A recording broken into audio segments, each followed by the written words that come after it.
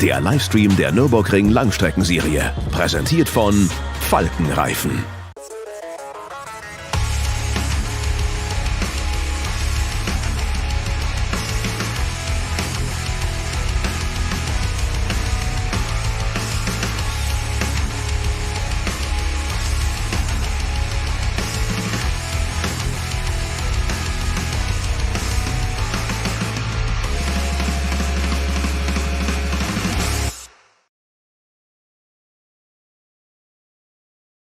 The Nürburgring Nordschleife in Germany. Joining me in the commentary box again today is Peter Snowden. And Snowy, we had a proper thriller yesterday with the BMW Junior team making it 2 in a row. But unfortunately, we have to open up the show with a bit of bad news about that car. Sadly, a crash in qualifying for Dan Harper. Yeah, morning, Peter, and everybody listening and watching. Yeah, indeed.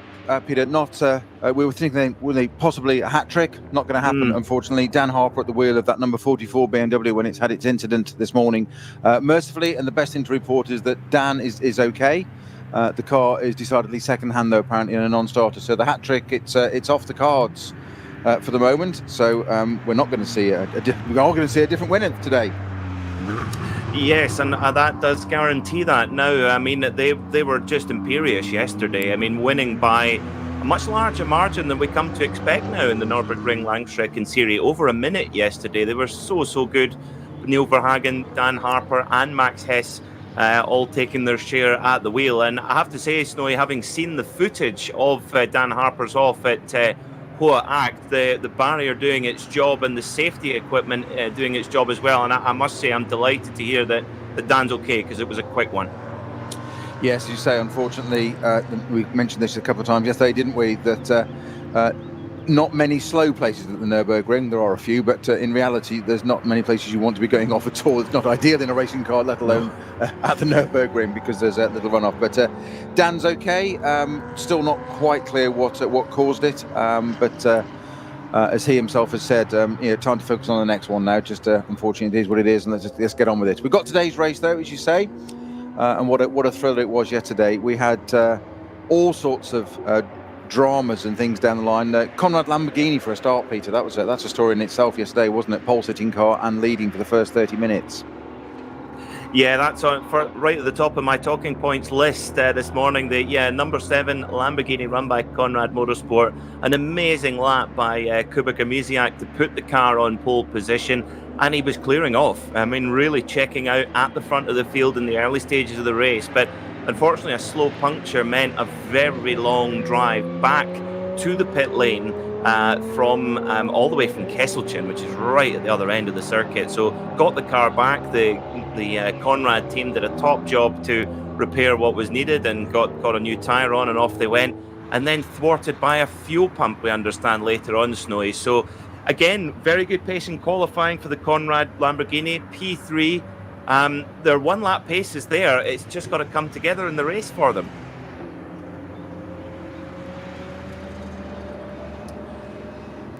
Well, will it come together today in the race for the Lamborghini squad? Here at the NLS, at the Nürburgring Nordschleife, has been dominated by the German manufacturers for so many years. We've got a huge representation from the German manufacturers, and already in qualifying this morning we've had records broken. The number 34 Walkenhorst BMW of Christian Cronjes breaking the NLS qualifying record, a 7-minute and 51.807. Absolutely exceptional pace this morning, Snowy. Unbelievable, as you say, the record for the year so far, quite incredible time there. Wonder what will happen today. With the weather is looking overcast, I would say. It's looking, looking possibility of rain, I think, and that's not what we need to hear. But we'll see how we get on today as we go into this 4-hour race. 4-hour race yesterday, a 4-hour race today. Unfortunately, a number of casualties in qualifying. We've mentioned the number 44 BMW, the Foxtail Manta getting rolled off the circuit as well. Had a little bit of an incident at the end of the race yesterday. Still won its class. but not quite going to plan as it normally does for that team. Lamborghini got their Conrad Motorsport machine back running again. Hopefully that car will run to the end of the finish today, and if it does, well, I'm sure it will be right up the front. Yeah, and a few... Sorry, Peter, go on, sorry. No, yes, the Conrad Lamborghini you just mentioned very quickly there, as you were saying, the tyre problems when it was leading yesterday, and then just to add to it, fuel pump failure later on in the race. It stopped at Galvenkopf, didn't it? We just thought it was a very prone position, and it was the fuel pump. Irritating, to say the very least. Oh, it's you called it yesterday. We have to give you the credit for that one, Snowy, that's for sure. But and for the benefit of our video viewers at the moment, looking at footage of the number 44 BMW for our audio listeners, well, a big crash for the number 44 of Dan Harper, but confirming he is okay, but unfortunately the car is not. And do you know what? They've did such a good job yesterday. They deserve to put their feet up and have a cup of tea, I think. So confirming then, the number 34 Walkenhorst BMW on Yokohama tyres, Christian Cronje is breaking the qualifying lap record. 7 minutes and 51.807 for the combined layout here. Just a second in arrears, the number 5 Phoenix Audi of Vincent Kolb and Frank Stippler. Very quick yesterday. Could they feature in the race today? Kubica Mesiak putting the Lamborghini number 7 Conrad Motorsport car only 1.4 seconds off pole, third on the grid for that machine. The number 24 car collection Audi, Matteo Drudi, qualifying 4th overall and top of the Pro-Am, ahead of many of the pro cars. Now, unfortunately, the number 44 BMW M6 Junior team qualified 5th on the grid, but that grid spot will be left empty, unfortunately, as well. A little bit of a quieter day in qualifying for the HRT Mercedes, though, Snowy. Yes, indeed, and just in between there, number 6, 6th place on the grid, the number 25 Porsche 911. Siegfried spreading the time there at 7:55. Still all very impressive times there. I mean, the top 10 all under the 8 minutes. I'm sorry, that's 7:51, quite extraordinary. But that number 25 Porsche being the first of the Pro-Am 2 cars up on the grid there. So very impressive seeing it up there.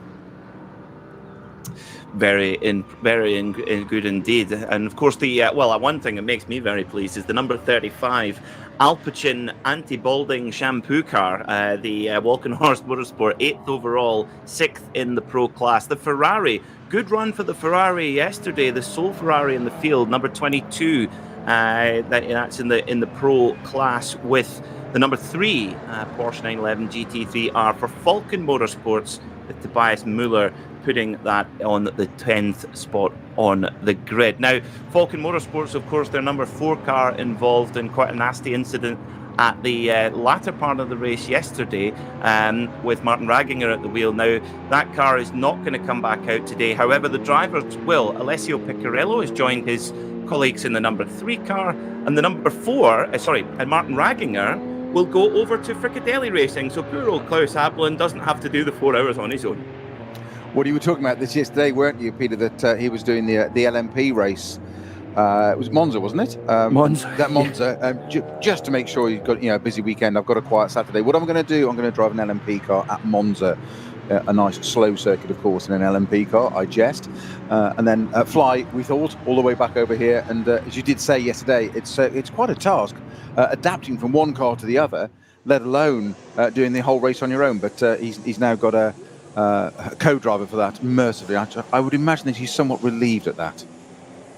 I think so. I just can't imagine the situation where Klaus Ablin would struggle to find a co-driver to drive his immaculately prepared, virtually factory specification Porsche 911 GT3R and the pit box. I remember speaking to Matteo Jaminet, Snowy, who he said when you drive for Fricadelli, he says you never struggle for something to eat. There's always meatballs, of course, with Klaus Ablin's eponymous company, but also you never struggle for a beer as well. There's, of course, sponsored by Fru Brewery from just north of here in Cologne. And in fact, I don't know if they have it anymore, but certainly used to on the Fricadelli Porsches. They have a button on the steering wheel to initiate the drink system, which, of course, does have water in it. But instead of water, it just says Fru. As you say, you can't imagine Klaus Ablin and Fricadelli struggling for teammates. Another two reasons why there, but a limited menu, but it covers all the bases. That's good enough for me. Meatballs and beer. That's what's required. Drivers are easily pleased. I think so. Yes, I think they do schnitzels as well. I could be wrong. It's very simple, Peter. Meatballs, beer, and a fast Porsche, and the Nordschleife. Oh. What more can you want? I mean, that's the dream. That is literally the dream. Brilliant. Well, the Alpecin BMW from Walkenhorst Motorsport, number 35, exiting the pit lane.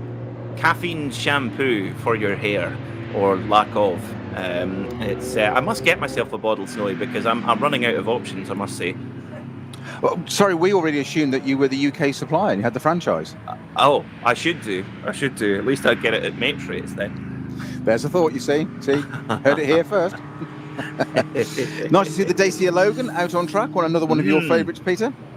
It is, yeah. Dacia Logan, Romania's finest, and definitely one of the most loved cars, along with the Foxtail Manta. Interestingly, actually, it races in the same class as the Foxtail Manta, so it's almost like a fan favourites class. There's also a couple of Toyota GT86s in that class, the SP3, won by the Manta yesterday. But I heard rumblings yesterday, Snowy, I don't know if you've heard anything, that the Manta had a bit of a bump at the end of the race. Still won its class, but it's not been an entirely smooth sailing for the Foxtail.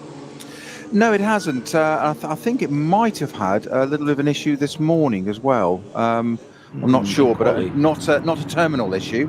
I'm not going to speculate and get it the wrong way, but I think it might have had a stoppage on track. But you say definitely lost it to Foxtail yesterday. Nice to see the 176 Aston out there ahead of the Dacia Logan.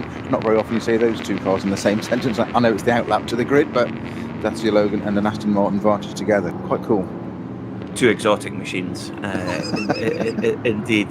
Well, the number 30 Fricadelli machine with the green strakes on the dive planes, a red and white livery of the Abilene company. But actually, Snowy, having those green strakes and green mirrors, it's when they have the two cars, always makes it easy to pick them apart. But also gives you an idea of just the sort of little hidden bits of aero that they fit to these GT3 cars to help them go around this circuit as fast as they do.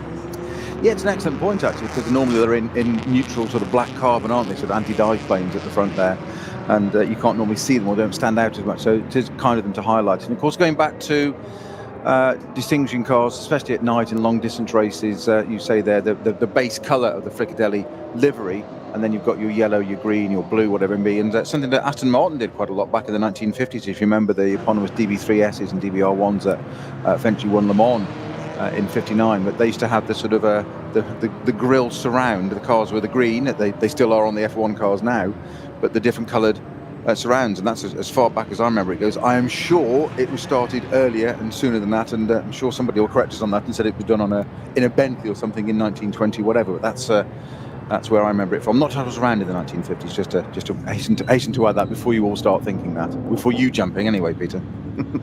I didn't even cross my mind, Snowy, till you mentioned it. No, absolutely not. No, but you wrote down the speculative date, didn't you? Just in case. Yeah, just in case. Great day yesterday for Moritz Krantz and Janine Schaffner. Janine Schaffner, formerly Janine Hill, 3-day eventer, equestrian eventer, but loves her racing on the Nordschleife as well. And the great day for them, came into the race yesterday as leaders in the in the SP9 AM Championship, won their class yesterday, and why not go for the double today, Snowy? Absolutely, why not? No reason not to. I think it was Liz Halliday, wasn't it? It was another American driver, racer, and equestrian lady. In fact, it was due to take part, I think, this year in Tokyo Olympics, but had to withdraw this week with a horse not capable of taking part, or lame or something. I know it's probably not the right terms, but Kerry knows more about horses than I do. But again, just another racer stroke equestrian lady, and multi-talented, multifaceted, but great chance to represent her own country, America, in Olympics, Tokyo, and not able to do so now, sadly.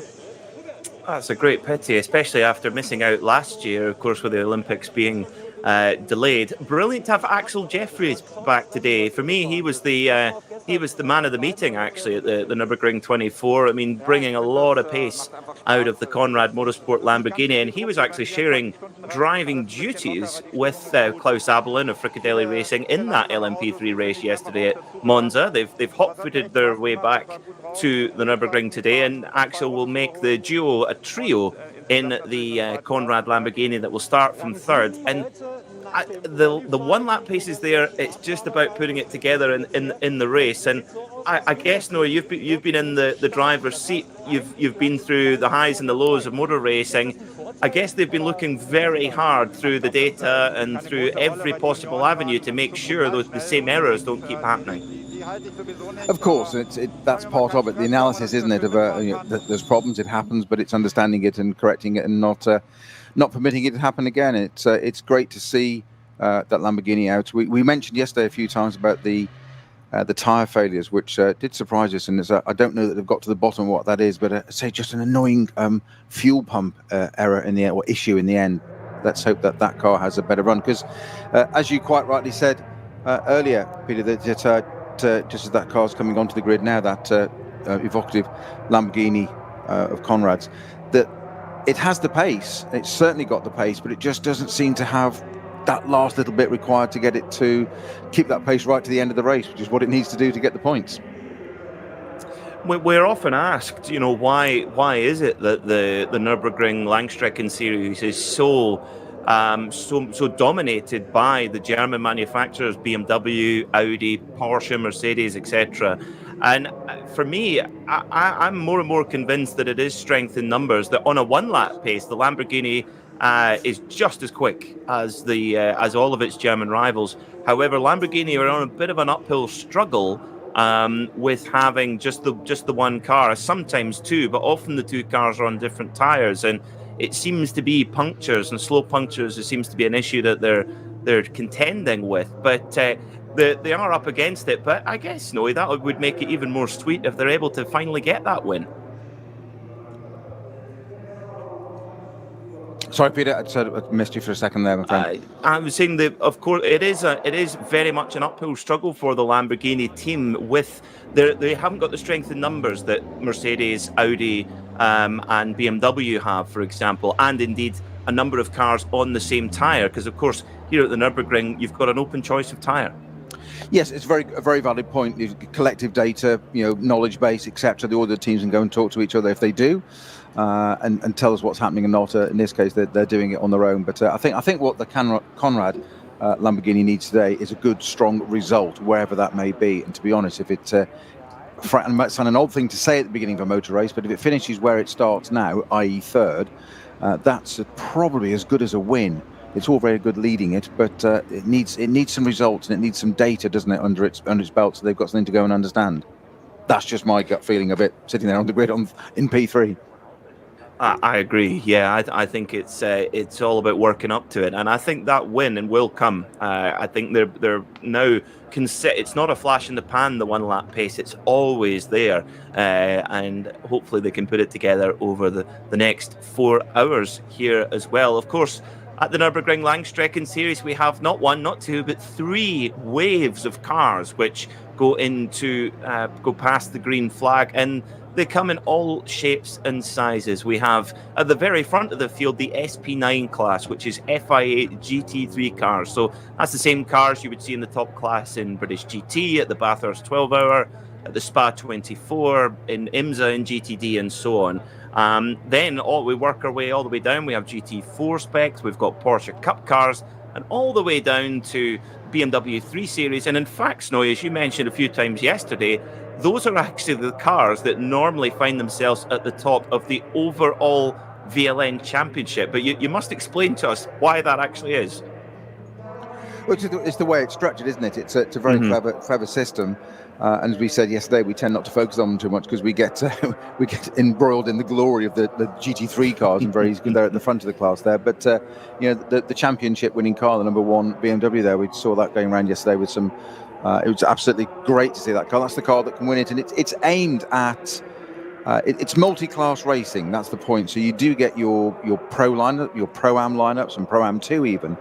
But they get the glory at the front. But the championship's aimed much more at the I wouldn't say the man in the street, but although you mentioned yesterday about sort of investment bankers during the week and then going to racing. Well, these guys can go and do this, but they can go and win the VLN Championship. So that's the appeal. So for the manufacturers and the top drivers, they can do their BMWs and the Audis and the Lamborghini, etc., and showcase the Mercedes cars. But further down the field, your incentive to come and do this races whilst keeping out of the way of GT3 cars, of course, is that you can win the championship overall. And off at the moment, we've got the car with the number 1 plate is a 15-year-old BMW 3 Series.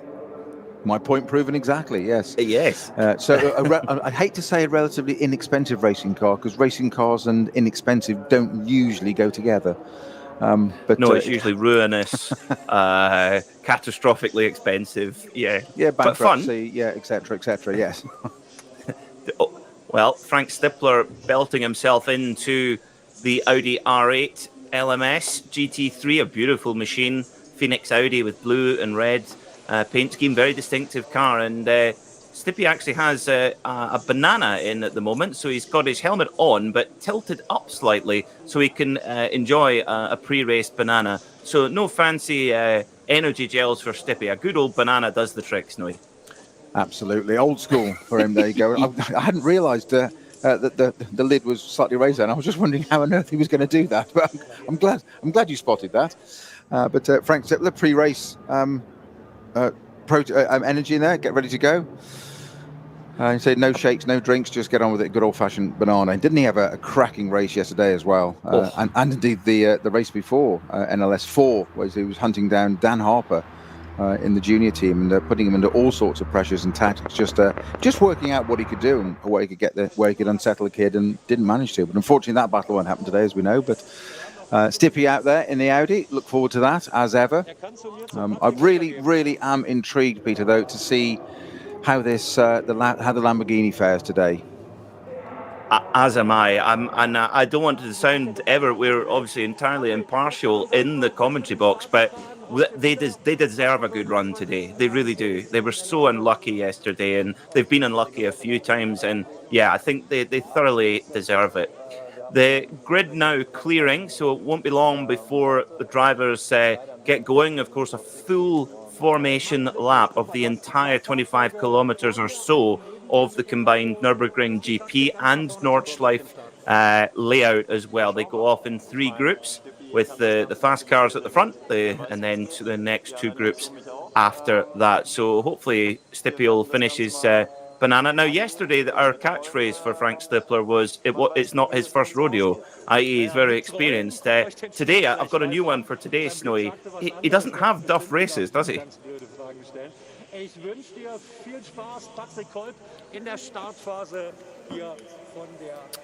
So it shouldn't be long. The grid is now almost clear. The driver's just left with one solitary mechanic to keep them right, make sure the car gets moving onto the formation lap. We go green at 12 o'clock local time, 11 o'clock here in the United Kingdom. Hello, if you're listening on RS3, part of the Radio Show Limited network of channels, and also on the English language live stream on YouTube. Thank you so much for tuning in, and we really hope you enjoy the race. If it's your first experience of the Nürburgring Langstrecken series, this isn't going to be like any race you've ever seen before, but Snowy, that's what makes it so wonderful. It certainly does, and it's wonderful on so many levels, isn't it? We say it time and time again about the variety, the elements, the different layers of this race. It's the circuit itself. It's totally different to anything else in the world. You've got the multi-classes, you've got the different varieties, you've got different experiences amongst the drivers, different strategies. And then just when you think you've kind of got a grip and got a handle on all of that, then the weather can just throw itself in and change it all completely. We thought that was going to happen yesterday, didn't we, Peter? That we thought we had predicted that about halfway through, so about the 2-hour mark, it would possibly light rain, certainly at least. That never materialised. Today looks good, but it can change. It's a 4-hour race, and we're sort of half an hour or so off the start of the race yet, so it's a long way to go. But let's see if the weather has a part in this today or not. I have a sneaking suspicion it might well do. Look, I was trying to study the forecast as much as I possibly could for Adenau, but that's about halfway around the circuit. When you're covering a 25-kilometer area, that you can look at 5 or 6 different weather forecasts, and they'll all tell you something different.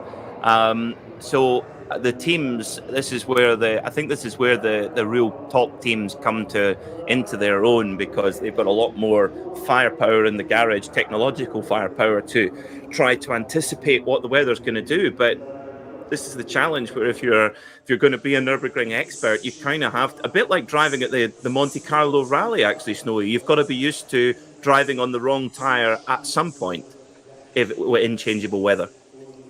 And that's where the strategists and the team come in, doesn't it? That's where it's very much a team effort, sorting it all out between them. You say the driver's just the one component bit. That's the bit we focus on and we talk about, and because it's the bit we see here, the visceral bit. That's the bit that goes out on track. But that's just a culmination of all the work in the background. And you must remember as well how much the team are talking to everybody in the background, what's going on, and they will suddenly advise.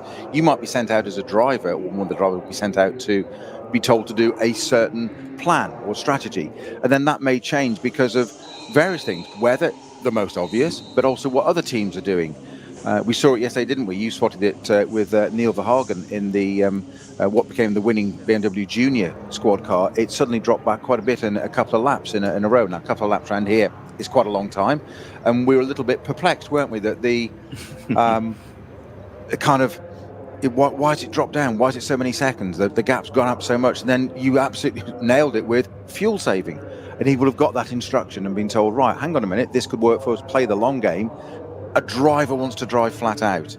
But at some point you have to slow down and say, no, this is it. And of course it worked for them, and they won it outright. We had the audacity to suggest it might have been Neil fading. He's going, oh, you think so, boys? Watch this. Well, they played a strategical blinder yesterday, did the BMW Junior team, and let's be honest, a driving blinder as well. Well, the board has been shown to the drivers, engines on, headlights on, and our Porsche 911 pace car pulls away. Won't be long, so we are racing here at the Nürburgring Nordschleife for the 44th RCM DMV Grenzland-Rennen, or NLS 6 for short, if you prefer. Do get in touch with us via Twitter, hashtag RSLNLS, and myself, Peter Mackay, and Peter Snowden will be delighted to hear from you and what you think of the racing. Very similar lineup of cars to what we saw yesterday, but a few little changes which we will talk about as the race carries on. So off on the formation lap now, and Snowy, from a driver's point of view, you've been there. This must be a bit of a relief actually to get the trepidation out of the way and actually get down to business and what you're there to do. Yeah, it's kind of game on time, isn't it? It's get the job done. You have all that build up, and this is the proof now of it, and keeping it neat and sweet, and just thinking about it, because we're getting into the zone. And of course, formation lap, green flag lap, or formation lap as they call it these days, it's also a sighting lap in terms of just reading the surface, whatever weather changes. Don't just take that yesterday was as it was, but just go and have a look at the circuit, see what's out there, get a feel for it, and get yourself into the zone, and then onto that dotted hoe, ready for the start of the race, and when the fun begins. That's the best bit. No wipers on screens yet. We did have a hint of a little bit of maybe light rain, but nothing I can visualise just yet. So that's good. All ready to go, Peter? I know. I'm excited. I'm very excited. Oh, yeah. I'm trying to control myself, actually. BMW yesterday got their 45th overall win in NLS competition.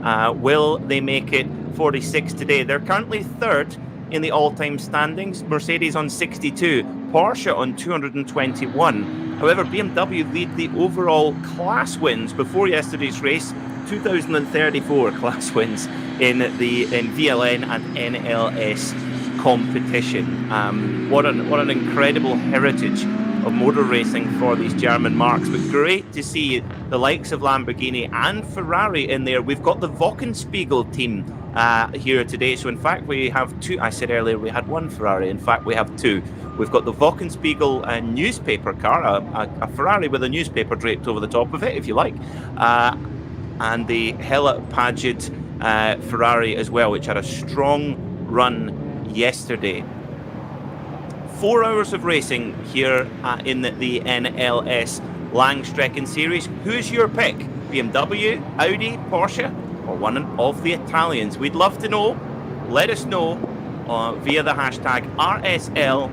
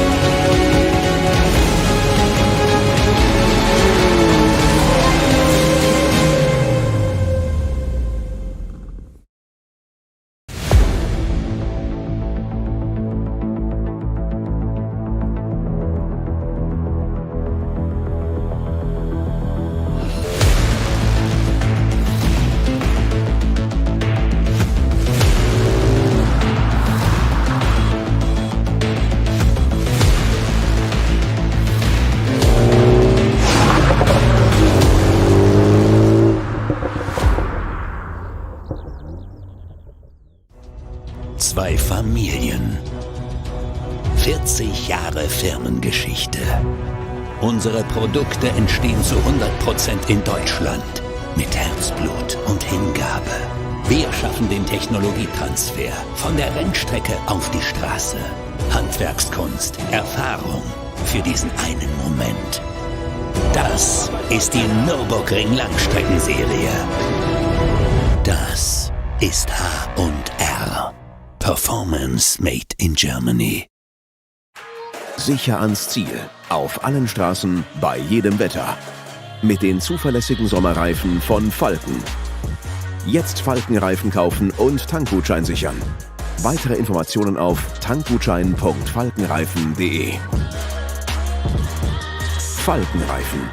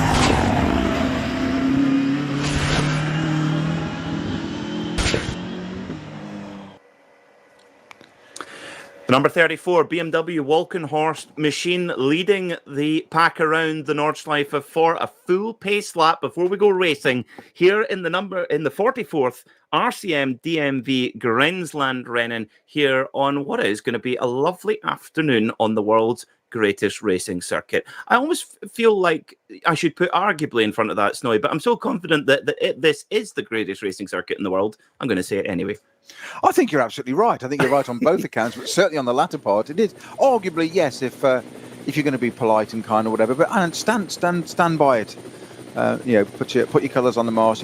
Why can it not be the greatest ready circuit? Almost throw it out there. Well, argue that it isn't. It is extraordinary, and a beautiful sunny day at the Nürburgring this morning. So let's hope that does stay the way, because it just takes one of those elements away, as we've said. It's just what is going to happen. I don't know where to start with this. Well, these guys know where to start because they're on the formation lap. But where's it going to be at the end of it? I've just got a feeling. I don't know about you, Peter. It's just a feeling in my water, if you like, that there's going to be some surprises today, and I don't know why. I just do. Well, we certainly had two very late on in the race yesterday, with unfortunately the number 4 Falcon Motorsports Porsche falling out of a podium position in the last hour, and also now I'm forgetting also who else we had drop out in the last moments. It was we had David Pittard had the puncture on the yes, BMW, didn't he? And it all happened in the last 30 minutes. The Phoenix Audi been overtaken for second place as well. So as we said yesterday, second place in the last half hour yesterday wasn't the place to be, because it was almost a lottery, wasn't it, as to who was to be in second. It was sort of P1 was quite confirmed, which is an odd thing to say with 30 minutes of a race to go, but that was the case. It was a great overtake, wasn't it, coming out of the Adenauer Bridge. They got the left and the right over the road there, and that was the Audi was overtaken there. Then we had the punctures. Suddenly, I can't say the race came alive in the last 30 minutes, because it hadn't exactly been quiet, had it? But it went up a level, didn't it? It kept us on our toes. That's for sure. We had lots to talk about on the run to the flag, and like you mentioned, the win was sealed up. It's never really sealed up, is it? Because as we saw, things can go wrong. But the win was in control of the BMW Junior team, and they showed maturity far beyond their tender years. Under the average age, under 20 in that car, youngest ever winning outfit. It's a great pity they won't be able to go for what would be a very rare treble in the NLS series. Such is the unpredictability and the challenge of the Nürburgring Nordschleife, which we race on here in the Nürburgring Langstrecken series. It's very rare to even get 2 in a row, but 3 in a row would have been quite a feat. But we're going to get a different winner today. That is guaranteed, unfortunately, with, if you're just joining us, the number 44 BMW Junior team winner yesterday will not take the start. A crashing qualifying for Dan Harper on the run up to Hoa Act. I can confirm driver okay. Car unfortunately not okay. But regardless, still a very good weekend's work. Coming home with some silverware, Snowy, and that's the main thing. Yes, and only half a weekend's work done for the rest of the crews, the BMW Junior team, and so sadly out of that after this morning's incident for Dan Harper. But the car unrepairable, so just put that one away and repair it and out for the next one. But we've still got 4 hours of racing to go. We've got NLS 6 to come, the Grenzland Rennen round, and a more beautiful start weather-wise we could not wish for. Some glorious weather here in the Eifel Mountains, and boys and girls all heading up towards the carousel now on the formation lap. So we're very, very nearly there. Starting to get really focused now towards the end of this lap. And I guess we said it a couple of times yesterday, didn't we, Peter, that complacency can set in with a driver if you don't look out. You've got such a long formation lap here. You don't want to get caught out and suddenly think, oh, hang on, we're here. Well, yesterday we had bizarre scenes on the Dottinger Hoe just before the green flag. 3 cars weaving, I'm going to say it, too close to each other. They were very lucky not to hit each other on the pace lap. And we did see quite a messy start yesterday. I wonder if the stewards might have had a quiet word with some of the drivers to be a bit more orderly at the start, possibly. Yeah, it was an old one, wasn't it? We spotted it with the Conrad Lamborghini that was on pole yesterday. Just seemed to hold back. They come up through Tiergarten and then they seem to go for it normally. Whereas he seemed to hold back even longer, almost like it was in other types of racing when you have a safety car restart, the lead is holding them back to get the run. And it was almost as if it was that case, which was not really needed at the start of this race. So it was slightly odd. The batches were slightly different yesterday. But let's see what happens today. They're through and clear of the carousel. Fabulous part of the circuit there, quite extraordinary. It's not just a hairpin, as we said. It's banked. you drop into it, and more to the point, popping out of it again can be quite an issue as well. And it is, of course, it's so iconic as part of the circuit. The Caracciola carousel, as you say, named after the driver that won the first race here back in 1927. I was reflecting on that last night when you quoted that. I think it was 95 kilometers was the average or something for it. But it's not just that, it's 1927. It's nearly 100 years ago. Crazy. It's madness, and only needed to change his Continental tyres once, which a lot of other competitors had to do much more. So he looked at, not only was he fastest, he looked after the machine, and goodness me, isn't that a trait of a good Nürburgring driver as well? I mean, history repeats itself, I think. Say, some things have never changed, have they? Time management nearly 100 years ago. Yep, it's no absolutely. Different. Absolutely. And he also won the last race before the war as well. So Rudolf Caracciola was certainly a very, very important part of the Nürburgring legacy. Now, the number 14 Race ING Racing Engineers Pro-Am Audi is unfortunately sitting in pit lane with no wheels on it at the moment, on the jacks.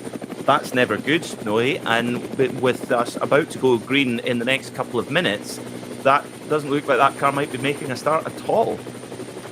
No, it's not hopeful when it's got no wheels on it, is it? It's not looking good. And also the 855 Opel Astra that is now starting from the end of the pit lane that had a bit of an incident in qualifying that caused one of the code 60. So that's car starting from the pit lane. That's the 855 Opel Astra of in the OPC class. In fact, there's only two cars in that class. And I presume both are Opels. Opels. Car. My apologies. Sorry? I presume both are Opels as well.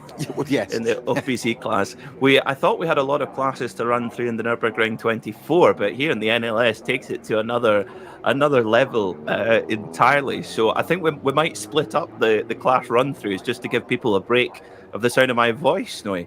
All 23 classes, you mean? Yes, all 23 of them. Yes. Yes. People think there's too many classes in IMSA these days, but that's a debate for another day.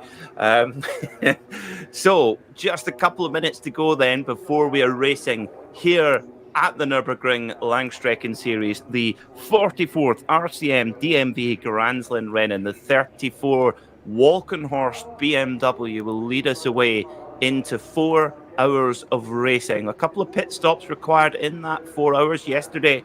Pit stops and the minimum time required for those pit stops, very much a discussion point. We will keep you up to date with all of that. It's under the surface quite complex, but myself, Peter Mackay and Peter Snowden will do our very best to paint the picture of how that strategy works out. The cars leading on to Döttinger Ho now, all 3 kilometres of it, the drag strip that is the Döttinger Ho. Phoenix Racing, the Phoenix Racing car, the number 5, driven by Frank Stippler, will go past the front door of the shop. Ready to make his purchase on the way. At the always got to go out via the gift shop. I think he's probably got enough Phoenix Racing merchandise. I think he's probably given it. I would hope so. I would hope so. Indeed, of course, so many of the teams based here at the Nürburgring, and they really, one, of course, is the Fricadelli Racing team based in Barweiler, which is very close to the track as well. And what immaculately prepared machines those Fricadelli cars are. Just one of them out today, the number 30, that will run in the AM class with team owner Klaus Abelin driving. He was going to be driving solo, but he's due to the demise of the number 4 Falcon car yesterday. Martin Raginger will step over to the red and white crew, to Fricadelli, to share the driving duties. Of course, Fricadelli, the team owned by Klaus Abelin and his now late wife Sabine Schmitz, who we all miss dearly, but only way we can give a tribute to her is with some super racing on her favourite circuit, on all of our favourite circuit. The Walkenhorst BMW mechanics looking understandably nervous, their car on pole position, setting the pace in qualifying, and it won't be long before the Porsche 911 pace car will pull off and set us free for 4 hours of racing through Antonius Bucher. They're really starting to line up now 2 by 2. It's like a very expensive version of Noah's Ark here, thankfully without the wet weather so far. Sky is nice and clear at this moment in time. Key part of that sentence, at this moment in time. That's the Nordschleife. It can change, it can move, but let's see what we're going to get today. Nobody knows. That's part of the fun. up to Tiergarten now, just about 400 or 500 metres before the pace car pulls off, and the number 34 Walkenhorst BMW will lead us away. We'll confirm starting drivers in just a moment when they come over the timing beam through the final corner of the Nordschleife back into the GP area. Are we going to get a tidy start today? Green, green, green. We are racing at the Nürburgring. Number 34, Walkenhorst BMW leads us away with Frank Stifler in the Phoenix Audi, absolutely side by side. The Conrad Lamborghini popping out to the outside. It's like Talladega coming down into turn one. This is going to get very tight and cozy into the perilously close turn one, but they all get through clean, and great start for the HRT Mercedes up to third spot, Snowy. Well, again, the Wow. Walkenhorst BMW just a little bit tardy on its start there. I think one of the Falcon Porsches off on the right there, but it's rejoining again, just run off on the outside there. But a great start, and again, the Lamborghini looking very punchy. The Conrad car on the way down to the first turn, going to the left-hand side. We've seen 2, 3, 4, 5 cars. I think we had about 9 trying to get through the same piece there. And a credit to all the drivers for getting through there ever so neatly and tidily, and no even door handle rubbing. I think there might have been a little bit of polishing, but that was about it. But the Lamborghini, keeping it safe, keeping it clean. That's the car that did start third. I think it's dropped a little bit now to then the order. It's about fifth now by the look of it. But that's the car that needs to have that good result today. But a fantastic start there, and extraordinary scenes into the first turn there, all spreading out nicely on the GP circuit now. Very shortly going to be up onto the Nordschleife, where the fun really begins, as if the Grand Prix circuit isn't enough.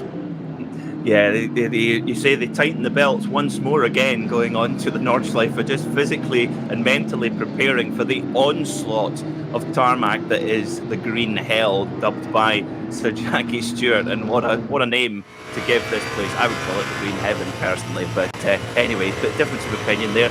But a couple of minutes in, absolutely, I think it's heaven from our seat. I think it's probably a mixture of the two for the drivers. Brilliant start for the number 9 AM-class car.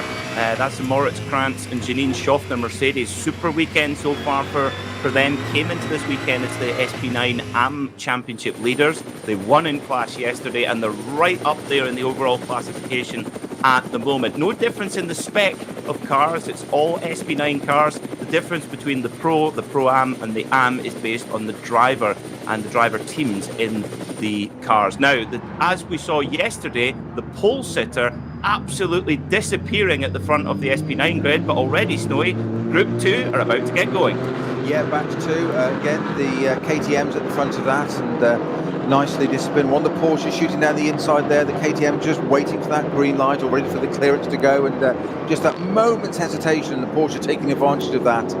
It's always difficult at the front there, maintaining that, because you're in control and somebody can take advantage of it. But down into turn 1, a little bit tidier than batch 1 there. Again, very, very close. No runoff needed at the moment there. One of the KTM's going a little bit wide.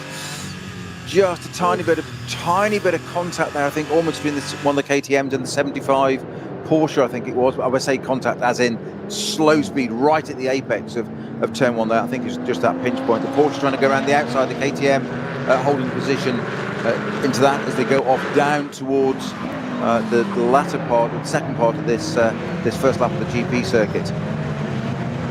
Yeah, very good start. And you've got a lot of difference of equipment as well. Lots of Porsche Caymans. Never seen so many Porsche Caymans in one space. It's like there's been a big lease deal on and everyone's taking advantage of it. But then you've got the Space Age KTM Crossbow GT4 spec car, which runs in its own class as well, with a middle seat driving position, very much like a McLaren F1 or a fully fledged sports prototype as well, but all racing wheel to wheel together. That is what the Nürburgring Langstrecken series is all about. Variety of machinery. If you're a racer, if you've got a suitable car, come and join the fun, and we'll find a class for you.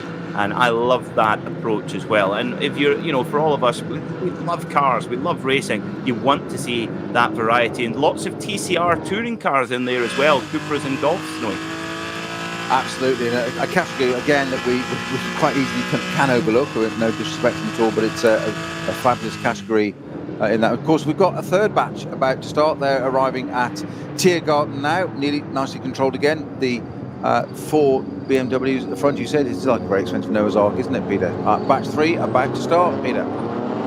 Yep, the 888 BMW 240i leads a lot of very similar machinery up to the green flag. So we're all green now here at the Nürburgring Nordschleife as well. And at the back of the pack, you see a couple of the Renault Clios, and the Dacia Logan is green. The Dacia Logan is racing here at the Nürburgring Nordschleife. Now, we keep an eye out to see. I hope the Opel Foxtail Manta has made it to the start. But I'm not convinced it has, Snowy. I think that car, that whatever failure it had in qualifying, that appears to have been terminal. That's disastrous news for the Foxtail Manta, one of the fan favourites. Yeah, I didn't see it go through in that group on my eyes, though there was something coming from the pit lane. I just wonder if that might be it. I'm not sure. Let's hope springs eternal to see if the Foxtail Manta is out there. Sorry, from the pit lane, it might not have been, though. But they say the Dacia Logan's out there. And of course, your favourites there, the Renault Clios, and one car going quite slowly there. Actually, is our number 1 car, the championship car, or is it just caution actually suddenly being pounced upon and being hunted down by a whole bunch of Porsches right behind it, and it might just be discretion being the better part of valour. But it is the first lap, and there's a reason. The reason the car carries that number 1 is because they've worked this out before. They've done it before, as you said yesterday. It's not the first rodeo type thing, so I think they know what they're doing. They've got 4 hours of racing to go on the Nordschleife, so it doesn't really matter at the moment. You don't win it. You don't win it on the first corner on the first lap, do you? No, they're almost like a consultancy firm for Nürburgring success. If you want to succeed at the Nürburgring, call Rink and Brink and Lyson in the number 1 BMW 325i. They carry the number 1, as you say, Story, because they are the reigning champions, because it's one of the most popular classes. The more cars in your class, the more points you can ultimately score. Now, back at the front, we've got a breakaway. We've got a breakaway from the leading pole sitter, the number 34 Walkenhorst BMW, checking out at the front. However, it's a half checking out. It's an express checkout, because Phoenix Racing Audi, Frank Stippler, number 5, right in the wheel tracks, and already creating a kind of have and have-nots. The next pack, led by the HRT Mercedes, the Bilstein machine. We haven't quite got an idea who's driving it yet. We will when they come over the timing beam for the first time. But very much 2 leading packs at this moment, Snowy.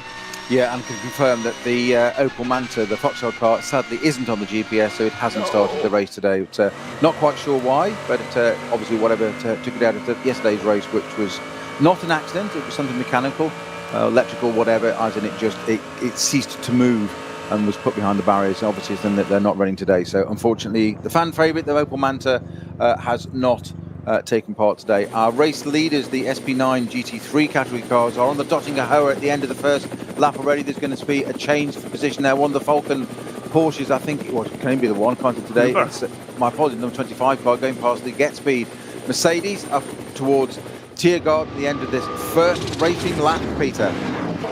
Yeah, first racing lap almost complete. The number 25 Uber Porsche, that car is running in the pro class, but nothing wrong with the straight line speed blast past the Mercedes.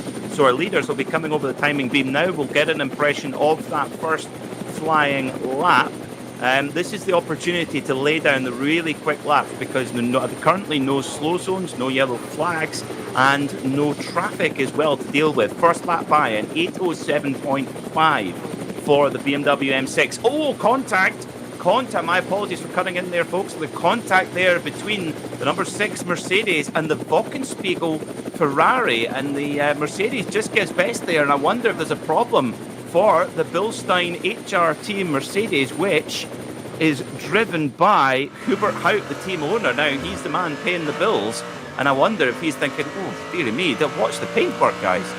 Well, he's definitely, I wouldn't say he's dropping down the order, as in going particularly slowly, but he's now lost 3 places as a result since that contact, is the best way of putting it, and getting ever slower. I wonder, now, it's just looking on the exit there, so he's twitching, but I wonder if he's got the beginnings of a puncture or something on that Get Speed Mercedes. Will it, more to the point, HRT Mercedes, will it come back into the pits, or will it complete this lap and go around onto the Nordschleife? That will be the telling part, won't it?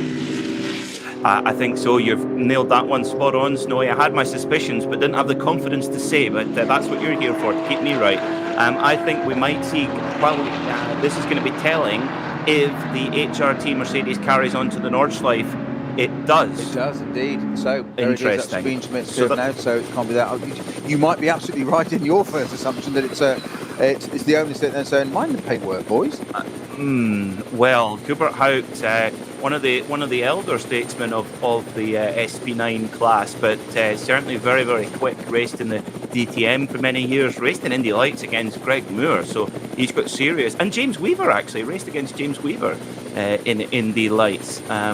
So that's fascinating because at that point, Snowy, what will soon be named the Sabine Schmitz curve, the left-hander going onto the Nordschleife, you do have the opportunity to duck back into the pits there, but if you don't, you're 20 kilometres or so before you can get to the pits. So if you think you've got a puncture, you're taking a chance by not taking that opportunity to go to the pits. So Hubert Haupt obviously happy enough. Well, turn right, you're safe, turn left, and you're committed. Yes, it's like that if you're on you're running low on petrol in the motorway services, and it's like last stop for fuel for 25 miles, and you'd almost rather run out of fuel than pay the price for motorway service fuel. So we are done with our first 10 minutes of racing here at the Nürburgring Nordschleife. We've just gone past 11 minutes past the hour, past midday here in Germany in the local time.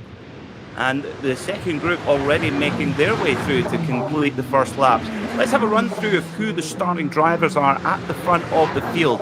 David Pettard starting the number 34 Walkenhorst BMW from pole position and leads, and has gone purple in the first two sectors. So really starting to push the pace. And Frank Stippler having to work very hard keep up in the Phoenix Racing Audi. Marco Seefried at the wheel of the Huber Motorsport Porsche has a Pro-Am class car, but third overall. Hubert Haupt dropping down the order a little bit, was fourth when he came down the line, but has dropped back a couple of places in the number 6 Haupt Racing Team Bilstein Mercedes. The number 22 Wochenspiegel Ferrari, Jochen Krumbach has started that car, with Kuba Germisiak starting the Conrad Motorsport Lamborghini. Moritz Krantz in the number 9 Get Speed Mercedes, and Patrick Kolb in the Lion Speed by Car Collection Audi. Martin Ragginger starting the Fricadelli machine, and Martin Jaeger in the Hella Paget Ferrari. So 3 Italian cars in the top 10, Snowy. Is that a sign for later on, I wonder? It would be good to see, wouldn't it? It'd make a great story, wouldn't it? We've mentioned this a few times about the dominance of the Germans, but you said it's safety in numbers. It'd just be good to see some Italian, just to spice it up, a bit of a variety, nothing else, taking nothing away from the German manufacturers. Just see a bit of a variety, I think. Well, talking of variety, we have a BMW, an Audi and a Porsche in the top 3, but coming through sector 3, nearly 2 minutes, and the leading 3 covered by half a tenth of a second over nearly 2 minutes on a circuit like this in 3 different cars. Says everything about this series, doesn't it? As you said earlier on, that a minute separating the winner yesterday, which is kind of unheard of, which is a slightly odd thing to say, but you know what I mean. It's we don't normally see that. Indeed, you're talking very, very slim margins indeed. Well, on track, we do have a battle of the Italians. It's been a super start for the number 22 Wochenspiegel WTM Ferrari 488, battling now with its cousin, the Huracan, Lamborghini Huracan, but for Conrad Motorsport. We didn't have the Wochenspiegel Ferrari yesterday, Snowy. Obviously something more pressing going on yesterday, but out in action today, and they really are laying down a very hot pace here, so could be in contention for a podium, maybe more. You never know. It's there's so much to come still. It's excitement all the way already. We saw it yesterday, didn't we? That it was a fantastic race for 3.5 hours, and then it just upped the ante again with that final half hour that we could never have believed. And I'm convinced today, I just feel it in the bones that it's something that's going to throw up some surprises today. I don't know why, I just do feel it. The Mystic Meg Snowy is decided. I have to agree. I have to agree, because you've got so many protagonists at the front of the field, with all of them have got such a strong case for victory, and Therefore, they're all going to have to push really hard to if they want to get that top step of the podium. And as we saw yesterday, poor old Martin Ragginger trying to chase down that BMW junior team. He got himself into... Now, he was very unlucky, but pushing at 100%, you don't have much room left for, for avoiding incidents, etc.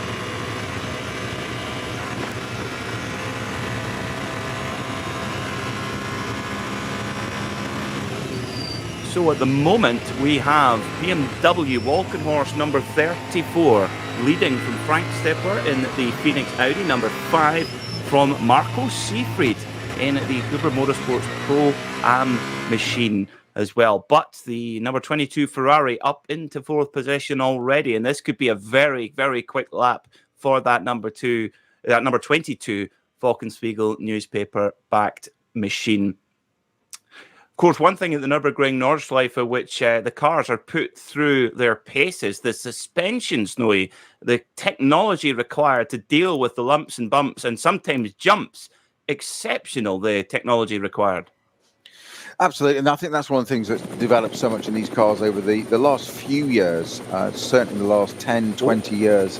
It's tyre technology, suspension technology, it's just it's a whole black art, and then we just throw in aerodynamics as well. But the way these things have to work these days, they are so incredibly complicated, which is why I think it's things like sort of Dan Harper's incident this morning. Whilst it was a fairly heavy clatter down the barriers with that BMW, it can do so much damage underneath. It's more and more complicated to repair it in time there. Frank Stippler having a little look down the inside there to try and take the lead, not quite at the end of this first lap, but it's certainly sitting there.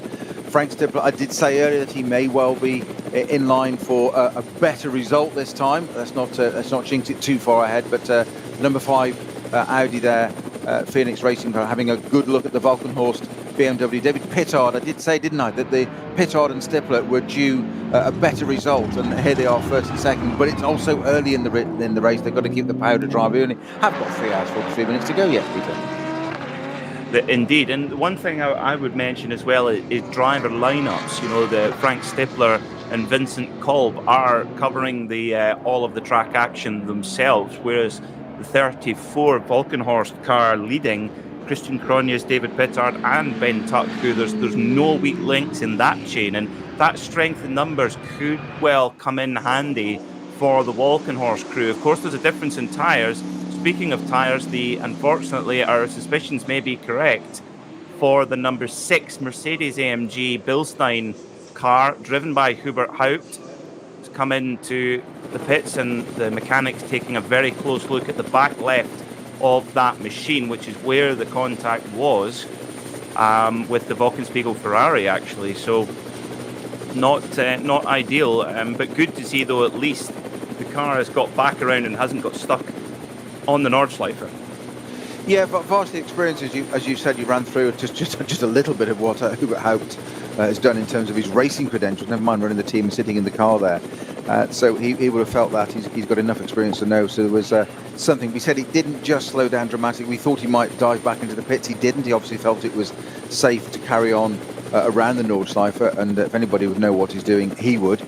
But you say still something not quite right in that yellow Mercedes, so it has pitted. And look, unfortunately, we can't find out what's going on with it at the moment, but look forward to that rejoining. But something just not quite right on that Haupt Mercedes after the contact with the Ferrari, as you say, Peter. The mechanics now attending to some quite significant bodywork damage on the front. Just right in the middle of the car around, they're dealing with a lot of... Isn't it? Exhaust in the left-hand side in the sill there. That's exactly what the contact was, you said. So it's something... right, the exhaust, the tailpipe has basically been crushed in that tiny bit of contact there. So I'm guessing that's basically stopping the engine from running nice and freely. That's what's stopping it doing. It can't... It's loss of power. That's why. That explains why there wasn't a puncture. It hasn't slowed it down in that sense, but the tailpipe's completely crushed and flattened, so it can't get rid of the exhaust gases. So the engine's just not breathing properly. And that's a big old lump in the front of the Mercedes to keep cool as well. So, that's such a pity for the number 6 crew, the HRT Bilstein Mercedes. They had a great run to the podium yesterday. And unfortunately, they've not got no Adam Christodoulou today. He's off racing VW Fun Cup cars at Spa today, but he's been replaced by the very capable Manuel Metzger today. So hopefully they can the mechanics and the HRT crew, of course, very much a continuation of the very successful Black Falcon team. So a lot of the same personnel, and hopefully they can get that car at least back to some sort of condition where they can keep running again. Because as we saw yesterday, Snowy, the attrition rate can be high. Other cars can drop out, and it's a championship which they're taking on in its entirety. Indeed, just we mentioned a few minutes ago, Peter, about Pittard and Stifler, and Frank Stifler having a little chase there. He's dropped back a tiny bit now. He's dropped back. He's watching. Have no illusions about that. But fastest lap of the race so far set by Frank Stifler in that Phoenix Audi, a 7:56.95, but it's only half a second quicker than David Pittard in the BMW 7:57, my apologies, at 0.4. He's sitting, he's watching, he's pouncing. No code 60s, no code 120s, nothing yet at the moment. Green flag all the way around the circuit, which is great to see. We did have a little bit littered yesterday. Sometimes it just changes race after race.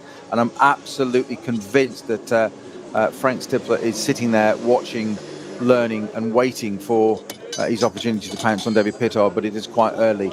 The Haupt Mercedes, the old school now, a great big Stilson down the end of the tailpipe of the exhaust system, which exits through the sill of the exhaust just below Hubert Haupt there, so he would have felt that impact virtually right next to him. And that being sort of opening it out, and breathing issues for the exhaust gases of that car. That's why that's not out there, which is a great shame. We'll be back. That car dropped down to 17th overall, and it is indeed out of the pits. Hubert Haupt rejoining the race. In the meantime, Mr. Pittard is coming under increasing pressure from that man, Frank Stifler, in the Phoenix Audi, catching up at the carousel. Not just the ebb and flow of braking, accelerating, but just sitting there, starting to put him under pressure. Exactly as we saw.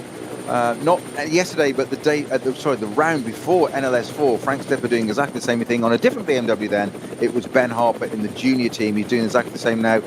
Pittard held up very slightly there, but I think one of the Clios, that's given Stifler a chance to get closer again towards the end of the lap. Now, we saw the Porsches, didn't we, earlier on, that draft on the Dottinger Hohe, and the Porsches do seem to be able to do that. So is Stifler lining himself up for a good run? Coming out of Galvenkopf, down onto the Dottinger Hohe and getting a run up into Tiergarten. Are we going to see that, Peter? Well, last lap by, we very, very nearly did. Stifler actually side by side going through Antonius Bucher, the fast left-hander at the end of the Dottinger Hohe, and trying to make his way through at Tiergarten, and just backed out of it, just decided against it, but kept the pressure on. Frank Stifler is just relentless. They call this I'm going to call this the Stifler stock. He just fills the mirrors all the time and waits for his opportunity. So experienced. And of course, we've got young Vincent Kolb as his teammate. And we actually saw on the podium yesterday Frank Stifler actually sort of whispering in the ear of his young protege. I'm sure I would love to know what those words of wisdom were. You could be sure they were wisdom, that's for certain. Now, absolutely stunning battle coming into Schwalbenschwanz now between Pittard and Stifler. And Stifler is definitely getting closer as they come through the mini carousel at the end of the Schwalbenschwanz section. Up towards Galvenkopf they go, and Stifler very, very close now. About a car length between them. Slip past bright yellow Renault Megane. That's the Nürburgring Nordschleife. Yeah, and on they go to the Dottinger Hohe now, Snowy, and Pittard trying his best to break that toe, but I think this may be in vain. I think it's inevitable. He can break the toe if he wants. He's moved it there. So Pittard's done exactly what he's done. He's sat there for the last half of this lap going, let's play. He's got the draft.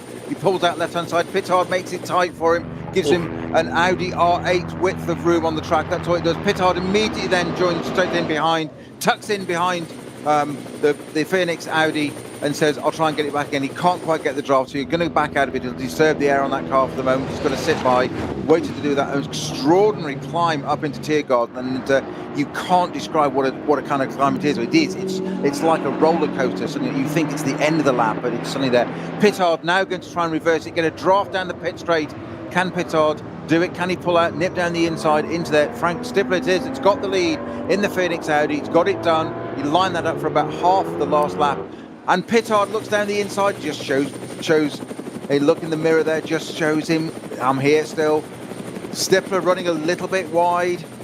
Pittard back on the batting and totally different dynamics of car. Mid-engined Audi R8, front-engined BMW M6, equally matched in performance and experience, I would say, between these two drivers here. Frank Stippler is in the lead, David Pittard in second place. He will not take this. We said yesterday, didn't we? Pitbull Pittard in the nicest possible way. It's an accolade. I mean it no more than that. As in, he just doesn't give up, and he's not going to give up on this bit of the circuit. And I can't wait to see these guys get out onto Hatson back and start tearing down there and seeing what Pittard can do in this BMW. He never, ever gives up, and nor does Frank Stippler. Top class motor racing here at the Nürburgring in the Nürburgring Langstrecken series. Frank Stippler hits the front for Phoenix Audi in the number 5 machine, 5.2 litre naturally aspirated V10 in the back of that Audi, in the middle of it I should say, with the front engine twin turbo V8 of the now relatively long service BMW M6, about to be replaced by the M4 GT3, and not actually very far behind at all. The leading duo is the Huber Motorsport Porsche, which, don't forget, is in the Pro-Am class, third overall. And Snowy, there is a very real chance that we could see a Pro-Am car on the overall podium. What a story that might be. Wouldn't it just? But also somebody that you mentioned yesterday at the start of your race yesterday was Kuba Kamiziak in the Conrad Lamborghini. He's just set the first to fastest sector for 105.9, about a second and a half quicker than anybody else on his first sector. Just to point out, your money might be safe here. Well, that's why I don't put it on. It's always safe if I don't bet it. Can I just say also that Frank Stippler on that lap, Niva 7:56.9, extraordinary on that. So that's proven 8:04 and 8:04.9, so only half a second between them. That's how close those two are, duking it out as they're back out on the big part of the circuit. So that gives an impression, dear viewer and listener, of the difference between no traffic and traffic. And 8 seconds is your difference at the top of the field, and that's what is lost getting through the traffic. And actually, Snowy, it's quite remarkable that these over 500 horsepower, hugely aerodynamically competent GT3 cars can slice their way through, let's be honest, family hatchbacks in some cases, and make their way through and only lose 8 seconds of lap time. That's extraordinary to me. It is, and it's a credit to all the drivers, but it's also, to me, it's a credit to the organisers for having the licensing process and the evaluation process to get there. That you would say ordinarily, and quite rightly you're pointing out, GT3 cars against ordinary hatchbacks. You'd expect there to be not necessarily incidents, but there's a massive closing speed on those two categories of cars. But it's an absolute testimony to the way this is organised, that you have to go through this process of grading, license, and get there, and you have to do this bit by bit. You can't just come and join the race and have a go. David Pittard there just chasing Frank Stippler and running slightly wide in the process, but only a tiny bit, but just a small error that it won't have cost him much more than about a tenth, but he doesn't want to have that at this part of the race. But Stippler now suddenly held up in the way. That's just put that back straight back. This is what we said all the time: it taketh and it giveth and it taketh away the Nürburgring. Frank Stippler lost a bit, and 2 corners later it's given back to him hand in hand, and unfortunately he can't do anything about it. But he's right on the boot, as it were, if there is a boot on an Audi R8, that is. I don't suppose there's much space for a set of golf clubs in that one.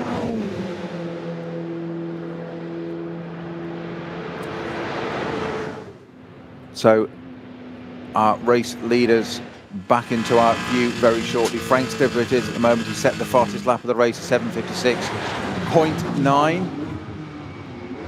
Pittard right behind him. It was just 0.2 of a second as they crossed the line the last time. This could well be the battle for the first hour or so of this race. First few laps to go. 3 laps completed. Frank Stippler in the Phoenix Racing Audi R8 LMS. It's leading from Frank Stippler. He is Frank Stippler. From David Pittard, it was the other way round at the end of the first lap. And a Pro-Am 2 car, as Peter said a few minutes ago, in the second place. That's the number 25 car of Marcus Seefried. That's the Porsche 911 Huber Motorsport in third place, and a very credible position for that car at the moment to be up there on effectively what I call a provisional podium, as in P3 at the moment. It's a long, long way to go. We have got 3.5 hours to go. This second race of the season, this being NLS 6, which is we had the 61st running of the Reinholdus Langstrecken Rennen race yesterday, and today is the 44th running of the RCM DMV Grenzlandrennen here on the radio show network of channels today. 3 hours 30 minutes to go. At the very, very front, it is Frank Stippler leading in the Phoenix Audi from David Pittard in the Valkenhorst BMW. We were discussing a little bit earlier how these guys were due, both of them were due better results, as indeed was the Conrad Lamborghini that, as we said many a time yesterday, if it didn't have bad luck, it wouldn't have any luck at all. But that car started in P3. It was on pole yesterday, P3 yesterday. It had tyre issues, then it had a fuel pump that finally took it out. And it's almost like what you just want to say to Franz Conrad, what has he got to do to get a result out of that car with his magic Allen key that we see appearing at most rounds. I'm not quite sure what it does, but he does appear in the pit lane with his Allen key, which we'd have thought was a bit sort of analog of a tool for a modern car, but it seems to work at some points on it. But he gets it out. I'm not sure whether it's for TV or whether it's real, but it's there. Morale. But, it's for morale. For morale, is it? That's what it is. Okay. Yes. Kubica Maziak running, started at P3 in this race, dropped down to about 5th, maybe 6th, I think, at one point, Peter. Is now back up to 4th, though. But great run for that Pro-Am car in 3rd place at the moment. But they're still duking it out at the front, Peter. Indeed they are. It's going to be a very good lap, I think, for Kubica Mirziak in that Conrad Motorsport Lamborghini, the number 7 machine, because Kuba lapping sector by sector, much quicker than Frank Stippler and David Pittard at the front. So I think the Lamborghini really starting to get into its rhythm, and when it's got clean air and it's got not in the kind of depth of the pack.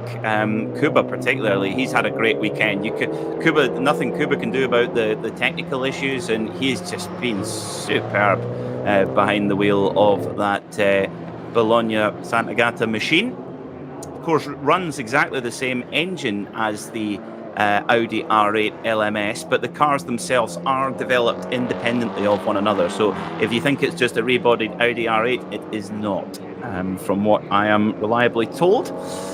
So half an hour of racing complete, and we are a little bit clear of who the front runners may be.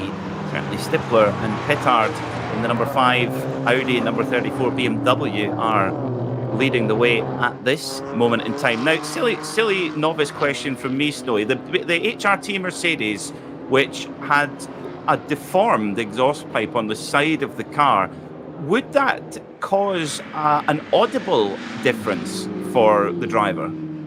Would they tell by that? I thought most definitely, Peter, particularly as it exits at the side, you say right below the driver. It's a left-hand drive car, it's right below him, and certainly somebody of Herbert Haupt's experience will pick that up instantly. And I think that's possibly why I don't like the word hesitate, because I don't know what he was going through his mind, but so he's slightly second-guessing, always, because you're not actually in the seat at the time. But we anticipated whether he would turn right, pit, or left, carry on. He went left, carried on. The impact there, of course, was we finally got to see it when we got a close-up of it. It was the sill. And that's exactly where the side of the exhaust exits, right there. No other damage, so nothing to front or rear suspension or tyres or toe links, so nothing to put the car out. But that would be probably what was going through Hubert Haupt's mind as that happened, is that we saw it drop down 1, 2, 3 places gradually, and it's like, what on earth's wrong with this? Then he picks up it's the noise, it just hasn't got the power, and that's why it dropped down the order, so get it back in. And old-fashioned, we mentioned about Franz Conrad's analog Allen key. Well, the Haupt team got a Stilson, basically a plumber Stilson, and used the handle, not the jaws end, got the handle of it, rammed it down, hammered it down the tailpipe, and bent it open. It was good old-fashioned plumbing Stilson that sorted that car out. I love the high-tech stuff in the NLS.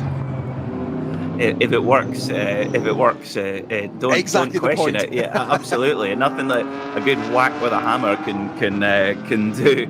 Well, lap time, the leading SP9 cars are now just exiting the Grand Prix circuit. In fact, they go too quick for me. Frank Stippler and David Pittard in the Audi number 5 and BMW number 34 already way down the Hatzenbach and down to Hocheichen and onto the Kiddelbacher Hole up towards Flugplatz. But update on lap times last time by, an 8:03.7 for Stippler and an 8:03.9 for Pittard in second. 8:05.6 for Marco Seefried in the third place Huber Porsche, and 8.0 for Kubica Mesiak in the Conrad Lamborghini. And when they came over the line, just 8 seconds leading between the leader Frank Stippler and the fourth place car of Kubica Mesiak. We've got a race in our hands here, Snowy. We certainly have, and I can hear the smile in your voice without even having to look at you. I don't even need to turn around and look. I can hear that smile in your voice there. That it's your man, isn't it? I know where your money is, metaphorically. I know you're not going to lose any money on this. I know that. But you did say at the beginning of the show that your heart was really in with the Conrad car, and I think we tend to agree with you on that one. That it would be great to see it. I think they kind of deserve it, don't they? And it's not a consolation thing, but they kind of deserve it. But it's a beautiful sunny day here at the Nordschleife. It is the Phoenix Racing Audi of Frank Stippler that is 4 laps in. It's set the fastest lap of the race so far. It is 0.4 of a second ahead of the Valkenhorst BMW M6 of David Pittard, and there's no let-up. Yes, they're weaving their way through the traffic as you do here. It doesn't take very long on this circuit. Despite the length of it, they get about a lap clear, lap and a half maybe, before they start encountering traffic because there's so many cars starting. How many cars started today, Peter? Oh, we've got a spinner actually. We've got a first code 60, which is going to be at what's going to be the renamed very shortly Sabine Schmidt's curve, and I can't see what it is, but it's a yellow roof there, but there's something spun and obviously collected the barriers just on the right-hand side of the circuit going onto the Nordschleife. That's going to be unsighted for most cars coming through there. So just when you try and do some kind of overtaking there, of course, there will be yellow flags presented before that. But for those that hadn't, I'm not quite sure which car it was that's gone off there. We'll have a quick look at it. It's not a place to want to go off anywhere. Just the driver will be sitting in there absolutely wincing, I would imagine. The error, and sitting there thinking, please don't collect me, please don't collect me. Also, it's not a very long walk back to the pit lane as well, so not enough time to come up with an excuse and an explanation for your lightly irate team boss. Well, hopefully nothing. Hopefully just a little bit of damage. Hopefully the driver is okay there as well. Should be. It's a relatively slow part of the circuit. So code 60 confirmed at the what will be named the Sabine Schmidt's curve. Now, to answer your question on number of cars, we had 138 on the entry list, 121 took the start. So a little bit less than what we may have expected. Of course, we did have a few cars hit trouble yesterday. Of course, we had the number, most notably, I think, the number 4 Falcon Porsche not able to restart today after their accident yesterday. And, of course, the 44 BMW Junior Team car of Dan Harper getting quite badly damaged in qualifying. So a few cars dropping off, but still a nice chunky grid, especially in the circumstances as the number 34 of David Pittard gets a really bad shake of traffic coming through the Caracciola carousel right on the entry, gets nose snipped off by a slower car, and Frank Stippler, well, he's gone, see you later, thank you very much. Well, that's just what he wants to do. Just going back to the car, gone off at the beginning of the Nordschleife there. You just said that the irate team manager on the radio, I'm going to defend drivers here. It's not always the driver that causes the car to leave the circuit, just usually. It's the usual, it's the first assumption, let's put it that way. And I'll leave it at that. I'm going to get all my friends out saying, what are you just throwing us under the bus? What have you said that for? But it's often the case. I would love to have heard some of the Peter Snowden book of excuses of what happened in certain situations. I bet there was some really creative reasonings for incidents. I wouldn't say I wrote the book, but I certainly reproduced a few copies of it, I think. Updated paperback edition. Indeed, yes. Very good, very good. So 3 hours and 21 minutes to go here at the Nürburgring Nordschleife, and it is a proper slugfest, an absolute 5-star slugfest at the front. Phoenix Racing, a local team here from the Nürburgring, in their number 5 Audi R8 LMS with Frank Stippler, one of the greatest racers of all time at this very circuit, a real specialist of this 25-kilometre layout, but he's being pushed all the way by another Nürburgring specialist, David Pittard, in the Volkenhorst machine, the BMW M6. Not only a different manufacturer for the actual car, but different tyre manufacturer. Michelin's on the Phoenix Racing Audi, Yokohama's on the Volkenhorst car as well. And now Falken, their car at the moment, their sole car, in 9th at the moment, just behind the Fricadelli Porsche, which was actually going to be an AM with Klaus Ambelin being the only driver, but with Martin Raginger joining it, it's actually gone up to Pro-Am, Snowy. Indeed, and it's very impressive. I think that, by the way, just flicking back for a minute there, Peter, the car that's off at the beginning of the Nordschleife, I think, is the car. I hate to say this, 666. Yeah, exactly. I really don't want to say it, but it's just ironic. That's the number. If that is the case, it is the Schnitzraum Racing BMW M240i. Has gone off there, and so we don't know why, but we just see the top of the roof there. I believe that's confirmed. That is the car that is off, that's causing that code 60 at the end of the GP loop onto the Nordschleife. So Schnitzlam, well, he at least when the driver gets back to the pit garages, there'll be some good catering. You can guarantee some good catering if you're in the Schnitzlam team, of course. Well-known schnitzel manufacturer, or is it schnitzel manufacturer or schnitzel restaurant? I don't know, but for the driver it's a pretty short walk, but of course he doesn't want to walk it back. It should be the longest drive back, because he wants to get that car back round again and go and join the Nordschleife and get it round again. Well, that was Carl Friedrich Kolb at the wheel of that machine. So Carl Friedrich, I hope they've got a schnitzel and a reassuring word for you. The number 75 machine hit issues out on, looks like, at the Dottinger Ho. Driver out the car, smoke pouring out the front. Not necessarily good signs, no way. No, I'm just unsure whether it was smoke or a bit of steam out of that. Driver's actually still in the car, and my apologies. It's something emitting from the front left there, so it might just be the hot brakes of the car station, but it does look like he's exiting that car. So our 75 car seems to be another one of our retirements from our race really quite early on. We are only sort of in the first 30-40 minutes of this race so far. Slow zone here for now. David Pittard taking the opportunity. We said he's a pit bull, didn't he? As we've got that 666 car that is on the right-hand side there, about to be pulled out of the way, out of the Sabine-Smith curve, soon to be renamed, but going on to, as I say, the Nordschleife there. What we've got is Frank Pittard going through there, sitting right behind Frank Stippler. Sorry, David Pittard behind Frank Stippler. Mixing up my forenames there. Just pressurising. That's a scary combination. Well, exactly. It's like the Brundles and Blundell, wasn't it, at Tyrrell at that time for poor old Murray. But sitting there right behind him, 2.1 seconds it was as they crossed the line. That gap sat right behind him, and Pittard then again. We talked about this yesterday quite a lot, didn't we, Peter, of the psychology of a driver. You can do nothing behind a slow zone, a 60 there. You can't do anything about it. Or can you? Because what you can do is you can put the driver in front off. And this is where the psychology comes in. Sit behind him. I don't mean silly jigging from one side to the other, but fill that car with mirrors. It's that intent. It's that, what am I going to do? And it makes that, unsettles that guy. Is it going to unsettle Frank Stippler? I think unlikely. But two meetings of minds here, I would say, in these two very, very different German vehicles. Absolutely. I think I know exactly what you mean. Fill the side mirror rather than the rear mirror.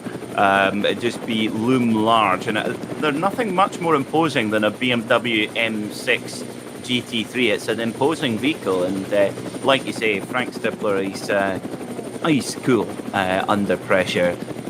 Whether he's the one behind or in front, and nothing to separate these cars. Now, an update on the car that did come to a halt there at the Dottinger Ho. A great job by the marshals to get the car off the racetrack and behind the wall. That was the Schmickler Performance powered by Ravenol Porsche Cayman in the Cup 3 class, which is the Cayman GT4 trophy, if you like. And the driver at the wheel was Kai Reimer. So going to be tricky to get back and get any more track time from there. Something else we just missed as well, Peter. Yes. It's a quick update for us, for everyone listening, is the Falcon Motorsports, the sole Falcon car starting in the race. That's the number 3 car today, as Dennis Olsen has pitted. It is out again, but I'm not quite sure why that pitted, but it's had an early pit stop for the number 3 Falcon Motorsport Porsche. Well, maybe an alternative strategy play for the Falcon Motorsport, certainly an alternative tyre. The only team on that tyre, their own tyre for their own team with their own tyres here at the Nürburgring Nordschleife. 3 hours and 15 minutes to go. Frank Stippler leads in the Phoenix Racing Audi, being hunted down by David the Pitbull Pittard in the Vulcan Horse BMW, with Kuba Kamizak in the corner.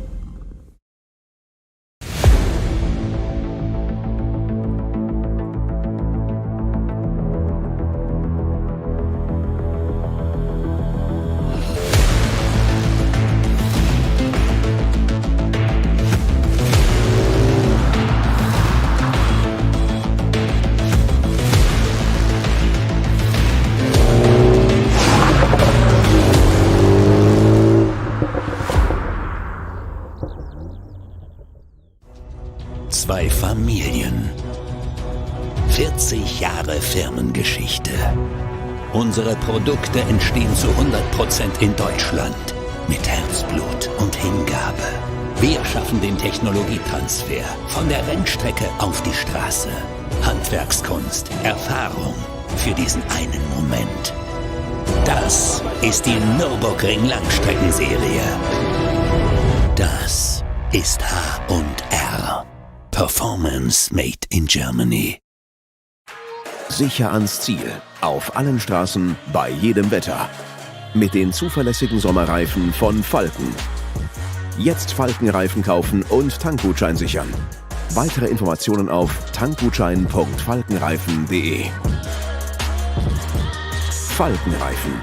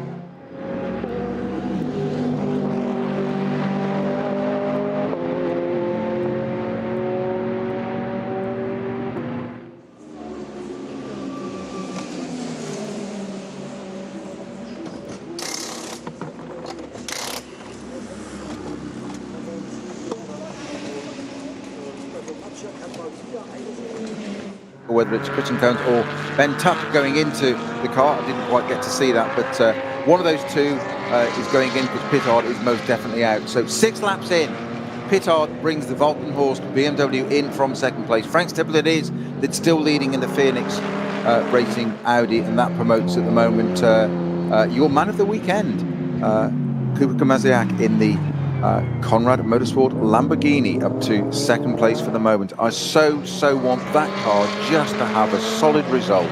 If it could win the top step of the podium, brilliant. But I just want that Conrad Motorsport car just to have a result. I think they so deserve it.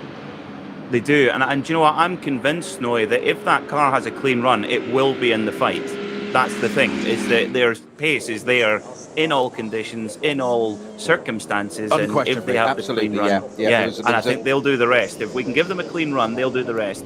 The BMW 34 Walkenhorst machine, a new set of Yokohama tyres fitted to that car, waiting in the pit lane. Of course, one of the unique things about, well, one of a very long list of unique things about the Nürburgring Nordschleife and the Nürburgring Langstrecken series is, well, one thing is the fuel pumps. Very similar, in fact, almost identical to what you would fill up at your local Tesco supermarket.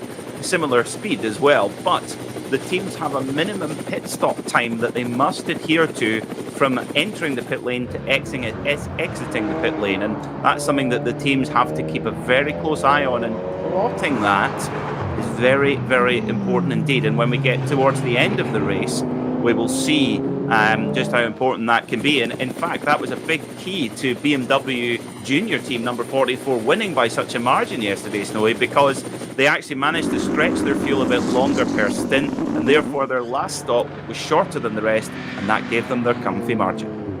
Yeah, and a couple of updates for us, Peter. The 888 car, which I said the number first for the very good reason. If I said Valkenhorst Motorsport, you start to panic straight away, but it's the 888 Valkenhorst Motorsport BMW M2 from the Cup class down there, Cup 5 class, that has had a stop and go penalty for a jump start, would you believe, and also car 322 got a stop and go penalty for by 30 seconds stop and go for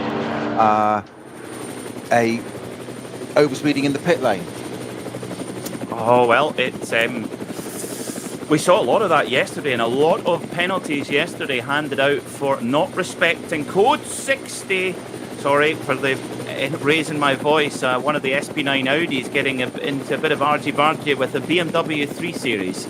Yes, I have said that correctly. That's not often we see a lot of near misses with traffic, but not quite what we expect to see getting contact. So we're about to complete we're about 7 minutes away from completing the first racing hour here at the Nürburgring Nordschleife in the 44th RTM DMB Grenzlandrennen race, so about 25% of the way through the race. When will Frank Stippler come into pit lane in the number 5 Phoenix Audi? When will Kuba Gamiziak bring the Conrad Lamborghini in? Because Valkenhorst, they've been first to take the jump, Snowy, so they're wanting to play something a bit more alternative. They have indeed, and they've put Ben Tuck in that car back in the Valkenhorst BMW. Quick rundown of our classes whilst we're on the point there. So SP9 class, it is Frank Stippler at the head of that, of course. That very impressive run from the number 25 car there, the Huber Motorsport Porsche, with in fourth place overall at the moment. It was on the podium there in the SP9 Pro Am class there. The SP Pro class is number 350 Nagelsdeck driven car at the moment. SP7 is the number 90. I'm just looking through that for you, bear with me. The number 90 car, which is missing off my page for the moment. We'll come back to that one. All going on at the moment at the front. Still that fastest lap sitting to our race leading car. 6 laps completed, and it's the Phoenix Audi of Frank Stippler that's got that fastest lap at the moment, 7:56.955, just dipping under the 7:57. Second fastest car on the track is the third place car driven by Ben Tuck at the moment, the Valkenhorst BMW. I think that set that with David Pittard at the wheel. Cooper Gmesiak in the Conrad Lamborghini, not too shabby on an 8-minute dead at the moment, so a little bit off the pace there compared to its two German rivals. But as we've said time and time again, and we will hope for it, that it just has a really good, strong run, that Lamborghini. Just so want to see that. They're obviously up there at the front, and as Peter said a few minutes ago, it's not lacking pace. That's certainly not an issue. If it finishes, it'll be up there. That's unquestionable. But no issues, no errors. Just irritating things like a fuel pump yesterday that finally caused it to come out of the race or withdrawn, and the tyre failure to start. And that's a slightly concerning technical issue. The fuel pump's one of those things that I guess it can just happen. But the tyre failures that the Lamborghini seems to suffer, I just hope they're trying to, well, they'll be trying to get to the bottom of it. Have they got to the bottom of it? But it's looking strong at the moment. It led yesterday for the first 30 minutes really quite comfortably, and it was its tyre failure that allowed the BMW Junior team to get into lead, and then they were just unchallenged for the rest of the race yesterday, the remaining 3.5 hours. But it is Stippler at the front at the moment, 6 laps completed. And we're getting into that first little bit of strategy. And as Peter said yesterday, that maybe Valkenhorst have just had a little bit of an idea and they've got a bit of different strategy. They've already pitted and changed their driver from David Pittard to Ben Tuck. That car's still remaining on third at the moment. And it'll be interesting to see how this plays out, Peter. Indeed, something I don't like to see coming up on the timing screen, which is a slow zone at Klostertal, which for those that aren't too familiar with the circuit, that's the when you come up the long straight at the back part of the circuit through the valley, Kesselchen, you're coming up nearly towards the carousel, and it's about one of the quickest places on the circuit, and indeed there is a car parked on the exit of Klostertal, pretty much the fastest corner on the circuit, and not sure if it's a mechanical or if it's actually been an incident, Snowy, but already we've got a car on the flatbed.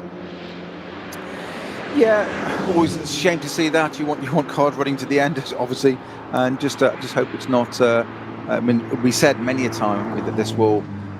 The organisers will always try and get cars back, and if they can, and get them back around again, and get the teams to rebuild them, repair them, whatever it is required to do them. But we'll just see what happens with that one. Race leaders coming to the end of their lap now, up through Tiergarten. It was 6 seconds was the gap between the last time. It's going to be not much different this time, I think, round, but surely we're going to see one of the front runners pit fairly shortly, and right on cue. I believe that Gmesiak has brought the Lamborghini, and Stippler has indeed also brought both of them in. Race leaders, Frank Stippler in the Audi and Cooper Gmesiak in the Conrad Lamborghini, both into the pits at the same time. 7 laps completed each. So that's going to put Ben Tuck back at the front again, but these two into the pits with us, Peter. Brilliant stuff. So the right on cue, right on schedule for the Conrad Motorsport Lamborghini. Kuba Gmesiak getting out. Job done so far for Kuba. He's had a perfect weekend behind the driving seat. Looked like Axel Jeffries getting behind the wheel, so stand back at the fences, watch some pace come in. We will confirm that to be the case when the car comes over the timing beam. But pit lane now getting very, very busy. A lot of drivers now in the SP9 class, the leading class, coming in right on schedule. 7 laps, just about to complete a first racing hour. This is all going very swimmingly, Snowy. It most certainly is. You say first 7 cars are into the pits now, so it's as you say, it's rather like buses, isn't it? Nothing happens, then 3 come along at once, and the whole lot just go and pit. So that will change the order around just a little bit for us. Wait for that order to settle down again. Another message from Race Control. Another car with a stop-go penalty for the same reason, a jump start. There's the 888. Sorry, the 888 car, the Valkenhorst M2. That's car number 979. Which is the Müller Motorsport Porsche Cayman, on the 781 Caymans. That's also got a stop-go penalty. Undefined how long it was. The last one was 30 seconds for the Valkenhorst car, but for a jump start. So two of those cars being caught out by Race Control, the eagle eyes of Race Control. Well, they don't miss much. They really do not miss much. Omnipresent. The number 9, Moritz Krantz, bringing the Get Speed Mercedes in, handing over to Janine Schaffner. Krantz getting out and Janine putting her perfectly formed seats in so she can keep nice and comfortable behind the wheel of the Mercedes AMG GT3. They had such a good run yesterday in the overall top 10, winners in the SP9 AM class, and they're becoming quite the duo, Moritz Krantz and Janine Schaffner. And Moritz Krantz, another driver who does hop between LMP3 machinery and GT3s. He actually races for Milner Motorsport in an LMP3 in IMSA, believe it or not. So he's a stateside driver as well. And the variety of cars these people drive, we joked almost not in a ridiculing way yesterday about the people that do a day job and be a merchant banker or whatever it may be during the week, and then for what do they do for their downtime? They come and race cars at the weekend, not just any old cars, SP9 GT3 category cars on the Nordschleife. Just pick a nice, easy, quiet circuit. Let's not go and do that. Klaus Abelin, go and race an LMP3 car at Monza yesterday. And then if you're not sure about that, tell you what, let's go and do Fun Cup somewhere else at Spa today. And the variety of experience, and it all helps, but it never ceases to amaze me how these drivers switch and swap and just go and do, just for fun, let's go and drive something totally different. Racing is racing, and they just love it all the time. And why ever not? There's only one thing I wish I was doing more today, and sitting here commentating on this race with you, and that's sitting in one of those cars out there doing this.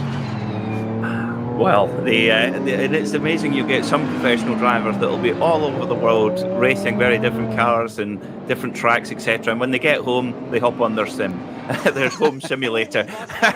Can't get enough of it. Can't get enough of it. So the number 7 Lamborghini, the Conrad machine, the teal, blue and black, absolutely spot on. Vitaphone Maserati MC12, or if you're of a different generation, the Conrad Porsche 962, the Kramer machine, the Leighton House car as well. Axel Jeffries at the wheel of that machine. He was off on different duty yesterday. Axel, super quick, loves that Lamborghini, and I was pretty sure that it was him getting in the car, and glad to have confirmation, because being from Zimbabwe, he's got a fantastic helmet design, lots of colour, and also matching boots and gloves. And if you've got colourful boots and gloves, you've got to be confident in your ability, and he's certainly got that.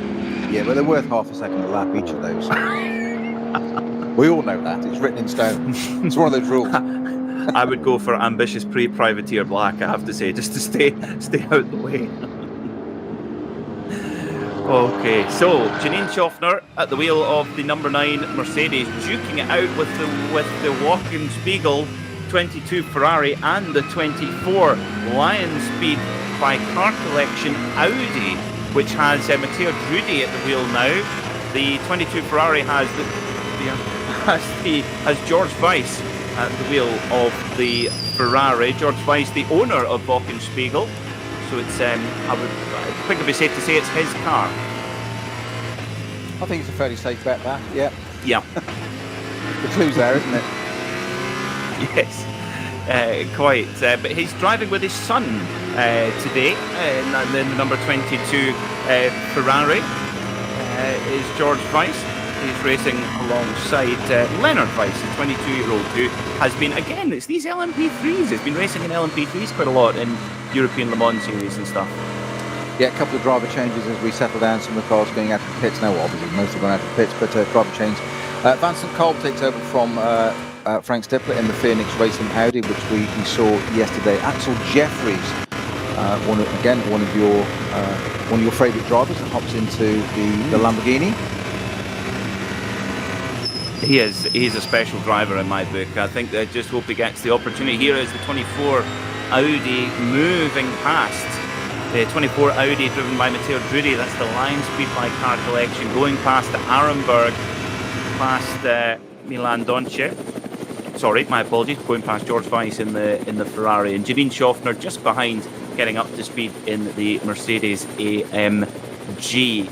Now, Jeffries, this is going to be interesting to see the pace difference between Vincent Kolb in the Phoenix Racing Audi, who I don't think many people have the same pace as Frank Stippler, but Vincent Kolb just a little bit behind the pace of his much more experienced teammate. But Jeffries probably on a par with Kubica Misiak. So we could well see the Lamborghini get a bit closer now. 4.2 seconds is the gap between the leading Audi number 5, Vincent Kolb, and the number 7, Conrad Motorsport Lamborghini.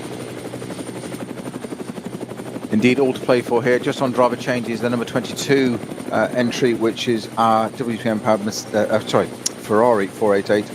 One of the vices in that car. It was started by Jochen Krumbach, and I'm not sure whether it's Leonard or George Weiss has gone into that.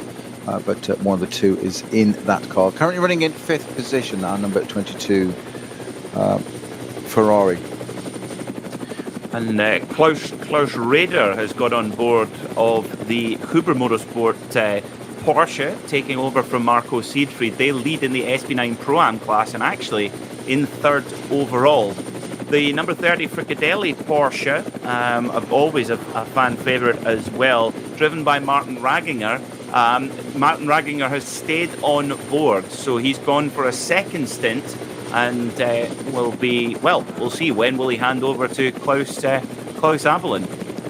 Yeah, and on that note, just going back to the Huber Haupt run Mercedes, or driven Mercedes, is in 22nd place. It's out on track again. No change of driver there, so they did sort out that exhaust system, but a front-running car there now has dropped down as low as 22nd. In fact, it's just dropped down to 23rd, actually, so that may have a problem. It's doing 809 it's a 9:15 at the moment. So we've got, and one of the GT4 Mercedes just come to a rolling halt, as it were. There, interesting. The wipers going. I think that's probably just knocking the stalk on the screen. But this is the number 141, and struggling to get itself going there, and that is.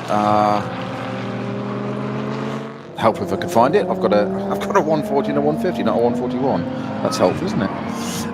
Could well be a late entry. Yeah, I'm just going to go through on the tracker and do it that way instead. Bear with me. Sorry, Peter. It's the SP4T and SP8T Black Falcon. Yes. That's just at the beginning of the circuit, at the beginning of the Grand Prix. So it's gone through the first turn and pulled itself up on the right-hand side. So not quite sure what's happened to that car. Didn't see any incident, any contact, anything at all. It appeared to be on its own. But the Black Falcon GT4 Mercedes certainly stationary just after the... it's almost like a double over. It's a big hairpin, that first turn, isn't it? Which is why it's always so exciting at the first... the start of the race, that first turn, because they come belting down out of Tiergarten down the pit straight and then all gather together. I think we saw 9 trying to do that at the beginning of the race, didn't we? And it's the sort of corner where you hit the brake and you think, I don't know if we're going to stop in time here. You're going, stop, please stop. And if you talk to a car, it does listen. Sorry, Peter, I could have got my apologies. There's a massive runoff area on the left-hand side there, well, relatively compared to lots of the other parts of this circuit, but there is there. So there's a theory there. Do you get down the inside? It's very brave going down the inside into turn 1 if you can, but as you said, you've got to get it pulled up. You've got to get it all pulled up straight and get it through. And you don't want any errors. Whereas if you go onto the left-hand side, you've got some room, you can go around, but of course you've got a greater radius to do then, so it's taking up more time. So it's one of the things, and I think you don't really know until you get there and see what's unfolding in front of you. And this is it. You can always have these plans and theories of this is what I do and this is the perfect line, etc., etc., until it's right presented in front of you, and then just instinct, take with a huge dose of experience if you've got it. Takes over, and which is what's so impressive about what we've seen about some of these BMW Junior boys. You said, was it 19 and a half years, the average age of them yesterday in the last round?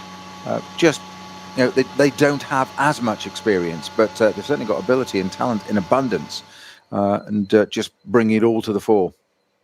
They've got razor sharp instincts, that's for sure. The exuberance of youth as well, which is always a powerful component. Now, in the SP10 class, which in FIA SRO language is GT4, if that makes more sense. So, but it's SP10 class here at the Nürburgring. We saw, quite honestly, a demolition job yesterday by the Schnitzlhalm Racing 165 Mercedes, which was just so superior to the rest of the class. It was mighty impressive. However, they've got a battle on their hands today, and Snowy, I know you're completely impartial, but you are going to dance a jig when I tell you this. The Aston Martin Vantage AMR GT4, the Pro Sport Racing GmbH, driven by the Dumare brothers, is leading at the moment in that class and having a right old ding-dong with that Schnitzel Arm Racing Mercedes that won yesterday. You're right, I'm dancing the jig. Always good to see an Aston doing well. I'll say no more than that. Don't say anything. It's got the same engine. Now, the car that's on the flatbed is it is a rather second-hand. I didn't quite catch the number of it there, but I think... I'm not dancing a jig. It's the 35 Alpecin car. Oh, no. Over to you. Well, so that's the... I know it's in your contract. That's the number 35 Alpecin anti-balding shampoo. And I would imagine the Walkenhorst team will be losing some hairs over the damage to this car on the flatbed being brought back. I think that might well have been the car that was on the flatbed at Klostertal, and it slowly made its way back around the circuit to the Walkenhorst garage. But they'll be scratching their heads in that garage. Hopefully not too hard, though. You've got to be careful if you're thin on the top like me. I'm not going to say anything. I'm going to move on to the damage on the car, but it's decidedly second-hand, that car, and that's why we've got barrier repairs going on the circuit, because it's you can tell it's clattered. A lot of rear end damage there, so it's one would guess it looks like it's lost it and gone into the barriers backwards, or rattled off and done both ends, but certainly a lot of damage to that car. Great change to get that out, driver out and okay, that's all that really matters. Sad though it is, but a race finish, not always good, DNF, but car's been repaired, and good to see the driver out and okay on that. Ben Tuckett is that Mario. Sorry, Snowy. Mario Van Bolen, who was at the wheel of that car. Van Bolen is German nobility, actually. 2020 NLS BMW M2 champion. So no mug behind the wheel, that is for sure. But a lot of damage to the M6 GT3 by Walkenhorst. The rear right wheel badly damaged. And great to see Mario Van Bolen climbing out of the recovery truck on his own power. And great to see that he's okay, Snowy, but he's got to be... I mean, tell us about that experience as a driver when you've had a shunt like that and you get back to the pits. You must just want to go home at that point. It's sickening. You just want you want a big hole in the ground to go and swallow you up. Just looking at the right rear of that car, as you said, you spotted the right rear with probably about 40 degrees negative camber on. I exaggerated for clarity, but only a tiny bit. The rear wing, as in the rear right wing of the car, not the aerofoil wing, completely missing on that number 35 BMW, so that's been torn off. It's a heavy impact on there, but bizarrely its boot and rear bumper and rear wing all in place. So it's I think it's my prediction might be spot on, that it's lost it and had a very short, severe impact with the barrier on the right rear, and that's what's done the concentrated the damage in that one area. But say, driver out and okay, hopping out of the flatbed truck, and that is the most important part. The car will be rebuilt, not for this race. It'll do a bit more than polishing it out, but it's bold and noble and out of the race, unfortunately.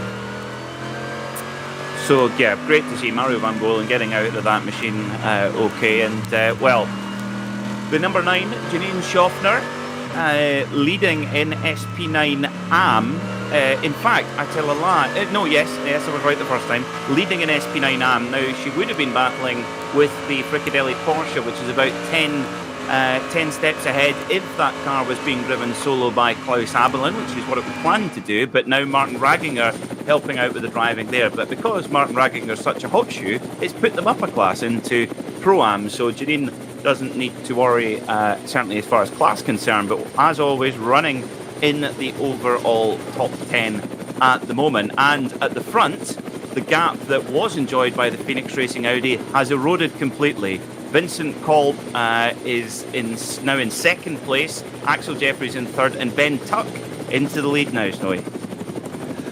Yes, indeed. BMW back at the front. The Audi, as you say, sitting right. It's only 4 seconds though, 4.8 seconds between them, and the lap time's not changed yet. Obviously, we've got a couple of code 6s around the circuit, so it won't have done just yet. 8 laps completed by our front runners, all the way down to 16th position. That car being 16th is the number 6 Haupt, a Mercedes driven by Hubert Haupt. With its exhaust now sorted and climbing back up the order. That did drop down to 23rd, having been right at the front, but it's coming back up through the order. So I think that is one just to keep a little bit of an eye on to one side there Peter. I think that Haupt Mercedes will. I'll be very surprised if it doesn't get into the top 10. There's some quality cars in front of it, but I'll be not at all surprised if the Haupt Mercedes doesn't reappear in that top 10. We've got a code 60 at X Müller, which is just coming out of Breitscheid over the bridge and then up towards the Niki Lauda left-hander. So there's obviously something going on there that the marshals are having to contend with. Now, and just coming out of Bergwerk, the drivers get going again. So we know roughly where that problem is. Yeah, but look at Axel Jeffries there, right under the rear wing of Vincent Kolb's Phoenix Audi. He was from it there. He saw it coming. Vincent Kolb got his foot down there, but I don't think Axel Jeffries could have had a closer inspection of that. I think he could read the chassis number in the engine bay of that Phoenix Audi. He was that close. Maybe could read what reading the suspension settings as well. We think, oh, that's quite interesting. We'll be able to write that one down for when we get to the garage. And quite uninterrupted running for the field at the moment, coming through the section of Breitscheid through X Müller, Bergwerk, and then up the little valley, up Kesselchen towards the Caracciola Carousel.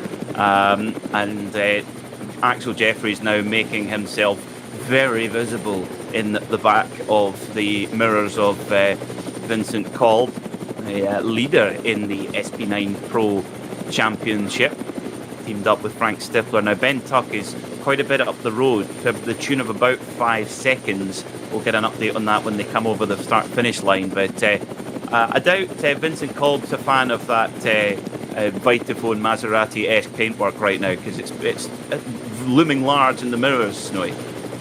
Yes, and this is one of the best parts of driving here. It is hunter or be hunted. They come up behind the back markers. It's very, very slight hesitation by actually Axel Jeffries there for a moment. Actually, I thought it was going to be Vincent Kolb that was going to get impeded. It wasn't. He got through there and got that tucked and done nicely already. And it was Axel Jeffries that had to just lost probably a car length there. But given he was only a car length behind, he's kind of doubled the gap to himself, and he's settling down a little bit behind there, just watching. Then the Audi running a little bit wide there compared to the Lamborghini right behind it. Again, it flows and hops the other way around again to the traffic's then just got slightly in the way of the Phoenix Audi. Vincent Kolb just impeded a tiny bit there. It's put Axel Jeffries back in touch again, and again, once again, all slow zone as they go past, the yellow flag as they go past the car on the flatbed. Going through that's all sorted and done. Axel Jeffries unrelenting here, sitting on the boat. Vincent Kolb hugely experienced, as is indeed Axel Jeffries. This is the race for, of course, this is for second place, remember. It's not even for the lead of the race. They're going to come up to another code 60 again. So that means that Axel Jeffries just jinxed the left, and he nearly clips the back of the Audi there. The Audi slowed down a little bit earlier than anticipated. Axel Jeffries saw that, jinxed the left. The Audi sped up again. Axel Jeffries sped up, and then Vincent Kolb slowed down again for a second point. Almost tricked him in a little bit there, almost like a double whammy. But sold him one. But Axel Jeffries so nearly clipping the back of the Phoenix Audi, and that would be hugely embarrassing for both drivers for that incident to happen. But it was avoided. It was close, mind. So they're now onto the Dottinger Höhe as they come through Kalvenkopf. This is the opportunity for Axel Jeffries to get the draft. That said, there's so much traffic in front of them. It's not going to be easy. But Vincent Kolb uses the traffic to his advantage, pops in behind the other, Linus third, gets that draft. It might be a CS class car, as in 240 CS BMW, but he'll sit behind it, gets the draft, pops out again. Axel Jeffries has to do the same. Gets the run. Can he go up? They can't go either side. They're not close enough. Axel Jeffries needs to get this job done as he gets up to Tiergarten. He gets around long way round the right-hand side, around the long path there. Gets up to now. More traffic in the way. This is not going to help second place man Kolb in the Audi. Axel Jeffries gets the job done. Gets sit behind. This is absolutely critical for second place. It's going to give Axel Jeffries a chance to get down the inside, get a run down the pit wall. He gets the toe, and it's not quite close enough. I really thought Axel Jeffries was going to have a run down the inside there into turn one, but just not quite close enough. The traffic just didn't quite fall the right way there for him. Peter, but he still put the car in the mirrors. They've got a couple of Caymans in front of them now. Is this an opportunity for Axel Jeffries? The Phoenix Audi runs wide. Axel Jeffries takes the other sideline. They're trying to go around the inside. They got through the two Caymans. Nip and tuck all the way. And I'm not talking about Ben Tuck at the start of the race, leading the race. I'm talking about Colbin Jeffries in second place, Peter. Well, talk of Ben Tuck, 10 seconds quicker than Vincent Kolb last time by, and 7 seconds quicker than Jeffries. So this is a perfect component of the race for the 34 Vulcan-horse BMW driven by Ben Tuck. They put the car on pole position. Christian Cronje is breaking the NLS qualifying lap record. So it's been a quick day, that is for sure, as Axel Jeffries desperately trying to make his move on the GP circuit, a really important opportunity to try and make a move before the Nordschleife begins. 2 hours and 40 minutes to go and a whole IMSA sprint race to go here. Now, for this number 5 Phoenix Audi crew of Vincent Kolb and Frank Stippler, if they were to get the win today, Frank Stippler would go to the second most successful NLS driver of all time in outright victories. Olaf Mantai is miles ahead of anybody. He's on 30 victories, but he's very much parked up for the career and definitely sits on the sidelines now, that's for sure. But Frank Stippler still very much alive and kicking in terms of driving, and if he were to win today, he would go up to 14 wins, one ahead of Mark Lead. It's not too shabby how when you CV that is it, 14 wins at NLS. And if you're listening and thinking, well, that doesn't sound that much, I can assure you it is. I think if you sat down with Frank Stippler and said that that's not too much, I'm sure he'd sit you down and explain in no uncertain terms just how much that means and how hard fought they were. Maybe you should say that to him if you get a passenger lap like you did with McNish. Wind him up. I wouldn't wind Stippler up, to be honest. I'm going to say no. I think I was just doing it to Alan all those years ago. 14 seconds it is that Ben Tuck has this lead, and Christian Cole still got the fastest. Is it Cole that set the fastest lap of the race? It is a 7:56.9 still, isn't it? That car. That was with. I think that was Stippler that set that lap. At the the race, yes. My apologies. Yeah, say 9. Now that shows the traffic. I say 9:10, as you said. There's quite a big gap there between Tuck and Kolb and those lap times. 10 seconds, quite extreme. But that's just the way the traffic falls. It could happen. It could change completely very, very soon. So good news coming in on our timing screen. The track is now clear. It's completely green at Klostertal, at Kesselchen, and at Exmüller as well. So unbelievable pace of work from the marshals here at the Nürburgring. It's the best circuit in the world. You could argue that the marshals, I mean, just by sheer number, well, nearly 200 marshals posts here at this circuit, and each and every one of the marshals do a top job because there was a lot to clear up in various parts of the circuit there, Snowy, but we're back to more or less a completely green racetrack with the exception of Schwalbenschwanz at the moment, but more or less completely green. Well, that's just what the drivers want. It gives them the opportunity to a bit of freedom. There's enough to be going on as there is, but it won't stay that way for long. Axel Jeffries now just dropped out of touch a little bit with the Kolb-driven Phoenix Audi. When I say dropped out of touch, 5-6 car lengths. Given that a few laps ago he was trying to get into the boot of that car, if there is such a thing on an Audi R8, he was that close. So it's. Maybe it's deliberate. There's no traffic particularly holding that. They're up at Adenauer now, left over the Adenauer Bridge, following by the fast right up into Adenauer Forst. And maybe Axel Jeffries just sitting there, just anticipating. Sometimes you can't keep the pace up. You can't sit there all the time, push. Sometimes you've got to sit back and just read. And it can be more information sometimes watching how another driver of great experience, like Vincent Kolb in front of him, how he reads traffic. And it's as much again, as if you haven't got enough to do driving a GT3 Huracan Lamborghini around the Nordschleife. You've got to have another part of your brain sitting there just saying, how does this driver work? What does he do? How does he deal with traffic? Where's his strengths? More to the point, where's his weaknesses? Now, again, you're going to have to forgive my novice question here, Snowy, but will the team have data with the tyre pressures, the live tyre pressure and temperature on that Lamborghini? Is that permitted? Yeah, most certainly, and they'll be talking away then. Again, that's one of the things that, as you said quite rightly yesterday, when the BMW Junior team, who was in it, not Ben Hoffman, which for the time. Sorry, Verhagen. Verhagen, or that's Harper. it. Yeah, Verhagen, sorry. Yeah, when the times drop down a little bit, it might be something like that. It might be some intel of just, it's going to be, the tire pressure going. Oh, now that's why the Lamborghini dropped back a little bit there. A little tag at the top end there of just one of the, in fact, turned. I think I'm not sure what it was that saw him there. It was the. I think it was it a Renault BMW Clio? 1 Series. BMW 1 Series. 1 Series, right? BMW 1 Series. It wouldn't be a Renault Clio. How dare you? Of course, no, Renault Clios wouldn't do such a thing now. And No. Now here's an order for you. They're just going past second place. Colbert Jeffries going past the reigning champion, the number 1 BMW, the 15-year-old BMW. But just going back to what we saw there, it wasn't a Clio. My apologies. You were quite right, Peter. It's the BMW 1 Series.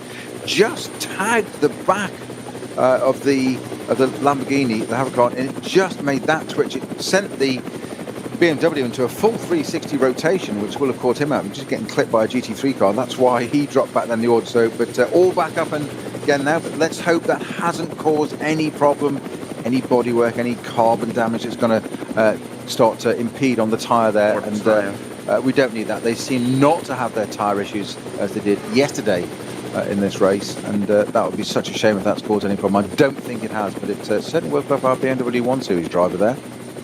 Well, it's certainly not held Axel Jeffries back. He is pushing hard, keeping that pressure on Vincent Kolb, who you have to say, he's definitely been studying his Frank Stifler copybook, that's for sure, because he's driving like his much older, much more experienced co-pilot at the moment, just holding off the pressure very, very well is young Vincent Kolb. We must stress, we've said it a lot over the weekend, we must stress he is not a full-time professional racing driver.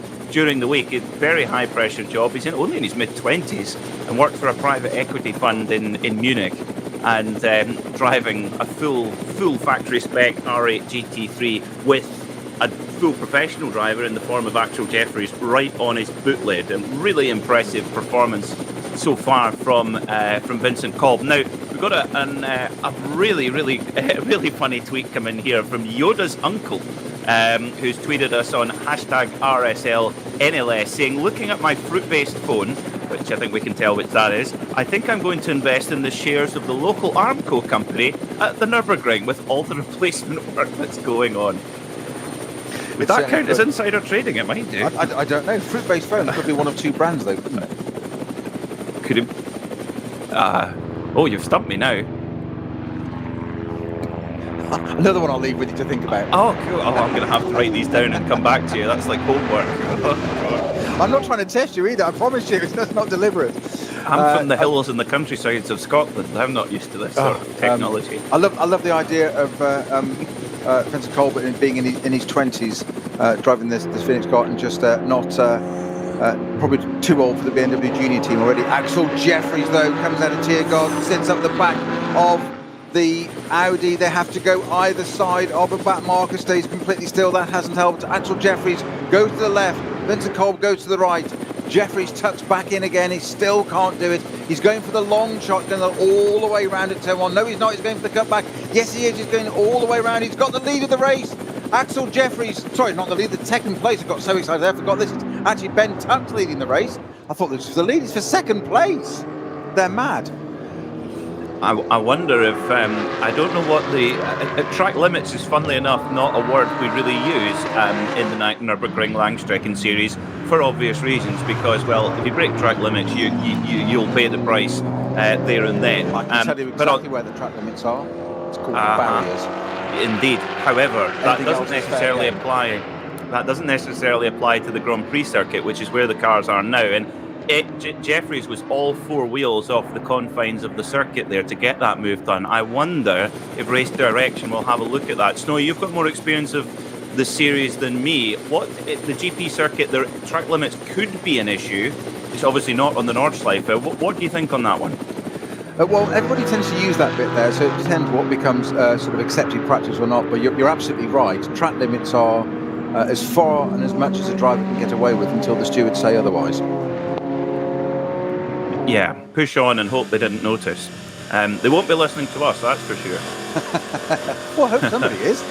Well, not the stewards, but yeah, hopefully we know lots of others. Yoda's uncle, for one, gave us a chuckle there with investing in Nürburgring Barrier Company. I have heard from a couple of friends who have unfortunately had an off on tourist lap days, and I have heard some horror stories about the cost of having to repair one of these excellent Armco barriers.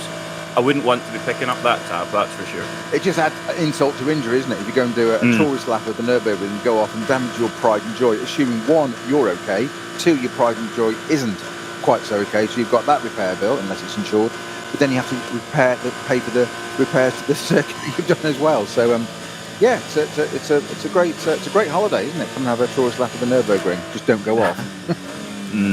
I have thought about firing up the Renault Sport RS200 Clio and bringing it over, but I think I'll stick to commentating on these wonderful drivers who really know what they're doing about. Let's do it. Well, you drive, Snowy, and I'll do the co-pilot. Yeah. No, we need to get Hindy driving. That's the one. Get Hindy out there and talk us all the way through. We'll sit in the back and commentate and get Hindy driving. It'd be brilliant. What a bit of on-board. No offence to John, I'd rather have you driving. What a podcast that would be. That'd be mega. God. Let's stop that. Let's put a stop to that idea now, because that's dangerous. Well, mind you, we might be able to do it in somebody else's car. Well, I didn't mention anybody. We weren't going to be so stupid to suggest owning our own car doing it, but Hindy driving, you and I sitting in the back. That's a podcast in the making. I can feel a whole film career coming on here. Oh God. That would be fun. That would be fun. Well, hopefully we can get back trackside to the Nürburgring before too long. Hopefully things starting to improve a little bit with vaccine programs, etc. But with that in mind, isn't it amazing that we've got 100 and a few drivers didn't make the start, but we've got 121 cars out there racing, and we had even more yesterday in the NLS 5. I mean, it's Snowy, you know better than anyone how expensive it is to run any race car. Brilliant that so many teams and drivers out here enjoying their sport once again. Yeah, it's always a good barometer of the economy, isn't it? Whether people can, they say construction and all that, but people can afford to go motor racing still. It's not exactly the cheapest occupation on the planet. I had a friend of my father's many years ago who did quite a lot of quite serious pro-am sort of racing, him being the amateur but funding it, and then he went and lived in New Zealand and went to 50-metre yacht racing instead, and said it was the only thing he'd found more expensive than racing cars was 50-metre yacht racing, and he described that as basically like standing in the shower tearing up £50 notes. So we have Mercedes into the pits again. That's the Haupt car, if I'm correct. It is indeed, from 16th place. Driven by... My 13th place, my apologies. The screen just updated as I spoke, but it's the 13th place. Hubert Haupt has got that car back up the order. I said it wouldn't be long before that car was knocking on the door of the top 10, and I think it will be. I wouldn't be at all surprised if it's quite well inside the top 10. That's my first commentary prediction of the weekend, which of course will not be proven.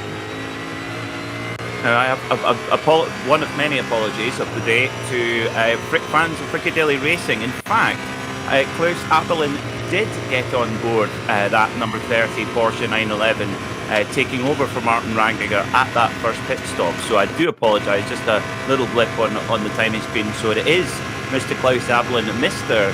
Fricadelli himself. That's where the nickname comes from. Fricadelli. Fricadellin is meatballs, and he has a rather successful company selling meatballs, so hence the name Fricadelli Racing. And at the moment, that Fricadelli car running in 8th overall, 3rd in the Pro-Am class, the Pro-Am class led by Matteo Drudi in the Lion Speed by Car Collection Audi, with Klaus Rader in the Huber Motorsport Porsche in 2nd in class in the Pro-Am. And Klaus Rader, of course, the very successful restaurateur, owner of the L'Osteria restaurant chain, Italian restaurants, and unfortunately Klaus was hit with one of the most severe penalties we saw yesterday, Snowy, 270-second stop go for not respecting code 60. Not respecting is very strong language. Maybe missing it might be maybe kinder.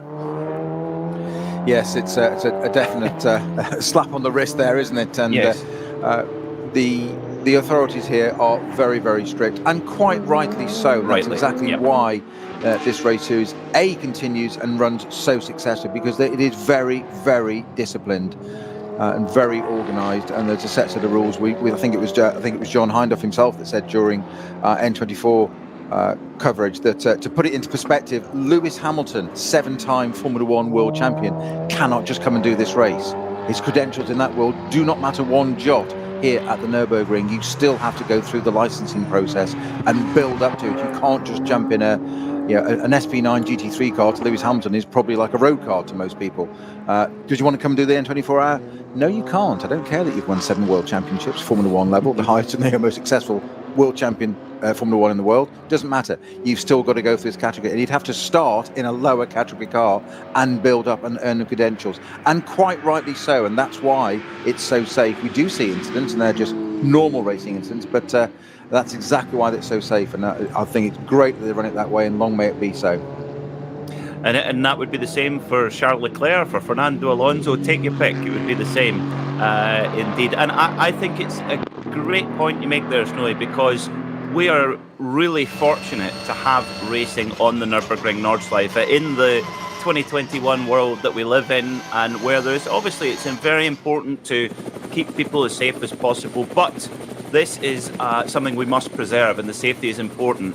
On the Dottinger Hole, the drag race of the Dottinger Hole, Axel Jeffries right almost panel to panel with Vincent Kolb. It's the same engine in these cars, but aerodynamically they're different. Absolutely side by side. Jeffries versus Kolb. Through Antonius Bucher they go with a GT4 Mercedes, one of the Schnitzelalm cars, getting a perfect bird's eye view there, grandstand view I should say. We've got the bird's eye view up in the commentary box, and we'll bring it all to you on RS3, part of the Radio Show Limited network of channels. But Axel Jeffries gets the job done and goes through to second position. And what an amazing battle this has been between the Lamborghini number 7, Conrad Motorsport, versus the number 5, Phoenix Audi. However, Snowy, this battle, as exciting as it's been, it's allowed the 34 BMW, the leader, the Volkenhorst car, to stretch out to 18 seconds of an advantage. That car is in control. It is, but you mentioned also last time about lap times. The top 3 cars on the that last lap now, 8 minute 30, 8:31, 8:32. Tuck, wow. Jeffries and Kolb respectively. Dennis Olsen in 4th place, 8:29. Drudy in 5th place, 8:30. So there's 2 seconds over 25 kilometres covers 5 cars. Exactly my point. Unbelievable. Yeah, and all different. Yeah. There's all different cars there as well. Different cars, different experiences, different traffic setups, and they're still, you say, lapping within, let's call it about a second. Let's be kind of say 2 at best. 2 at the most, yeah. Yes, indeed. Well, that's the sort of racing we get, and it doesn't have to be panel banging. It's not touring cars. It's not panel banging every single corner of every lap, but it's that intriguing build-up of a crescendo, and there is nothing more exciting than the finish of an endurance race because of what has all come before, and that just exaggerates when we get to 24-hour races, when we know what's come before and when everything is on the line. There is so much at stake because there's so much that's gone into it from a mental point of view, from a physical point of view, and certainly one thing from a financial point of view as well. Yeah, but it's always the thing. People used to say to me, what are you racing this season? I'd always used to say somebody else's money. Perhaps I shouldn't have said that on air, but that's what you do. That's what you do. It's that's the way it is. But I think it's an excellent point you've just made there, is that it's not panel banging. It's not like other disciplines, and that is down to the way this is run, the way it's organised, and it's commitment, it's concentration, but it's discipline, I think, is the key word, and across all the classes here, because they all get through and they all keep out of others' way. Very rarely does it happen. It does happen. We've seen it once a little bit earlier. Okay, it did a little tag with the 1 Series BMW, possibly because it wasn't indicating for the Lamborghini. But it doesn't happen very. I'm picking up where you left off yesterday. Don't blame me. I'm working with you, not against you. But it is a discipline, and of course things are going to happen. You've got 100 and some odd racing cars trying to share the same piece of track at the same time with huge speed differentials and closing speeds. Of course things are going to happen. It's just inevitable. It's a law of averages, isn't it? But it doesn't really happen most of the time. The Lamborghini it is, though. It's up into second place, and we chuffed to see that all what at the moment. I'm going to stop there because I just don't want to jinx it with 2 hours 21 minutes to go, Peter. Well, we'll put a bit of flesh on the bones for fans of the Conrad Lamborghini, which is kind of gathering people's champion status with every passing lap because it's just so fast, so exciting, but just not blessed with the good fortune yet. But could this be the day? Well, Sector 1, Axel Jeffries is by far and away the most impressive driver in the entire field in Sector 1, which is mainly the GP circuit. 105.562 for that opening sector. That's faster than anyone has gone through that opening sector throughout the race, so that's with traffic. So Jeffries now starting to pull away a little bit from Vincent Kolb, but Vincent Kolb, my goodness me, made Axel Jeffries work so hard for that position, and in doing so really has actually indirectly allowed Ben Tuck to escape at the front in the Walkenhorst BMW. It is, and you mentioned yesterday's gap of 1 minute at the end, and we're a long way off that, 18 seconds, but it's not normally that much of a margin, is there? That said, we've got 2 hours 20 of this race to go. We will see some quicker times. We've noticed this the last couple of races as well. The last couple of rounds of this, this is a double-header weekend, so we've had NLS rounds 5 and 6, this being 6. The previous 4 rounds, race 1 didn't happen, NLS round 1 didn't happen. Bruce Jones and I were teed up to do that, and we had snowmen in the pit lane, I'm not joking. And it was called off. We had pre-race build-up, and we never got to it. We've seen quite a lot of variety. Beautiful weather it is today, but the margins, it's rare like this. And what we have seen is towards the end of the race that some of the faster laps being set right at the end. Nicky Thiem, notably setting, I think it was on his birthday as well, actually. It's just banged in one of those fastest laps at the end. Normally driving for an Aston Martin, pop him in an Audi, and he still goes and gets the job done. Funny that. A man of such quality. But we'd see it at the end of the race. We've seen the early laps here, 7:56.9 still standing for our third place car. Frank Stifler setting the time in that number 5 Phoenix Audi earlier on in the race. That's still the fastest lap of the race. I would not be at all surprised, Peter, if that time is beaten or exceeded before the end of this race. And I'm going to say a 7:54, I think we'll see by the end of the race. Well, having a fully green circuit is going to help. No slow zones, no yellows, nothing. So the drivers have it all to themselves, full attack. Now, we have some thank you to the really helpful team on site at the Nürburgring. We're getting confirmation of a number of penalties, but most importantly of all, the number 22 Wochenspiegel Ferrari has been given a drive-through penalty for contact with the number 6 Haupt Racing Team Mercedes, which is the car which had some side exit exhaust reprofiling to deal with after that incident as well. Snowy, your thoughts on that call? Yeah, I was thinking about that one a bit. It's poor old Haupt there. That must not quite. You spotted it. I didn't. But you spotted the contact with that Ferrari. But I'm intrigued as to quite how that happened, because it was a fair old whack, right, literally, physically, just below where Hubert Haupt's sitting to do that exhaust tailpipe on the side of the Mercedes there. And that must have been quite a thump. And I imagine, as much as anything else, he spent the next few moments going around the circuit wondering what on earth had happened. Never mind getting the car repaired.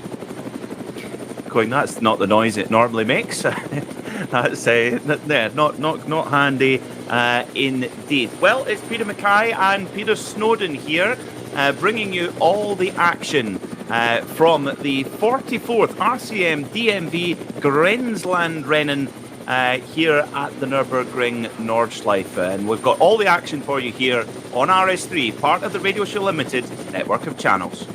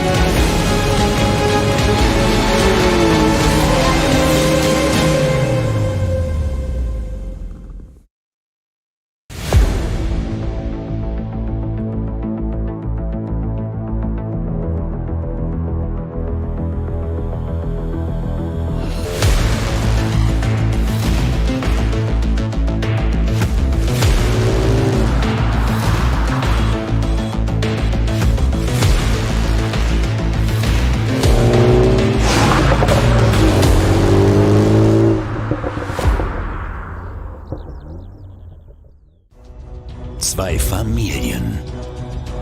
40 Jahre Firmengeschichte. Unsere Produkte entstehen zu 100% in Deutschland. Mit Herzblut und Hingabe. Wir schaffen den Technologietransfer von der Rennstrecke auf die Straße. Handwerkskunst, Erfahrung für diesen einen Moment. Das ist die Nürburgring Langstreckenserie. Das ist H&R. Performance made in Germany. Sicher ans Ziel. Auf allen Straßen, bei jedem Wetter. Mit den zuverlässigen Sommerreifen von Falken. Jetzt Falkenreifen kaufen und Tankgutschein sichern. Weitere Informationen auf tankgutschein.falkenreifen.de. Falkenreifen.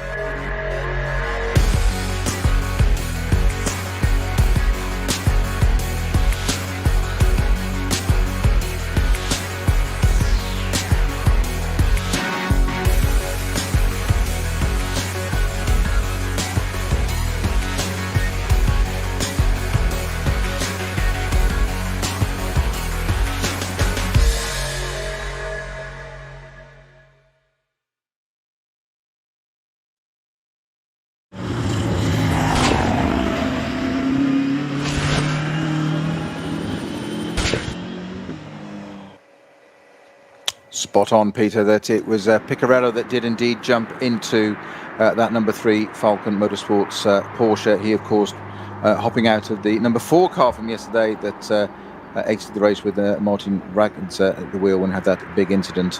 But he popped into that car. So he has indeed taken that car over and now into 4th place. So Piccarello on board. He was, I tell you what, Alessio Piccarello was so impressive yesterday at the wheel of the Falcon Tire Motorsports Porsche.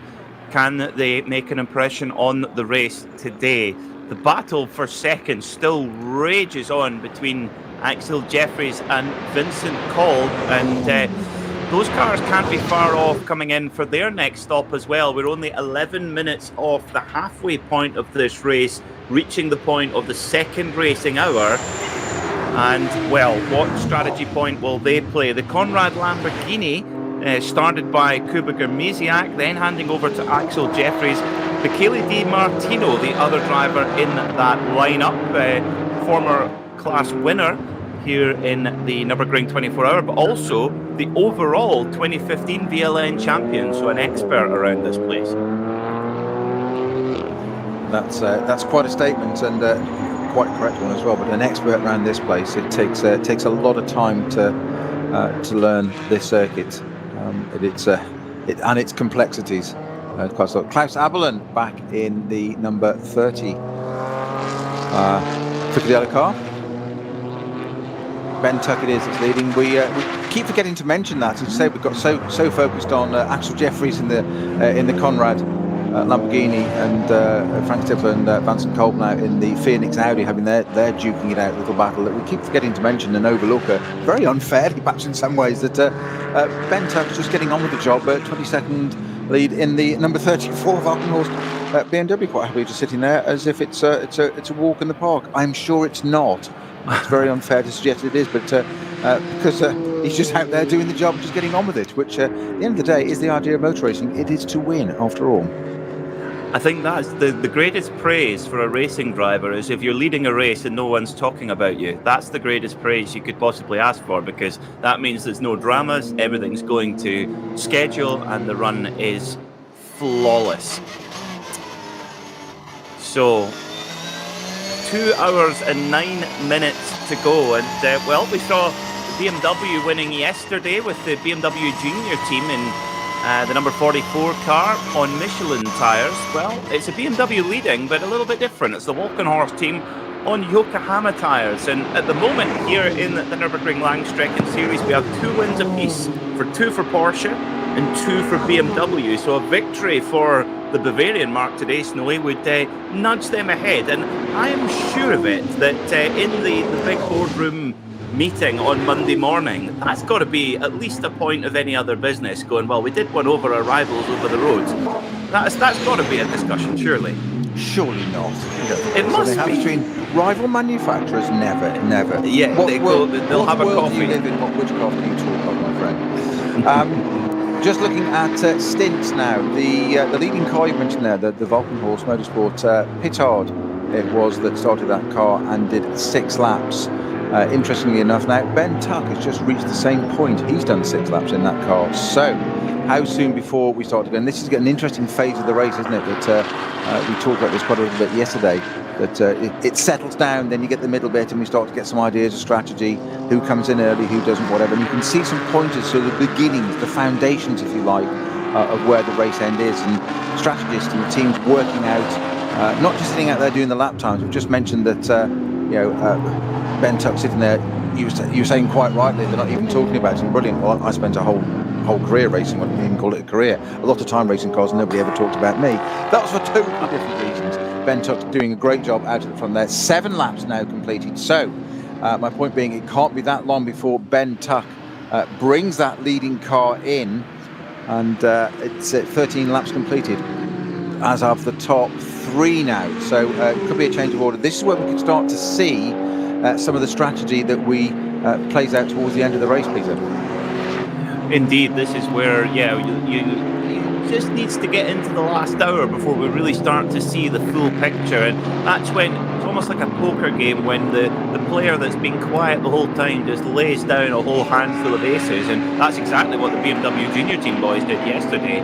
We were thinking, are they fading away in the later part of the race? Not a bit of it. They were playing. Just the number 3 Falcon Motorsport car as well. That's had an interesting. That's had 7 laps of Olsen at the wheel of that car as well. So that's interesting to see some of the changes and lineups here.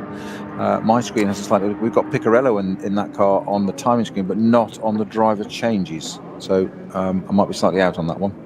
Okay, we'll keep an update on how that one is looking for the very impressive driver lineup in the Falcon Motorsport number 3 Porsche. Ben Tuck leading the race right now for Walkenhorst Motorsport, one of the BRDC superstars for young drivers, a support program for them, one of whom, of course, is a young Harry King, who's been, again, raising eyebrows in the Goodwood Hill climb in the new 992 Porsche Cup car. But Ben Tuck actually cut his teeth in British MX5 Championship and in Caterhams as well. And I had the great privilege a few weeks ago, Snowy, of commentating on the Caterham UK paddock when they made their visit up to Knockhill, and the racing was just barnstorming. The drafting and of course, are so light and so agile. The overtaking manoeuvres, you think there's no way you can overtake around that corner, but in a Caterham, apparently you can. So he's trained in the school of hard knocks, as Ben Tuck. Well, that's exactly the point. It's a tiny little circuit, Knockhill, small, compact. You'd think it's really quite technical as well, as you know far better than I do. And it's I've not actually raced on that circuit. I've driven it quite a bit on sort of manufacturer work, but Really? the point being that I never did touring cars, you see. They didn't tend to take British GT to Knockhill. We did once, actually. That's a lie, we did once, yes. But the point you make about Ben Tuck is it's learning that craft. We were talking about the BMW junior team yesterday and learning the craft and sitting there and building it all up. And it's exactly that learning to draft, all that sitting behind a Caterham. Very, very close, very, very controlled, tiny little circuit like Knockhill. It's what's the length of Knockhill? I should know that, shouldn't I? 1 point something mile. It's a bit like Mallory Not Park. much. Yeah. I know these are UK circuits we're talking about. The point being is that we're talking of drivers learning their craft on small circuits in very closely controlled racing. And it's paying dividends now for Ben Tuck. In the complete opposite of that, the other end of the scale is the foundations made on the shorter circuits, and here he is on the Nordschleife, the longest circuit in the world, and he's leading.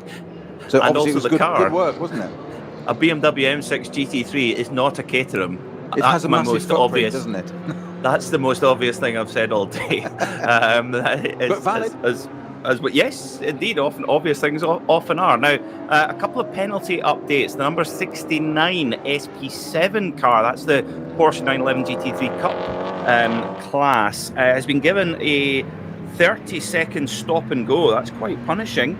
That's the Click Verschayen team. Apologies if I've pronounced that wrong. Team from Hanover, not Hangover, Hanover. They maybe have a hangover, but they're Hanover. They've been given a 30-second stop and go. At the moment, they're running 4th in class, so that's going to drop them a little bit further down the SP7 class for Porsche 911 Cup cars. That class led by Huber Motorsport at the moment. So Huber Motorsport, strength in numbers. The moment they're second in the SP9 Pro-Am class, and they are 6th overall. So Huber, of course, a team very, very successful in the 24H series, which we cover extensively here on the Radio Show network of channels.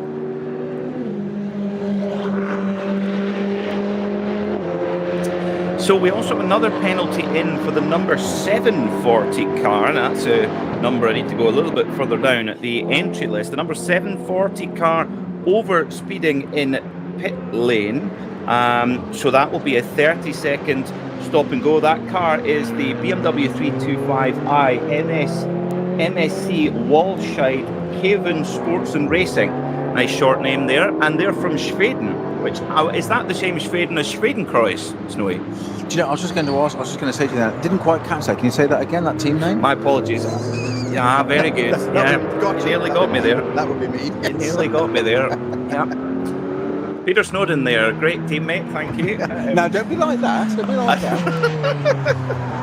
Dearie me, let's not do that again, Snowy. We're going to get carried away. 2 hours and 2 minutes to go here at the Nürburgring Nordschleife for the 44th RCM DMV Grenzlandrennen race, and we should see a number of top class pit stops coming in, Snowy, where we might start to get a bit of a stronger idea of who's got the magic hand held up their sleeve.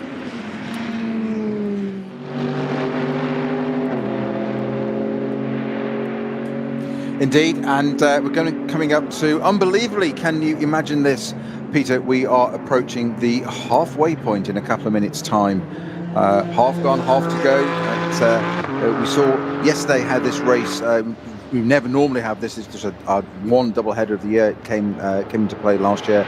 Our second half of the race yesterday, even the last half hour, it really just went up a step.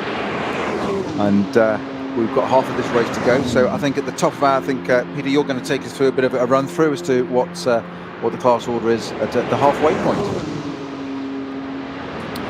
Indeed, I will. Yes, of course, many classes here in the Nürburgring Langstrecken series. So let's have a brief run through to see how they stand before we hit another raft of pit stops. So leading overall and in SP9 Pro, the number 34 Valkenhorst BMW, driven by the BRDC superstar Ben Tuck. In SP9 Pro-Am, 4th overall. The number 24 Lion Speed by Car Collection Audi, driven by Matteo Drudi.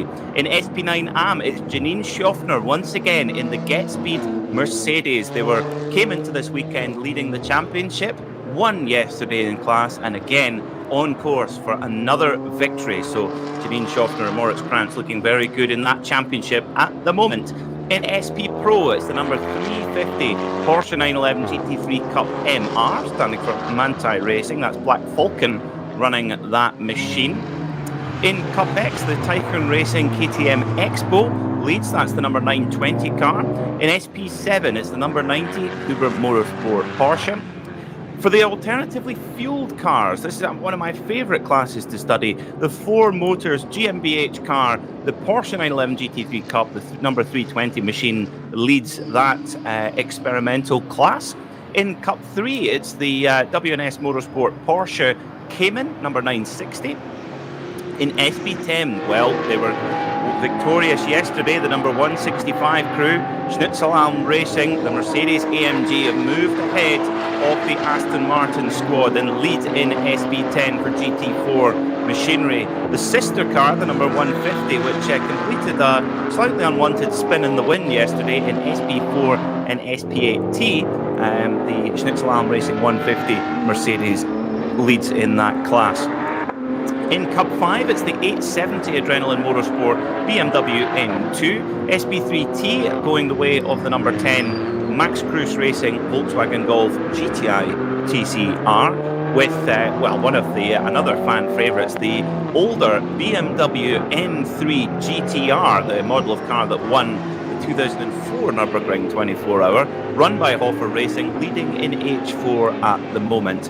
In SP8, it's the number 135 Lexus, running in a class of its own and therefore leading. The 485 machine, the BMW 330i of FK Performance, leads in V2T. In the BMW 240i Cup, it's the number 700 Hofer Racing by Bonk Motorsport, leading that one. In VT3, it's the 474 Team Mattel Racing Porsche Cayman. V5 going the way of the 456 Porsche Cayman. SP4 and SP5 led by a Subaru BRZ. Very cool. Of course, sister car of the Toyota GT86. That's the number 232 machine leading in SP4 and 5. V6 going the way of the Adrenaline Motorsport Porsche crew, the 396. The number 1 car, the defending champion, Brink and Lysen. In V4, they lead their class once again and strengthening their hold on that number 1 plate. In the last few, the number 685 Renault Clio leads in H2. The number 858 Opel Astra leads in OPC. The number 270 Toyota GT86 leads in SP3. That's the class of the Dacia Logan for fans of that one. And finally, in the SP6 class, the Hofer Racing BMW M6 number 211 leads there. So, an hour and 57 minutes of racing to go here at the Nordschleife. Is it going to be BMW? Is it going to be Porsche? Is it going to be Audi? Who's your money on? We'd love to know. Let myself and Peter Snowden know. Peter Mackay and Peter Snowden here, bringing you all the action live on RS3, part of the Radio Show Limited network of channels, and also here on the English live stream as well. And a very frantic pit stop going on for one of the 3 Series BMWs, Snowy. Indeed, thank you for the rundown there, Peter. And just before I answer your question, who's it going to be? During that rundown, the number 34 leading BMW Volkenholst car of Ben Tuck has pitted.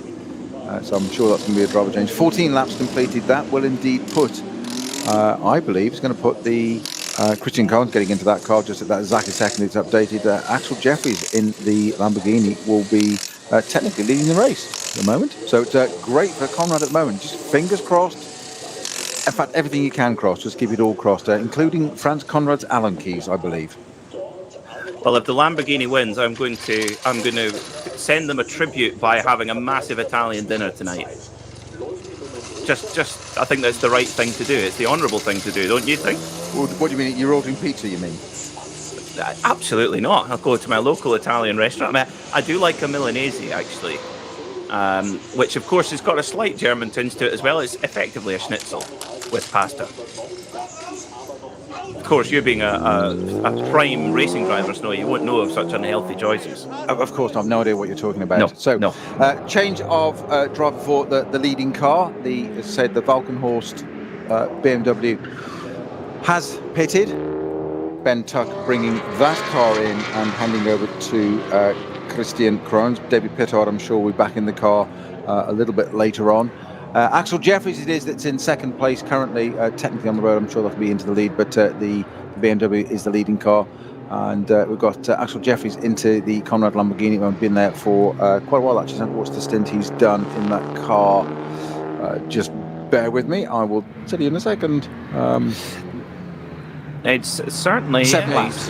Seven laps. It's yeah. got to be due. So, we did see a couple of 8-lap stints yesterday, which is quite impressive to run a GT3 car on such a such a quick circuit for what is at least 64 minutes, maybe longer for a full stint. So, okay, you do have trips through slow zones, etc. And that could probably be the difference sometimes, Snowy, of getting a difference between a 7 and an 8-lap stint. If there's a lot of slow zones going on, that obviously helps with the fuel consumption.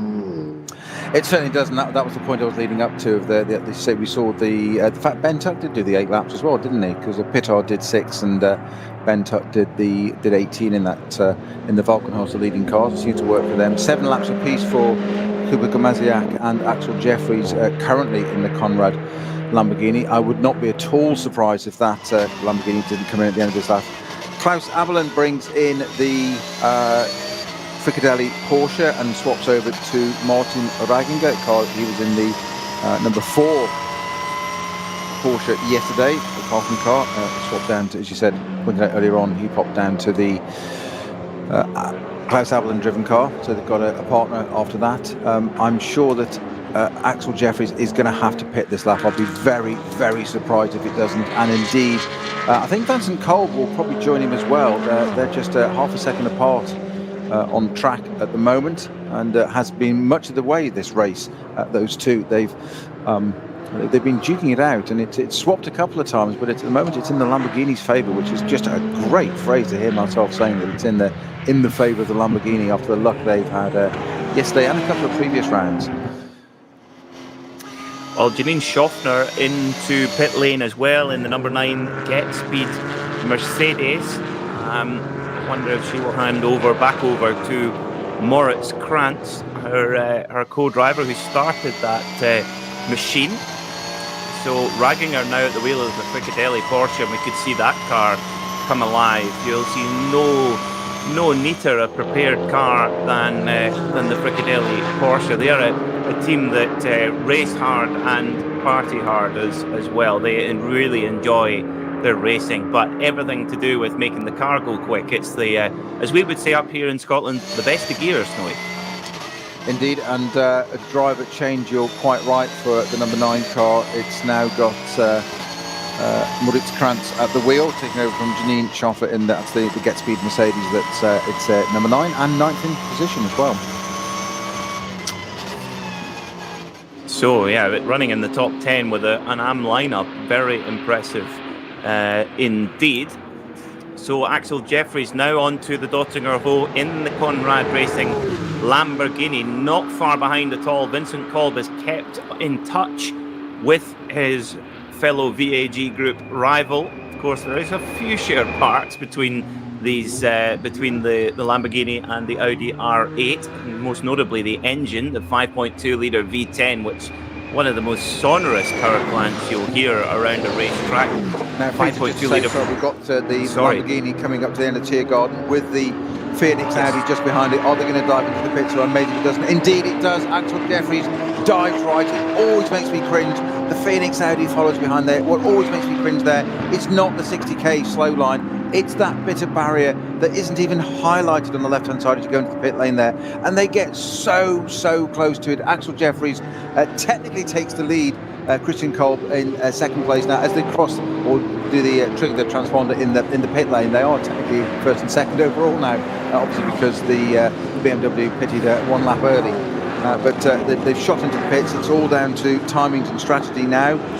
15 laps completed for these two, and the Lamborghini up on its jacks. I mean, turned to say the fuel pump there, gravity feed, no fast feeding of fuel in here. As you said, you've likened it to an ordinary highway stationary filling station fuel filler on it there. It's not quite like the days of years ago when we had fuel dump tins and an event tank on the other side, but it's not massively complicated. It's just a gravity feed. In it goes. Fill that Lamborghini up in, and I'm sure they get their free crystal wear and bonuses they get with all that amount of fuel that they use during the race. And it's I'm just thinking about never mind the fuel running in. I think about the euros bill for that ticking away into that Lamborghini. The number 24 in as well. That's Drudy in the Cosworth Audi into the pits. Also, the top three cars on our timing stream all into the pits at the same time.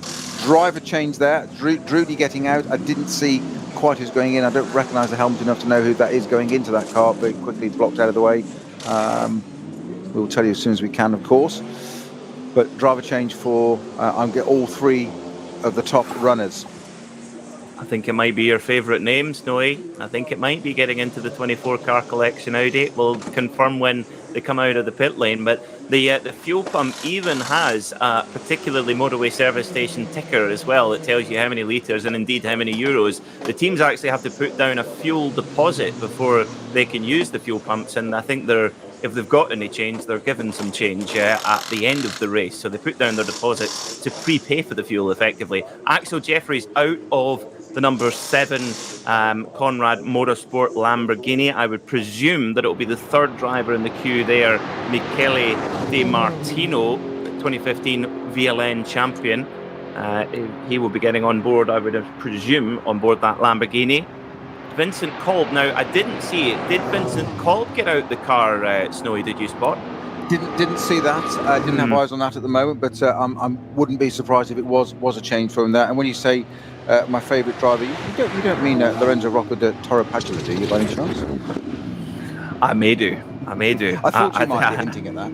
Yes. I'm not getting teed it up for you. I know you enjoy it. I know exactly what. See, that's it. You see, teamwork. That's how it works. Yeah, indeed. Well, busy time in the pit lane at the moment. We are the number 34 Walkenhorst BMW already is now actually going down into turn 1. Sorry, coming out of the pit lane there, side by side, one Audi, one Lamborghini, side by side. There is just enough room coming out of the pit lane to do that. They are almost trading door handles. Unbelievable, the two of them side by side. It is Di Martino and Frank Stippler. Well. Di Martino in the Lamborghini and Frank Stippler just saying, I'm having none of this. This is my part of the pit lane. If you want to go around the long way, you can.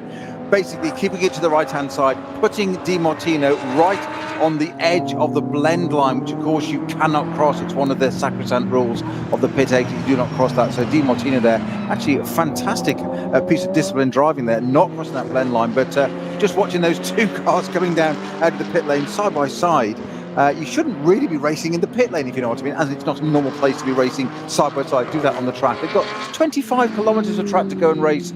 What do? Start it in the pit lane. Such is their intent. We are going to see something quite special now between these two.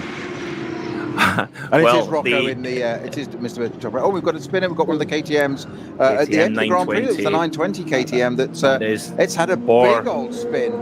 Just before going onto the Nordschleife, and that's a lot of time. Oh, and that just now I wonder if there's fluid down there on the track. Stippler's just had exactly the same moment coming out of that curve. The right-hander just before the left going onto the Nordschleife there. Frank Stippler having a massive moment there and catching that. Di Martino would have said, "Thank you very much. I'll have a bit of that," but he came out of the throttle so as not to collect the back of that Audi. And it wasn't the fact that the KTM was spinning in front of him; that was parked on the right. So I wonder if cause and effect. That's what's caused the KTM to go around first there and nearly caught out Frank Stippler as well before they even got onto the Nordschleife. So they've had a little bit of a run on the pit lane and a bit down at the Grand Prix circuit. So that is the class-leading Teichmann Racing KTM Crossbow in the KTM Crossbow Cup powered by Michelin. That's Daniel Bohr who was at the wheel and caught out by something, whether that be driver error or indeed perhaps fluid. You wouldn't expect Frank Stippler to make an error by himself, particularly at that part of the circuit. But Well, drama here. I did notice the front left headlight of the Lamborghini is off, and I wonder, you don't think there might have been some contact there, Snowy? I have to say, I was just glancing at the timing screen when it happened. Yeah, it was. You're quite right about it. It's not. It's not the remit of, or certainly not the norm for Frank Stepler to make a mistake like that. And it's. You're right. That Lamborghini, I did spot that a little bit and just hadn't sort of evolved enough to think what might have happened. I wonder if he got tagged or whether it was just some fluid on the circuit. It was just, my immediate thought was because the KTM was rotating around, and it was a long set of tyre marks on the exit of that corner that led to the KTM, which it cleared on. So it was probably not fluid then on that basis. So I just wonder if Di Martino, in his haste of coming out of the pit lane, they just had that little tag there. So maybe it wasn't Frank Stepler who had the moment. Maybe it was Di Martino that just tagged him. And it let's hope that Lamborghini hasn't got damage on it, because we are determined for that car to get to the end, and we are willing it on.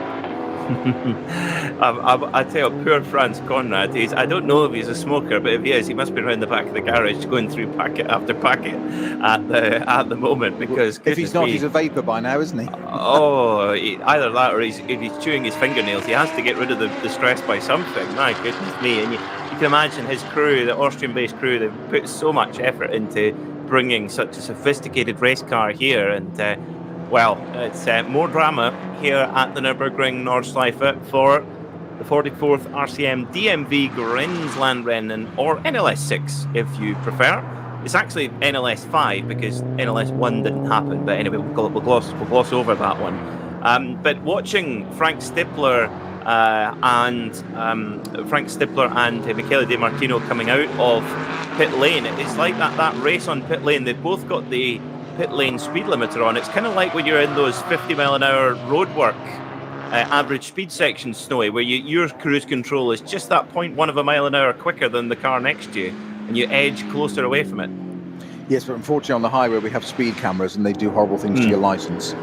But I thought that was just fantastic. I'd love to be in that situation, out side by side, door handles apart, going down the pit lane, thinking shouldn't really be here, but there's something about it, just something like, setting the tone for that stint. And to say that a few corners later, I think you're absolutely spot on there with that. But I think that's what possibly manifested it. So I think I slightly misread that with the KTM going around. I think that led me into thinking one thing, but I'm sure you're absolutely right that Di Martino just accidentally tagged the back of the Audi, which will have just caused Frank Stepler's little twitch there. Let's hope both cars have got nothing everlasting damage from that, and they can just carry on as they are. Because most of all, we want to see these two racing, because it's Frank Stepler and in the Audi is always going to be good. Di Martino he's a useful pair of hands, isn't he?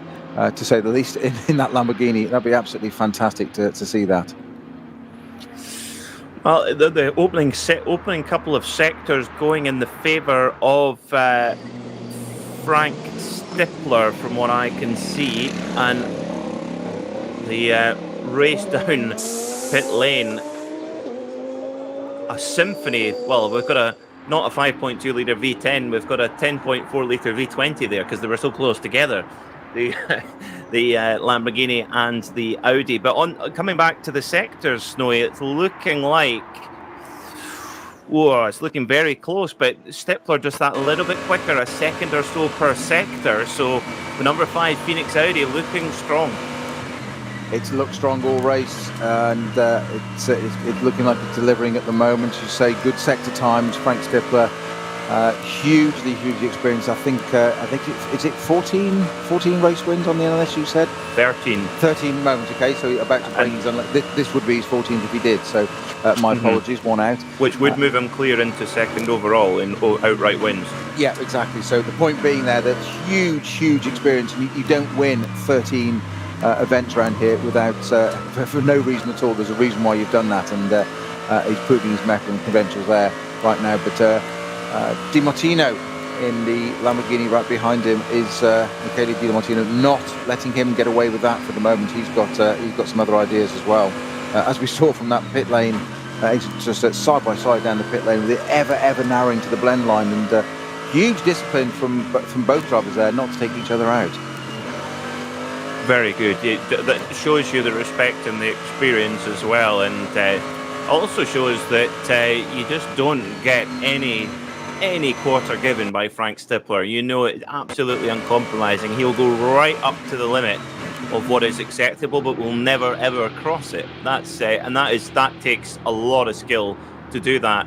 Confirming then the front left headlight of the Conrad Lamborghini is broken. It's not working. The front right headlight's still working. Now, we're not racing into the dark, so it's not a problem, but it is almost fallen. The headlight itself, Snowy, has fallen into the bodywork somehow. Bizarre.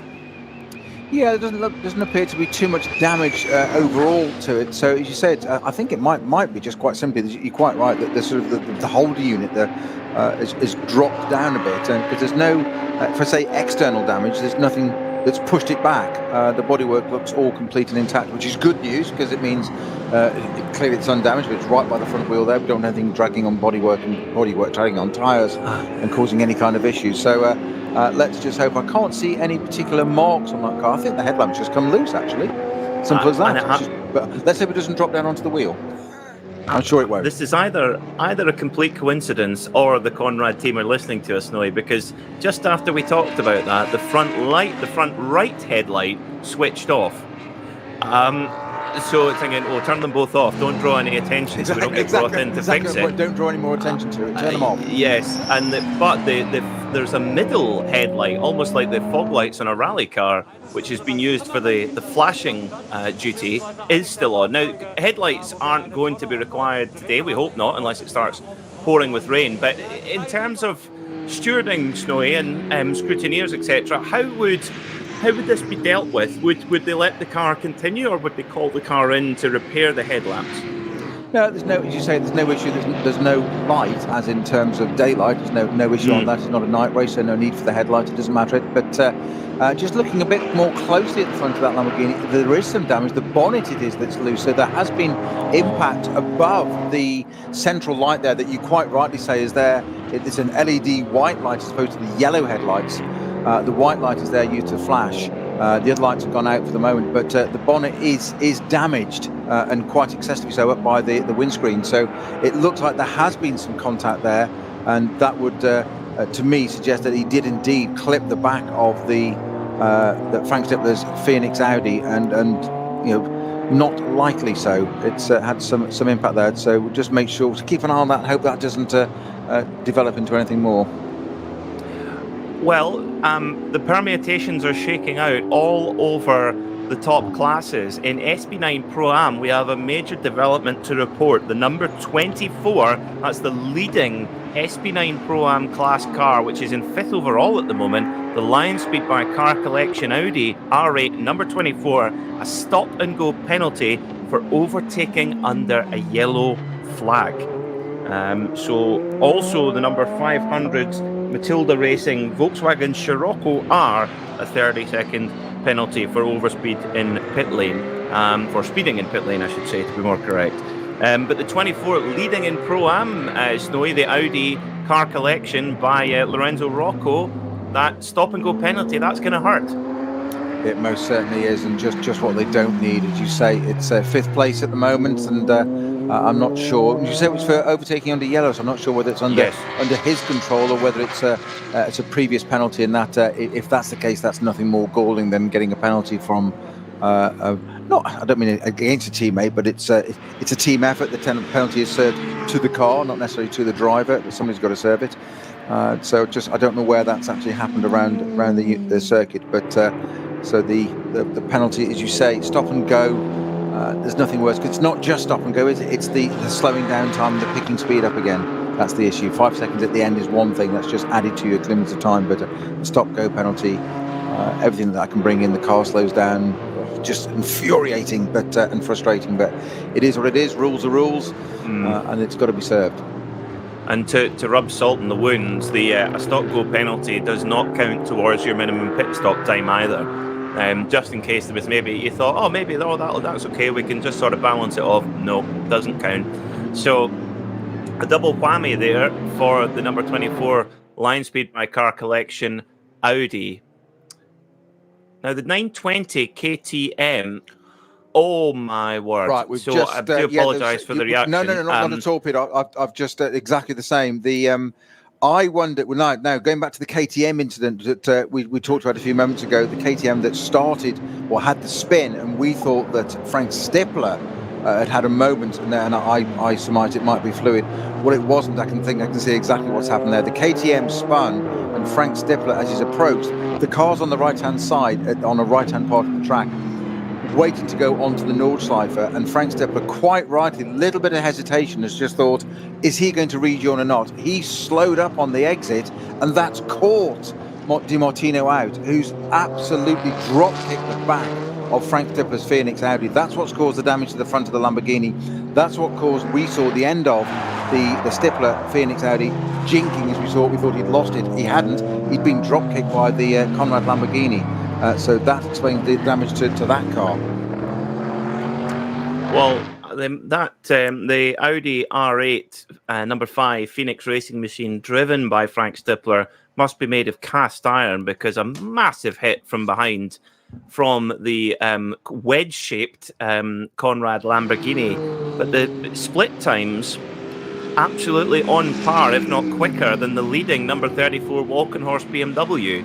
So you can tell these are endurance racing cars, Snowy. They can take massive impact and still carry on. They're built that way, I guess. Not something ever convey to a team owner, sponsor, or a team manager that they can take massive impacts. It's fine. They're like, really? Yeah. I can see that one going down well at a debrief. Oh, now the Dacia Logan number 280 with Michael Lachmeyer on board, or Doom as he's known, the 280. You actually do have to recalibrate your brain with the Dacia Logan, because I thought, it might have a problem here. No, it's flat out. Yeah, like I said, it's just speed differential, and that's one of the things that we've highlighted quite a few times over the course of yesterday and today. That there's a massive speed differential between some of these cars, and you say it quite rightly. It just catches your eye for it and think, is there a problem? Well, no, it's just that it's at its capacity. It's just in a different category, and they're doing their bit out there as well. As we said earlier, the championship-winning car here, it's a 15-year-old BMW.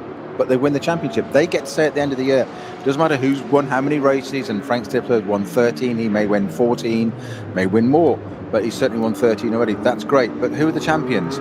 15-year-old BMW Cup 5 category car. So you've got to try and you could, in theory, get lots of mates together to enter beside you and get them to retire on the first lap just to get more points. If you were, it would be an expensive way to do it. Yes, if you were so inclined, but nobody is so inclined. That would not be in the spirit. Just coming up for 90 minutes to go, and well, if you want a car that can take a thump, go and buy an Audi R8, because Frank Stippler is absolutely flying at the wheel of that machine that has been thumped up the back really violently by the very unfortunate Michele Di Martino in the Conrad Lamborghini. You can't really throw any fault at anybody there, to be honest. It was just unlucky, but Stippler carrying on as normal, and in fact hunting down the number 34 leading BMW driven by Christian Cronjes. I would totally concur and agree and reinforce what you've just said there, Peter. It was one of those things. It's a racing incident. We're saying he's been thumped up the back really hard by Di Martino. Yes, he has, but I think it was just a question of being caught out and didn't expect Stippler to slow down on the exit of a corner, as you wouldn't. And quite probably with that Audi right in front of him, he was unsighted, Di Martino, and wouldn't have seen the spinning KTM. So you wouldn't expect the car in front, certainly of somebody caliber of Frank Stippler, given that how many corners earlier you've been coming out of the pit lane side by side racing, games on, you can't see the KTM, and you wouldn't expect him to do it. So it wasn't. It was more of not quite an own goal. It was just I can imagine, like, what on earth is he doing? Bang! You've hit it, and unfortunately, it's happened. Mercifully, as all things appear at the moment, both cars appear to be continuing. I won't say unscathed, and you say quite right that it's taken a fairly big hit, that Lamborghini, and it's continuing. That's great. I wouldn't like to pay the bill for it, though. No, and I just the story of this season for the Conrad squad, that car has definitely come off worse from that incident. The lap time dropping away now. Frank Stippler absolutely flying, carrying on as if nothing had happened, which is, I cannot fathom that.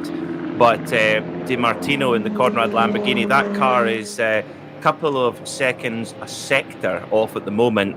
That time by the Conrad car 7 seconds slower than the Phoenix Racing Audi, and I'm quite concerned about the front bodywork damage on the front of this Lamborghini, and we've seen one light go and then the second light has also gone at the front anymore, and the front bonnet is actually bent up slightly. I don't know if that's going to hold together very well, and ironically it's just happened straight after a pit stop as well.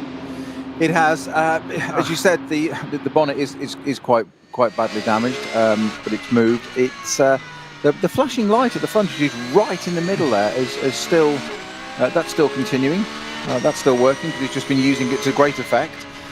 So let's fingers crossed. The eternal optimist in me says it will continue. It's not perhaps the shape it started the race, but it's still there. But the more pertinent point you've made, very validly so, Peter, is that that car has dropped back in terms of sector times. But let's just keep our fingers crossed and hope, eh? Happy, optimistic chap that I am.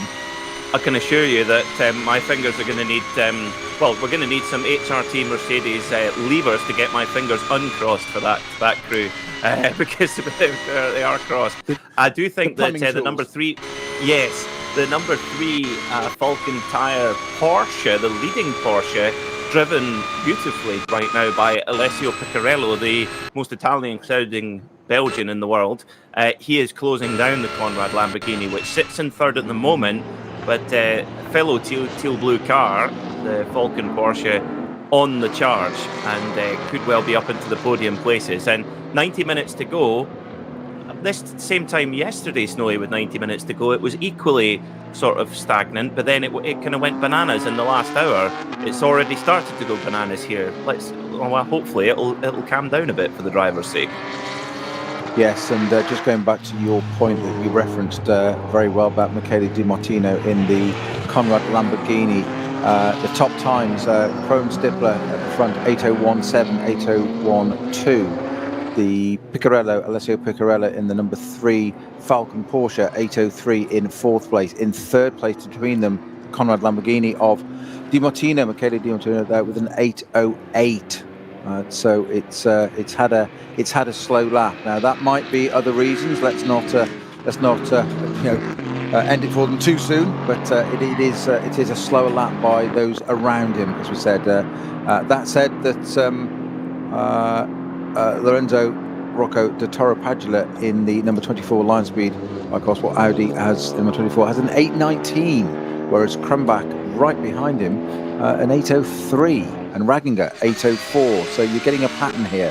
So it might be other things. There's so many permutations around here as to what may cause this. So let's hope that Lamborghini isn't slowed because of anything external. It's just traffic, it's etc. And I so want that car to have a great result. And at least I did say at the beginning of the show, didn't I, Peter, that I think what it needs to do is have a good result.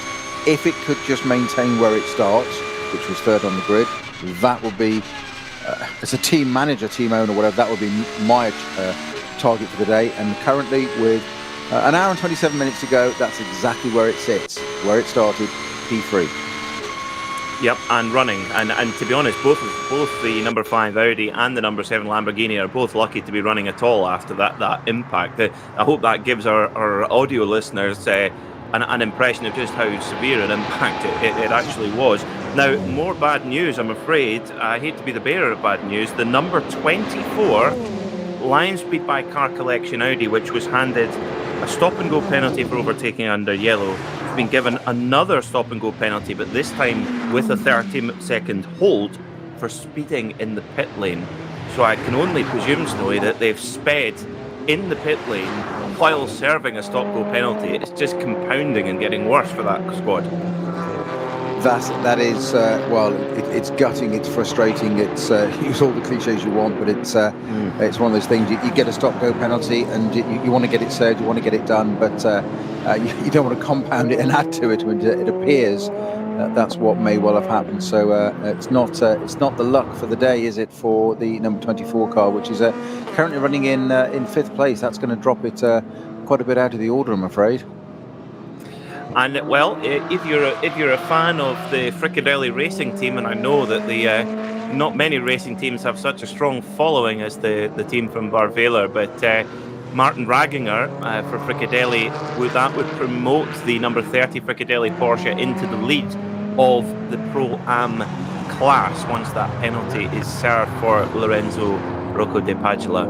And poor guy, all he's done is serve penalties since he's got into the car. Yeah, but he's disciplined. He's quite experienced. He's a bronze category driver, but he's pretty well experienced in these things. And it's just you just got to get your head down and get on with it. And unfortunately, do as the team tell you. There's a reason they've got penalties, and you've just got to go and serve them. It's a bit of humble pie and a bit of sit on the naughty step for a few minutes in this case. Well, a few seconds, 30 seconds in this case.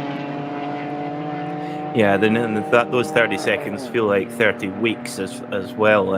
Just watching a marshal with a stopwatch, just wind it forward a bit, please. Come on, we need to get back going again. We've got a Nordschleife to go and take on. Now, notable mention too, we've got a Lexus RCF in the field, which is actually in a class of its own. Is the Lexus, so we don't need to worry about what the plural is for more than one Lexus.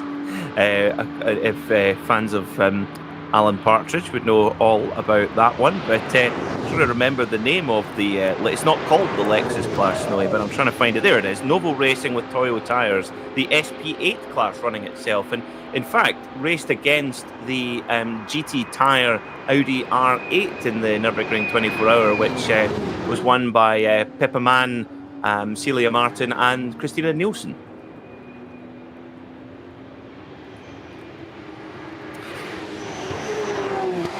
So, just over an hour and 20 minutes to go here at the Nürburgring Nordschleife. At the moment, the 34 BMW leads, and that car has done for the majority of the race. Put it on pole this morning. Christian Cronje is breaking the qualifying record, 7 minutes and 51.807 for Christian Cronje. That car leads by 13 seconds from Frank Stippler, but Frank Stippler, despite an impact from the rear by his fellow VAG Group car, the Lamborghini number 7, I think, looking at the split time, Snowy, Frank Stippler is reeling in that leading BMW. He's a force of nature. He certainly is. Just watching it across the line there that Michele Di Martino in the Lamborghini dropped down to an 8:09 on that lap. So I'm just hoping that doesn't get any worse. That's 2 laps, a little bit off the pace. Christian Cronje and Frank Stippler 8:03, 8 dead on their last lap. Never mind the fastest laps of the race. I'm just an 8:04 for Alessio Piccarelli in the number 3 Falcon Porsche as well. So it does look like the Conrad Lamborghini is certainly circulating at a lesser pace than it was earlier in the races. Is perhaps the most benevolent way I can describe it, and hopeful way at the moment. Well, it's going to be a long run to the flag. It's going to be a nervous run to the flag for the Lamborghini squad. 82 minutes of running around the world's toughest race circuit with a car that's Rocco into the pit. wounded. Of course, that's that 30-second penalty he's got to serve, isn't it? It must be. Good spot, Snowy. So that we'll keep an eye out for where the Fricadelli Racing Porsche, which is next along in the SP9 Pro-Am class, is the leader, the 24 of Lorenzo Rocco. The line speed by Car Collection Audi comes in to serve 30-second stop and hold for speeding in the pit lane while serving an earlier penalty. So yeah, double trouble there for the line speed by Car Collection squad and their immaculately prepared Audi R8. One Audi R8 which can't possibly be as immaculate as it was this morning, the Phoenix Audi, not holding back Frank Stippler. The gap now 13.8 seconds to the leader Christian Cronje, and Stippler 3 seconds quicker than Cronje on the last lap. Yeah, with an hour and 21 to go, so maybe BMW, maybe Valkenhorst haven't got it all their own way at the moment.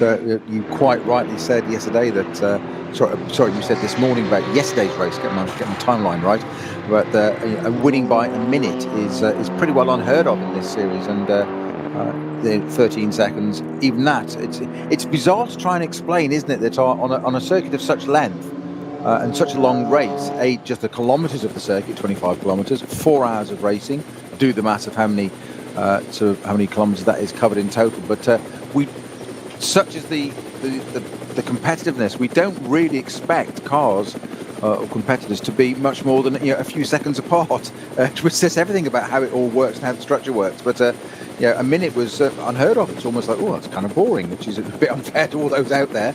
But we know what we mean in that sense. But 13.8 seconds there, 3 seconds quicker for Frank Stifler over that lap over Christian Curran. So it's all to play for yet. And we saw it yesterday, didn't we, Peter, that in the last 30 minutes it wasn't boring at any point for the first 3.5 hours, but the last 30 minutes didn't half heated up. Is the same going to be served up to us today? We've got an hour and 20 minutes to go. Well, I think we've got a lot more to shake out, and a lot of it's going to come down to who has played the strategical game correctly, who is going to come into the pits at just the right moment. We are actually getting towards the point where we're going to coming up to the critical lap where the teams could come in and pit, take on fuel and not have to come back in again. However, you want to leave that stop as late as you possibly can, because there is a sliding scale of minimum pit stop times, which we will deal with when we get there. But effectively, the later you stop for the final time, the less amount of time you have to stay in the pit lane to make that stop. So we will keep you up to date on that one. And that was definitely a key to how much of an advantage the number 44 BMW Junior team had yesterday in their win. And it was just a flawless execution all round from the team, particularly from the drivers. Not a single even whiff of a mistake from any three of those young men. No, certainly not, and what a shame that we didn't get the possibility of that hat-trick for them today with the unfortunate incident for Dan Harper in qualifying this morning, which we're still not quite clear on what caused it to go off, but it certainly clattered that M6 GT3 down the barriers, and it would have taken, I think most panels would have had some damage there, apart from the roof maybe, but it did have a bit of a clatter down there, didn't it? It did, and what happened from what I could see from the replay was that coming up there's a car off one of the That's BMW. The 180 BMW. Great spot, Snowy. 180 car. If you do the flicking class for that one. Yeah, the team of the Song Rennsport car, number 180 M4 GT4 car from the SB10 class. Just had a 90-degree swap of end. It doesn't look like it's connected to any of the barriers, but just enough. We say that casually, like it's had a swap and it's sitting on the track sideways. That's the point. An M4 BMW is sitting sideways across the track as everybody else comes round.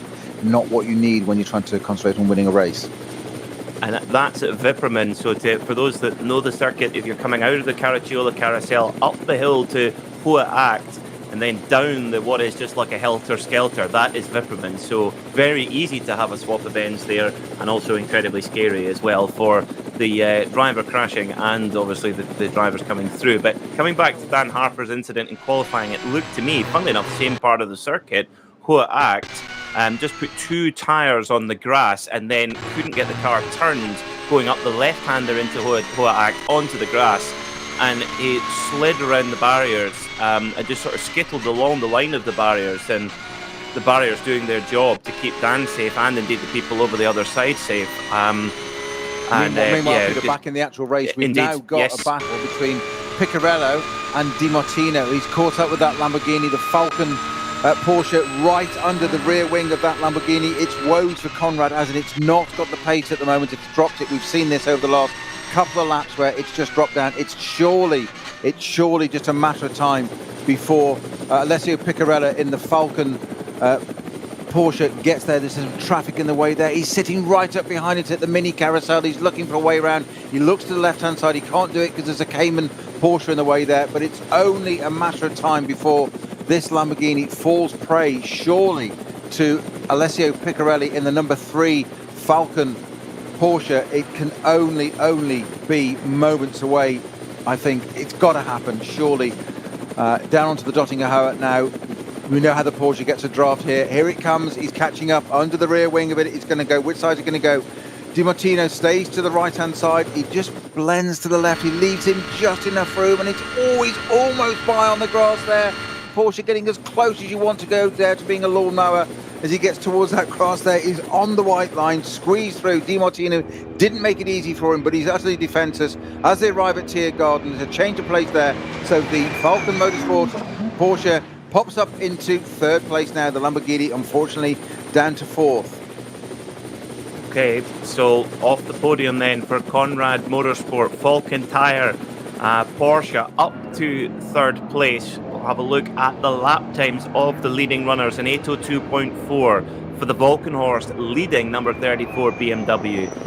An 8:03.4, so just a second off for Frank Stippler in the Phoenix Audi number 5, and 8:07.2 for the Falcon Motorsports number 3, so a little bit off the pace of the front runners, and 8:12 for the Conrad Lamborghini. So Michele Di Martino unfortunately struggling with a wounded Lamborghini Huracan, but the wheels are still turning, the car is still going. They've done hard work early in the race, and we shall see where they finish come the end. What a dramatic event here at the 44th RCM DMV Grenzlandrennen, live here from the Nürburgring Nordschleife. 75 minutes to go.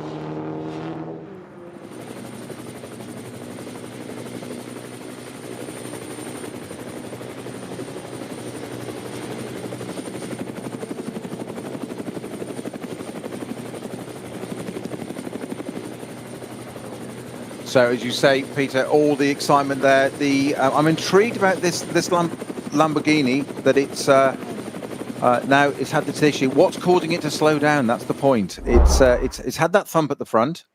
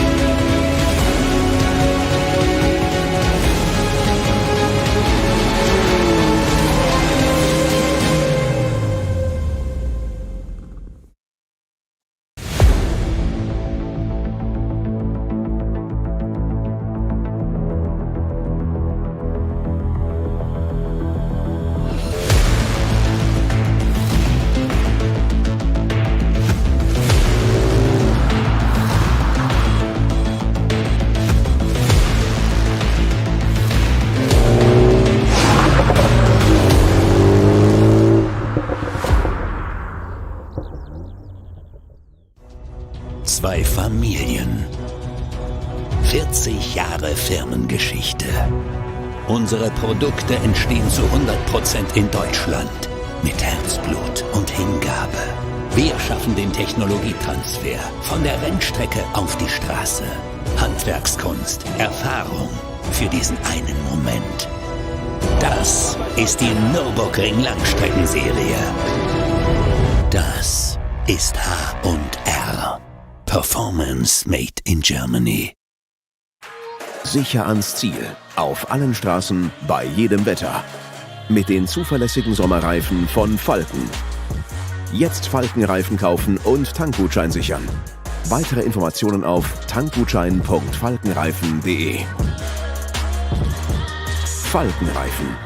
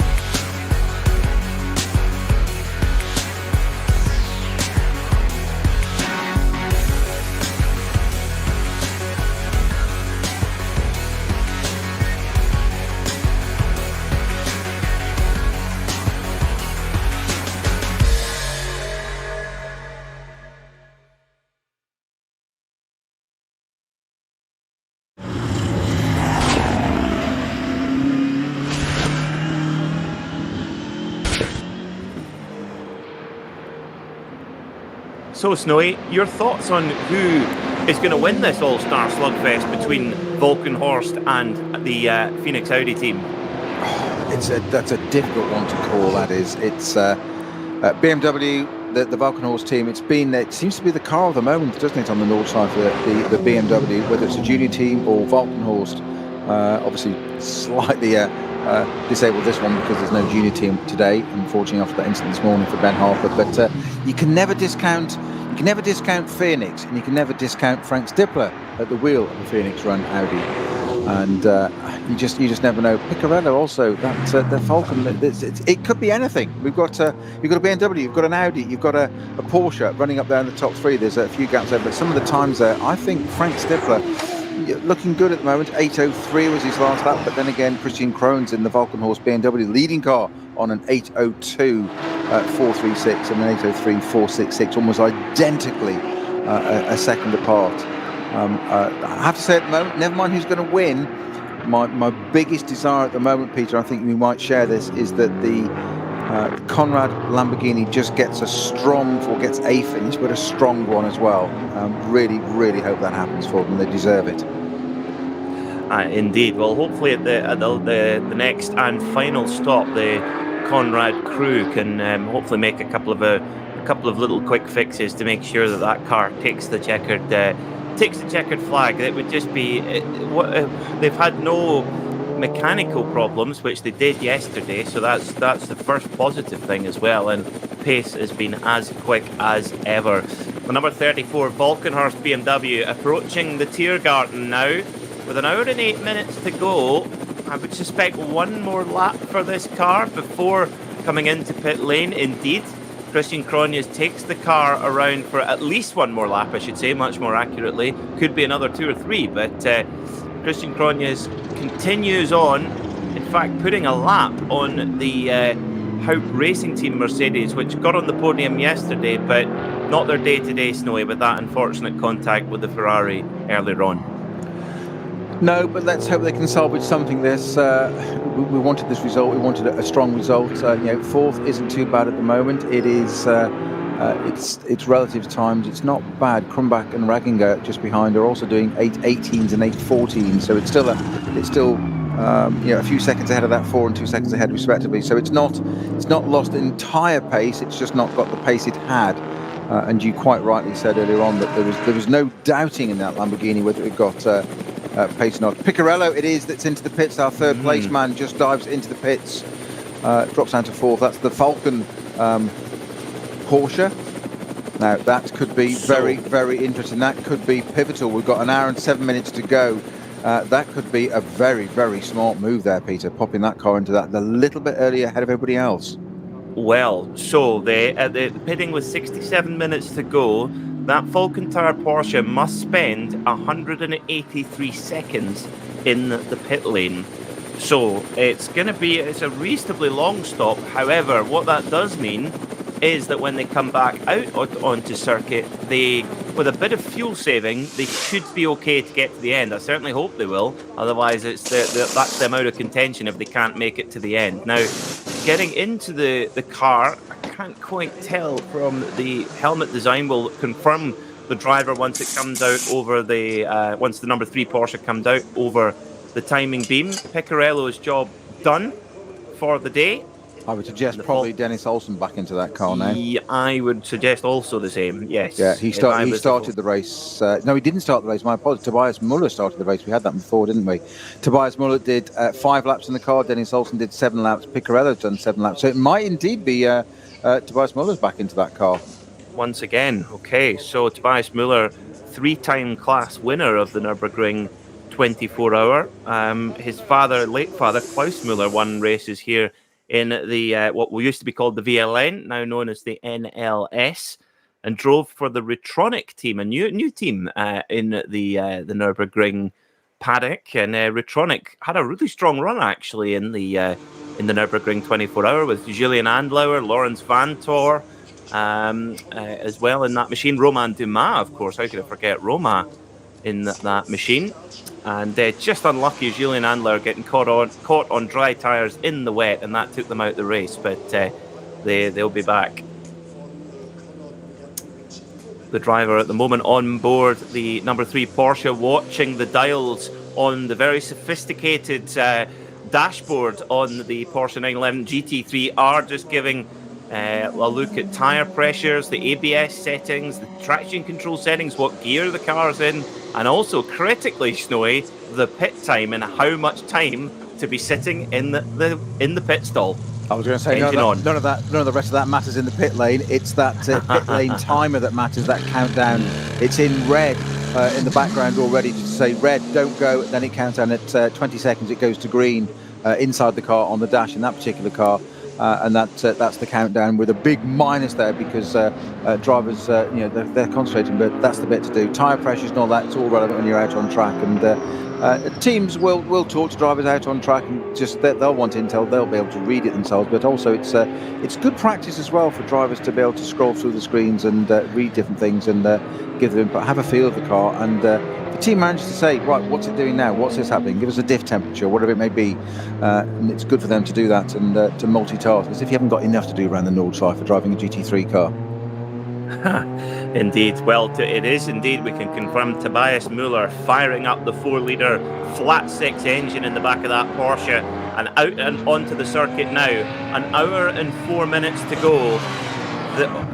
Do you know what, Snowy? I think the Falken Tyre team, this is going to be a whole stint of fuel saving for Tobias Müller, because that's 8 laps minimum, depending on when the leader comes over the line. So Tobias Müller is going to have to be very light-footed for the next 63 minutes. Not a phrase easily associated with somebody like Tobias Müller in that car. Light-footed, just gently, just ease it, stroke it home. It's a big call, but that's again discipline. We've mentioned that, haven't we, time and time again? That drivers recalibrating their brains, but discipline. Stay focused and do what the team tell you, because it's the big picture is very much required there. Fastest lap of the race still stands in that early stint at the very beginning. The number 5 car, which is the Phoenix Audi R8, was driven by Frank Stippler, who's in the car again now. It's 16 seconds behind the Falkenhorst leading BMW, but Frank Stippler it was that set the fastest lap of the race early on with a 7:56.955. The second fastest next to that is ironically the leading car with a 7:57.4. Nothing better. It's often at this stage of the race or in the next sort of half an hour, 40 minutes or so that you can start to see those times come down again. 10th place car, Doncha into the pits as well. That's from the SB9 Pro Am class, our number 40 car. That's into the pits, one of our top 10 cars. So we're starting to drop now. 20 laps completed, Peter, by the top 10 cars. So, and depending on the, interestingly, we saw in NLS 2, which was won by Manthey Racing of Kevin Estre, Michael Christensen and Lars Kern, 29 laps were completed. However, in NLS 3, the 67th IBAC Cup, that was won by Fricadelli Porsche, but only 28 laps. And from my memory, we had 28 laps yesterday. Falken Tyre will really be hoping it's 28 rather than 29 then, because 9 laps is impossible in an SP9 car. So 8 laps possible, 9 not so much. So the Falken Tyre team, you've got to think, Snowy, that having taken that pit stop and leaving with 64 minutes to go, about 8 laps worth, you've got to think that they're maybe hoping for some slow zones and some code 60s along the way. Yes, and unfortunately the Lamborghini, the Michele Di Martino, dropped another stack of time in that this last lap, an 8:22. Well, they again, like we said, if they can get home I think in the top 5 is easily. I say easily. Is certainly not impossible, and getting home in the top 5 with an impact and no mechanical failures after that, I think, although disappointing for the Conrad squad, that I think they can take a lot of positives from that, and not using a cliche there, I think they genuinely can. Yeah, well, it's unfortunate to drop it into the order of onto the sights of Müller is in the Falken car now, only 4 seconds behind, but Krumbach in 5th is 2 minutes 20 behind that, so hopefully it may not drop much more down the order on that one. Stop and go penalty for our number 14 car as well, and that's fallen below minimum pit time, unfortunately. So that's I think that's the first time we've seen that, actually. it is, and that's the racing engineers Audi R8. Well, we had the at Knockhill last week, Snowy. We had the Classic Sports Car Club, and it was the first time we've seen pit stops at Knockhill, probably actually since the days of when British GT came to Knockhill about 20 years ago, and they have a minimum pit stop time to serve as well. And the amount of cars, bless them, that got... Of course, Knockhill has a very different length of pit lane compared to most of the circuits the drivers are used to down south, and yes, there was a number of drivers getting penalties for going underneath the minimum pit stop time. So it can happen to anybody in that context. So we've gone past our last into our final racing hour now. So let's have an update and see where your favourite drivers are and who leads the classes at this moment in time. So leading overall in SP9 Pro, the number 34 Volkenhorst BMW, driven by pole sitter Christian Cronjes. In SP9 Pro Am, it is the number 30 Fricadelli Racing Team machine, Martin Raginger and Klaus Abelin, team owner of that car, leading in SP9 Pro Am, 6th overall at the moment. In SP9 Am, it's Moritz Krantz and Janine Schaffner in their Mercedes. The SP Pro class, the number 350 Black Falcon Porsche. In Cup X, it's the Teichmann Racing number 930 KTM Crossbow. Now that is the same KTM Crossbow that had that spin, which was then followed by the impact between the Phoenix Audi and the number 7 Lamborghini, but still leading the Cup 3 class for those KTM Crossbow machines. In SP10, the GT4 class, it looks like it's going to be a double for the Schnitzelalm Racing number 165 Mercedes AMG. In SP7, the RPM Racing number 78 leads in that class for Porsche 911 Cup cars. In the alternatively fueled class, the number 320 Ford Motors Porsche 911 Cup leading there, with SP4T and SP8T led by the Schnitzelalm Racing 150 Mercedes GT4. In SP3T, it's the number 10 Max Kruse Racing Volkswagen Golf GTI TCR, and the number 875 FK Performance BMW M2 leads in Cup 5. In H4, it's the BMW M3 GTR run by Offer Racing leading the way. In SP8, the number 135 Lexus RCF Novel Racing with Toyo Tire leading there. The VT2 class, number 481, the BMW 330i for Adrenaline Motorsport leading that class. Now, we break from the rundown to have an inspection of the Lamborghini GT3 number 7 Conrad Motorsport car. Team owner Franz Conrad taking photographs of the front of that machine, perhaps sending it to Lamborghini HQ, quite possibly. That's for insurance purposes for the claim. You think? I was about to... It does look familiar, yeah. So damage to the bodywork of the front, but the driver doing a driver change. So Di Martino out. I wonder, will it be Germisiak or will it be Jeffries? I mean, either way, there's an enormous moment there for the number 3 of Tobias Muller coming through Tiergarten, very, very nearly losing it actually, but big end-to-end swap over there, but carries on down towards the start-finish line in turn 1 of the Grand Prix circuit. But the Lamborghini going through pit stop as normal, Snowy. Yeah, and what's interesting as well, Peter, is that its last lap it picked up pace again and managed to put an 8:13 in again. So slightly odd that maybe it was just a sort of calm it down. Let's see if this damage is going to manifest itself or grow or whatever, and it didn't. And okay, come in, a little bit of discretion, better part of valor. Slow it down, bring it in. Looks at it. Franz Conrad, take photographs of it. I'm sure we're getting his Allen key out. We shouldn't jest, but it seems to be the Allen key, the Conrad Allen key that fixes anything on that car, and it's back out again. So it's. We will see. Martin Ragener also into the pits in the number 30 Fricadelli Porsche that's having its tyres changed, and it's I'd say slightly slow start. The number 7 Conrad car out already. That's already leaving the pit exit. Lights back on again. Away it goes. So whatever. It may look a little bit tatty at the front end of that car and bits of carbon. I wouldn't like to pay the bill for that, as we've said, but the car's there, it's onwards and going, and it's such is the case with endurance racing. They look a bit tatty, a bit dishevelled, but they can get to the end of the race. Let's hope that just stays out there. It is in 3rd position at the moment.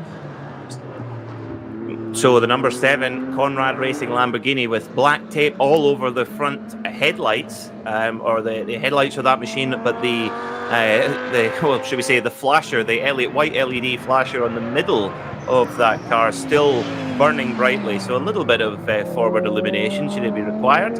Now the Fricadelli Porsche, interestingly, Martin Waginger has got out of that machine and put Klaus Abelin back in the car. So the driving being split very much evenly between those two, Snowy. So Waginger, definitely the pro in that pro setup, but Waginger's done his job and he's handed over to Klaus Abelin, and Klaus got an opportunity to get a class win for the Fricadelli Racing team.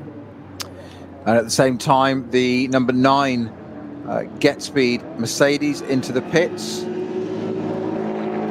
And that's got Krantz at the wheel, which I'm guessing is going to possibly change over to Janine Schaffner back into that car, though she's not long out of it, the American driver going into that car. Only 2 people showing that one today, but that's 9th. Car number 9 in 9th as well, the Get Speed Mercedes. 21 laps completed by our front runners. In fact, the top 10, almost the only car there is the top 10 car is the number 40 car that hasn't yet completed its 10th lap. It will do very shortly, which is our car collection Audi R8 number 40. Well, these are now the last pit stops coming in. 53 minutes to go here at the Nürburgring, and this is where being able to stretch an extra lap can make such a difference. You know, if the drivers were to pit right now, a minimum pit stop time of 150 seconds would be required. If you pitted 8 minutes later, so about a lap, all of a sudden it's 131 seconds. Now that is the gap. There's about a 20, well, that would mean about a 19-second gap in pit stop time. Well, funnily enough, that 19 seconds is exactly what separates Christian Cronjes in the lead of this race and Frank Stippler in second place. So if the Phoenix Audi has one more lap in the tank compared to the Volkenhorst car, we're game on, Snowy. We most certainly are. What a way to set the scene for the last 50 odd minutes of this race to go. It would be extraordinary as ever. It's down to the final bits. It's down to strategy, and all these permutations of the teams do this, slow down, speed up, whatever you've got to do. The drivers are having to do their plug and play job, get in there, get the job done. But it's still that Frank Stippler. I still think he's on for a possibility here. This what a fantastic and appetizing scene you've just set there, Peter. Leader in pit lane, the number 34, Christian Cronjes is in pit lane. Frank Stippler coming through the Tiergarten now. Does he have one more lap in the tank in the Phoenix Audi? He does indeed. Oh, game on, Snowy, here we go. Frank Stippler goes round for one more lap compared to the Volkenhorst car. So 51 minutes to go here at the Nürburgring. We have 145 seconds of minimum pit stop time for the leading number 34 car. What this will mean then, that if Frank Stippler comes in at the end of this lap, which I suppose he will, 127 seconds. So he's going to gain 16 seconds here, Snowy, and that's exactly what he needs. Unbelievable, absolutely brilliant spot on. I can hear your glee already, your tee glee, absolutely, and quite rightly so. But fantastic call there, and this is what happens at the Nordschleife. It can just suddenly change, and it's all the strategies you say that aggregator of how much time you get in there. 16 seconds to be gained. It's 12 seconds across the line now, so it's game on. I did say that you just never know, that Audi might just do it, but. Boy, oh boy, 51 minutes to go, and what a scene we may well have in a lap's time. What Frank Stippler needs now in the Phoenix Audi in second place is a good, clean lap, as if he's never going to get that. He needs that every time, but this vital one, and it's just slightly held up by one of the Caymans there, but it doesn't really matter. He sat behind it for a moment.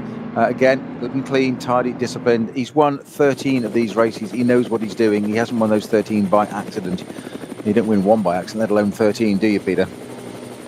No, you do not. And also, it just shows anything. One of the you would think, oh, maybe Frank Stippler might have had more wins than that, maybe. But the thing is, as we saw, anything can happen at the Nordschleife, and how the number 5 Phoenix Audi, driven by Frank Stippler at the moment, how it's still running at all, boggles the mind. Because when if you're listening on audio, if you get the opportunity to see the footage of the impact from behind by the Lamborghini Huracan number 7. Honestly, you will not believe how it kept running, and running it at very quick pace as well. The number 34 Volkenhorst car let down off the jacks, tentatively let go by the mechanics, and the 34 Volkenhorst car back going again. A new set of Yokohama tyres, very much an outlier with the Yokohama tyres. That must be some sort of deal between Henry Volkenhorst's massive empire of dealerships and the race team.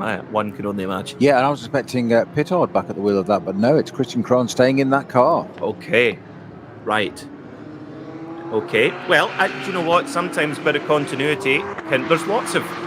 There's no wrong answers when you've got a driver lineup like that. Very good point. Yeah, absolutely no wrong way of doing it. It's just that they know what they're doing, and there's reasons they'll have decided internally, and that's what it is. I did think we were going to have Pittard and Stippler just duking it out there on this last stint, but it seemingly not. So 22 laps completed of our top 2 cars, and Christian Krohn is that stays in the Volkenhorst BMW. Now, I can confirm that Iceman has left the pits. And you're thinking Peter Mackay's finally gone mad. No, there is someone on the entry list entered as Iceman, driving on his own in a Porsche Cayman GT4 in the Cup 3 class. But can confirm Iceman has left the pits. Now, I believe where is he in Cup 3? He's not leading the class, but hard effort to do 4 hours of racing on your own, Snowy. Yeah, but if anybody can, Val Kilmer can, can't he? Is that what his actual name is? Go back to 1986, mate. Oh, right. Well, you probably weren't can't, around. I'm afraid. Sorry. No, you can't. Yeah, all right. As much as I'd like to, I'd like to. Snowy, I would have loved to be commentating on your Group C races. Oh, well, there you go. I don't think anybody did at the time. I don't think we had commentary in those days. Well, that's one for off air. I was speaking to a gentleman the other day who worked for Rothmans at the time and talking about filming. But that's one for off air. I think brilliant. So Frank Stippler going for an extra lap compared to the 34 Volkenhorst BMW, and what that means, because of the sliding scale of minimum pit stop times, the last stop the drivers make, the later that is, the less time that's compulsory for them to spend in the pit lane. And for Frank Stippler here, he's going to get a boost of about 16 seconds when he comes out of the pit lane, and that was the gap when the number 34 came in from the lead, Snowy. So they are going to be absolutely neck and neck, and you've got to imagine that Frank Stippler will be driving the door handles off this blue and red Phoenix Audi R8 at the moment. I don't think he knows any other way to drive it. True. Just going back to SP9 Pro-Am, you said very early on at the beginning of the race that what a great run those cars were having, and being up, I think they were third overall at one point, one of the Pro-Am cars. It's still only in 5th place, and this is our 24 car, which is, of course, driven by Lorenzo Rocco de Toro Padula. And it is only, despite the penalty that car's had to serve, it's in 5th place overall, which I think is hugely impressive. That's the Line Speed by Car Collection Motorsport Audi R8, and it's had, as you said, not one but two, a double penalty, one for speeding in the pit lane. And what was the second one for? It was one was for overtaking on a yellow flag, correct, then serving that penalty, speeding in the pit lane. That's right, thank you. But very important that it owes us a stop. Owes us the third stop. I thought it. So yes. I'm getting way ahead of myself there. So, see, and you said I keep you on track, or the way round, my friend. Well, but that doesn't discount them from coming back out in the lead, because the timing screen is jumping about at the moment. So let's see when it comes out of the pit lane. It's definitely the fastest car over a lap in the class. That's for certain. It's just been thwarted. How they're still anywhere near the front after all those penalties, I'll never know. 8-12. I was making the classic journalistic error there, and letting the truth get in the way of a good story. But that's Scotch whisky marketing you're talking about. You're quite right. It owes a pit stop being the definitive line of, yes, back in my box. Oh, aren't we a pair of cynics? So, the 45 minutes to go here at the Nordschleife, and we wait for Frank Stippler to come around to take the final stop for the number 5 Phoenix Audi squad. Now, question for you, Snowy. I honestly could not tell. We did see Vincent Kolb and Frank Stippler sharing the driving absolutely evenly yesterday. Frank Stippler in the car right now, lapping just a couple of seconds quicker on average than his teammate Vincent Kolb, which is quite a praise to Vincent Kolb. He can get so close to such a all-time legend of the Nürburgring. But in this context, it's going to be a tough decision for the Phoenix Audi team to see who they put in the car, or do they leave Stippler in? Who knows? Tough is an absolute understatement. There it is. Do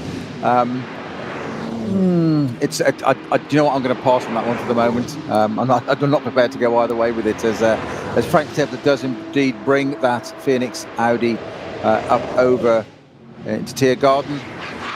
22 laps completed. This will be the end of the 23rd. Its last lap was it was an 8:03, which is phenomenal, as you said. Into Tiergarten, it comes through. What's it going to be on this lap? It's Frank Stippler, as you say, wringing the neck out of that Phoenix Audi, and it's into the pits. In he comes. So this is again, this is where experience comes in. Under a lot of pressure, very, very easy for mistakes to happen in what appear like basic tasks, but they're really not. But I tell you what, this is where you want someone like Frank Stippler in your corner, bringing in the Phoenix Racing Audi, the beautiful blue and red painted mid-engine machine. And into pit lane comes Stippler, and Vincent Kolb waiting there. Yep, he says, let me in, I want to go now.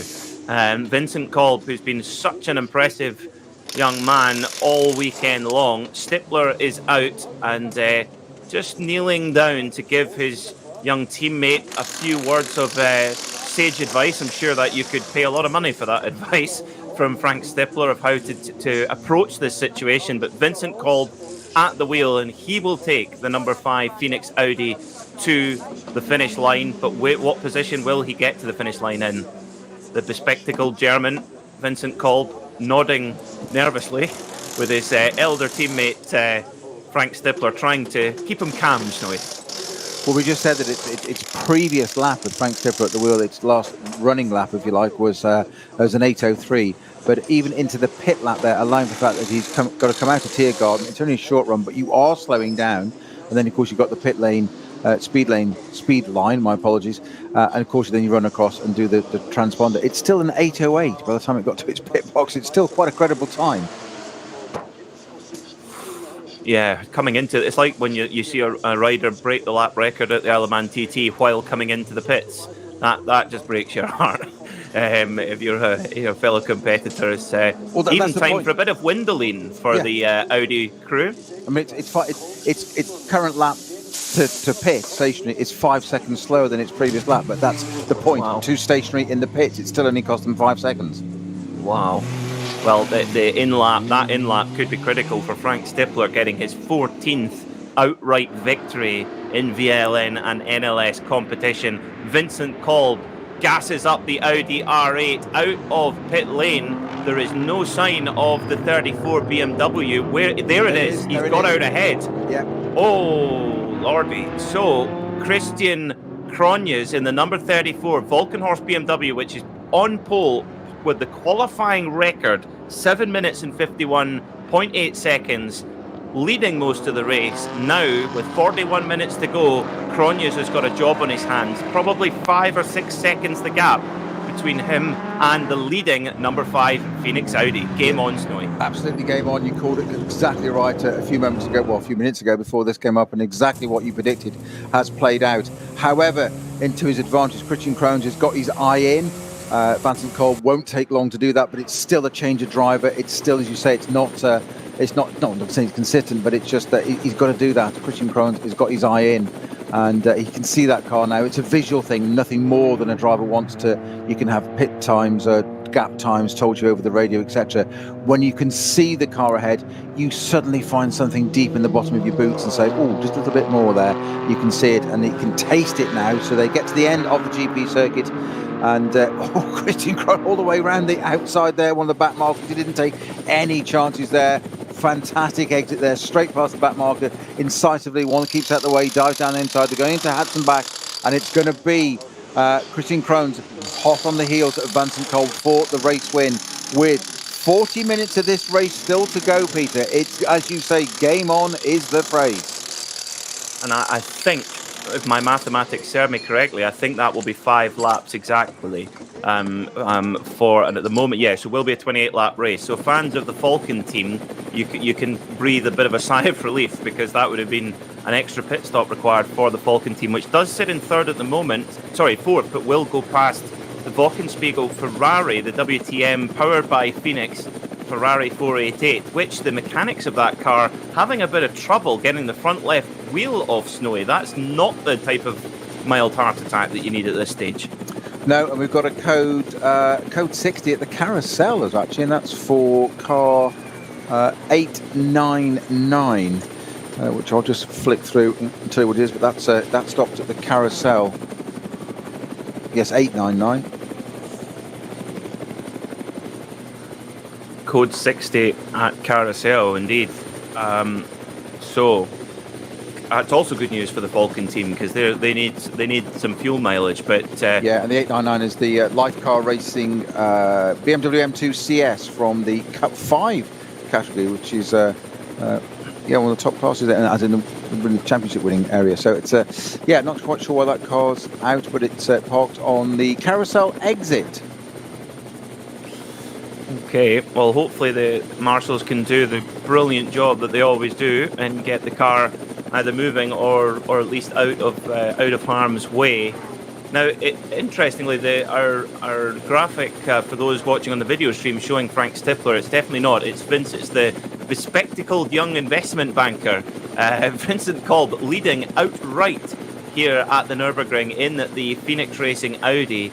And looking at the sector time, sector 2, Krohn is 0.2 of a second quicker than Kolb. It won't be long till we get over sector 3, as Kolb has to take big risk at Wearside, my apologies, to get past the slower BMW 3 Series, and really decisive young man in traffic there, Snowy. Just what he needs to be at the moment, get the job done. That's exactly what the team will want him to be doing, and doing a great job. He is indeed. What a grandstand finish. We've got just under 38 minutes to go, Peter. And do you know what? If you ask me now to say which one of these two it is, never mind any money, sporting, whatever. It's a very, very difficult one to call this. I think it could be anybody's race for these two. Well, sector 3, 1.1 seconds quicker in the favour of Christian Krohn. So Krohn is catching in the Volkenhorst BMW. It's been a dream weekend so far for the Bavarian Mark, with the BMW junior team winning yesterday. Can Audi strike back today with the number 5 Phoenix crew of Frank Stifler and Vincent Kolb? This is grandstand finish indeed. It's going to go right down to the wire here at the world's greatest racing venue, the Nürburgring Nordschleife. And I have to think Peter, that they're approaching. They're just approaching the carousel, which is now going to make it even more tantalising, because that gap's suddenly going to get completely negated. It doesn't matter what Vincent Kolb does. The Christian Krohn BMW is going to suddenly sit right behind him, and that's what happens. You've got a code 60 up there at the carousel for that 899 car, and all of a sudden he's going to be right on the boot of it, sitting there, and it's race on. So they're going to get the run out of that onto the last part of the lap. Well, that was not what Vincent Kolb wanted to see, and I guess that's one of the unique challenges of the Nürburgring Nordschleife, of being able to go in and out of code 60s and slow zones as effectively as possible. It's just time lost and gained. Now, there is a Porsche Cayman really struggling along the Dottinger Hoe at the moment. Left rear puncture on the Dottinger Hoe, Huge puncture, and the car is at walking pace, Snowy, I would say.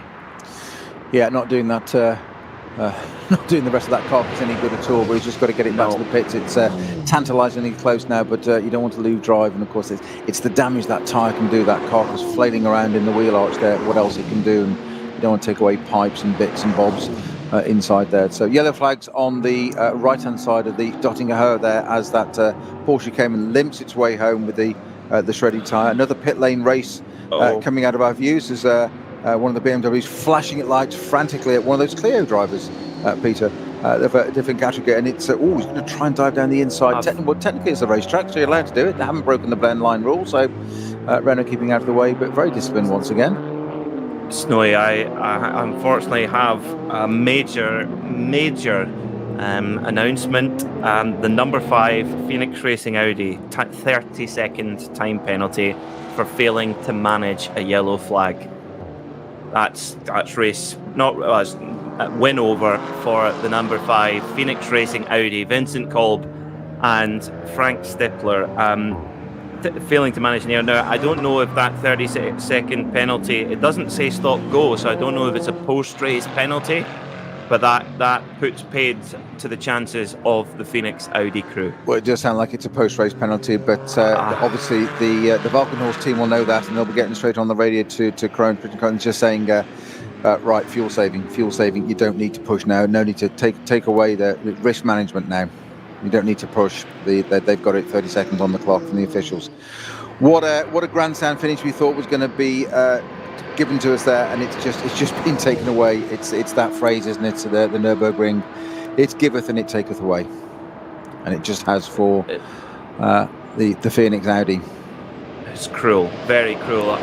You can almost see, Snowy, how it might have happened. Of course, it'll be a yellow flag coming in, approaching the code 60 zone, and I wonder if maybe Vincent Kolb just having to take off every last meter and maybe just didn't quite slow down, and as Vincent Kolb hits the curb at the Tiergarten, there's a massive tank slapper which he hangs on to very well, but already Christian Cronje's right in the draft now, so Cronjes may well win on the road anyway, but I feel like we've been robbed, and both these drivers have been robbed of a brilliant grandstand finish here, Snowy.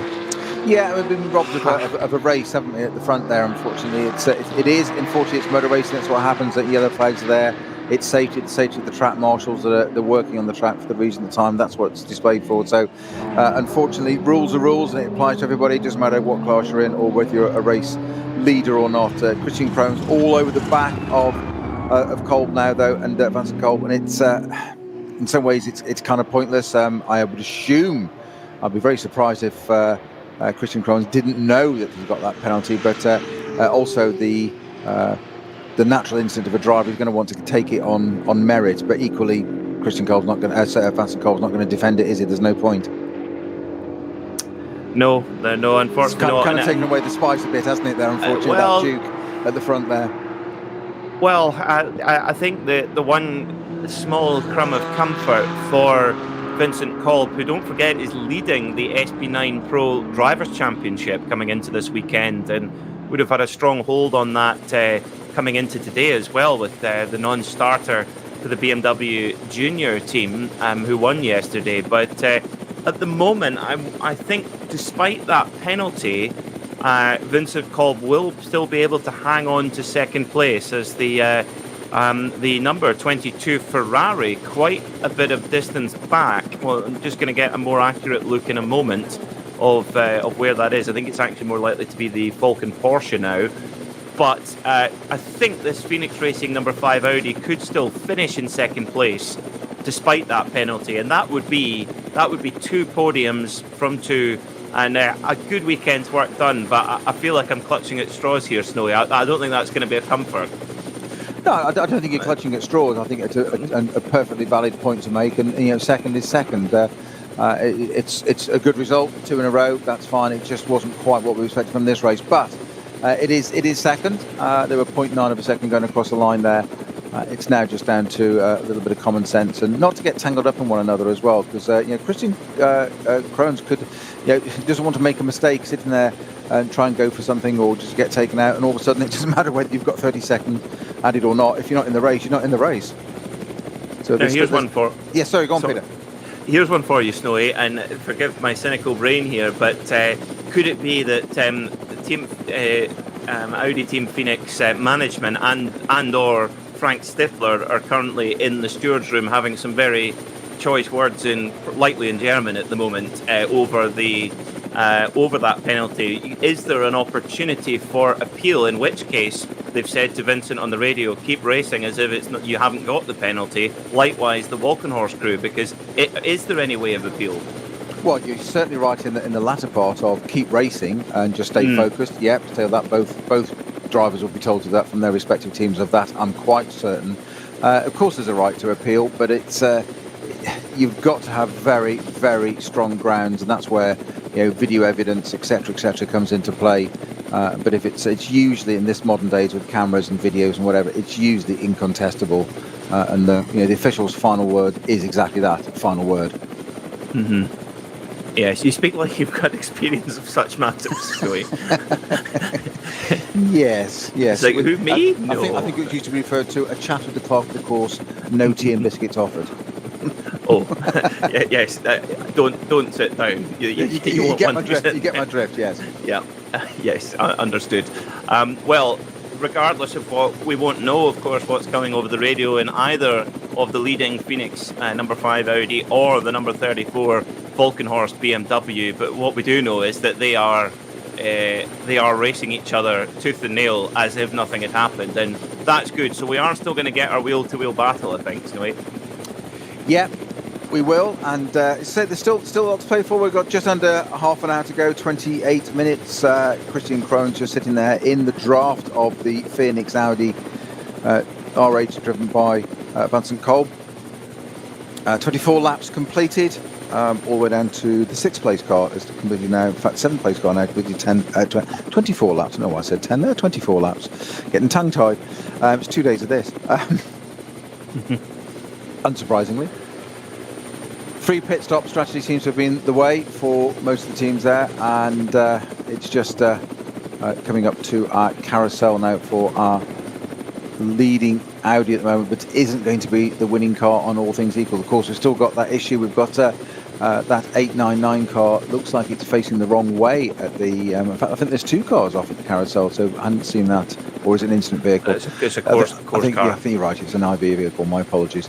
Hence no livery. Now, this reminds me of something, Snowy, that I was debriefing in my mind last night. That I did see a tweet yesterday that the Unimog is made by Mercedes, which of course is one of the recovery vehicles. So you're correct in both ways. Can we just get that in writing, please? That's the first one. I'm sure Kerry's got a soundbite of it already. Kerry's going, no, I've just edited that. I've just deleted that. You've leaked it out. Exactly, it's done it already. That's not going to be on a hotkey for midweek motorsport. No, definitely not at all. No. Well, 27 minutes to go. It will be. I'm trying to do the quick maths now. 3 laps to go. In fact, it's going to be quite close actually, to see when the drivers take the final lap flag. We'll try and do a bit of quick arithmetic, and try is the key word there, to figure out when that's going to be. But still, Vincent Kolb has the track position. Cronje is stalking every move of his Audi driving rival, and if the penalty stands, which we don't see any reason why it wouldn't do, this would be a double trouble for the or double delight, for the BMW squads. One for the Walkenhorst team and one for the BMW Junior team, and that does certainly settle the score. In fact, puts BMW ahead of Porsche in victories this season. It does, and it is down to the manufacturers. There is always that the bragging rights. Who's done this? Who's got whatever? As you said, Stifler, you were talking about earlier that 13 NLS wins. This looked like it was game on for 14. It's not going to be today, and it is all those things. Endurance racing. We said it before about it getting on pole position. 4-hour race, does it really matter that much sometimes? Yes, it does, in terms of the bragging rights as well, and just setting the tone for the weekend, and just really hoping that these two could have had a good old duking it out there. But that's it. It's motor racing. It is. It's a cruel. She is a cruel mistress. Is the Nürburgring Nordschleife. And I suspect that Vincent Kolb now just driving as quickly as he can and enjoying the rest of the race as best he can. Christian Cronje, I think, backing off the pace now as they clatter down the Dottinger Hoe. And coming up to Tiergarten, in fact, Snowy, this could very easily, if the I think I see what's going on here. Vincent Kolb, I think he's trying to force a fourth lap. And force an extra lap, which it could be down to a couple of seconds. And if Vincent Kolb, as the leader, is able to force an extra lap, that could put the Walkenhorst crew in danger on fuel.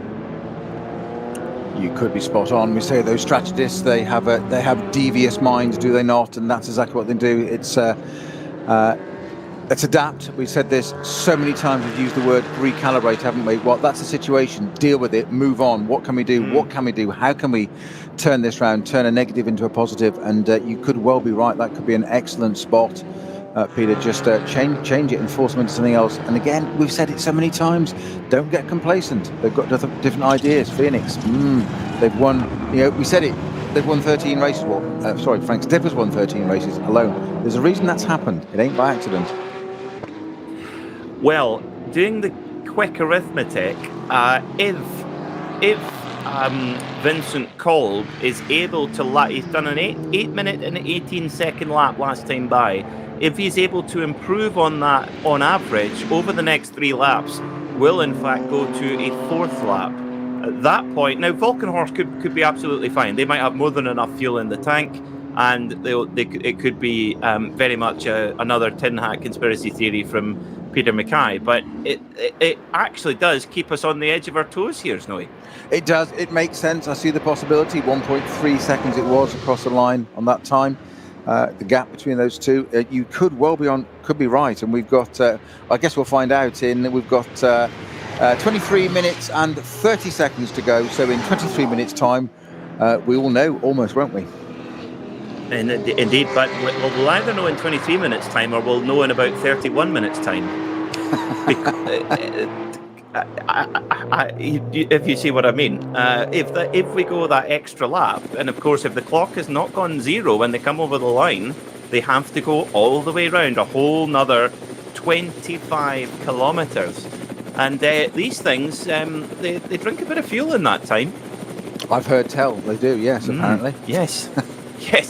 Yes, by the gallon load here. Well, I have to say, Vincent Kolb, he is improving with every passing kilometre here in this Phoenix Audi team. And you talk about team dad, you talk about mentor. It's like Skywalker and Yoda with Frank Stippler. You talk about fuel consumption there. We're talking about 1.2 litres a minute, roughly. Ouch.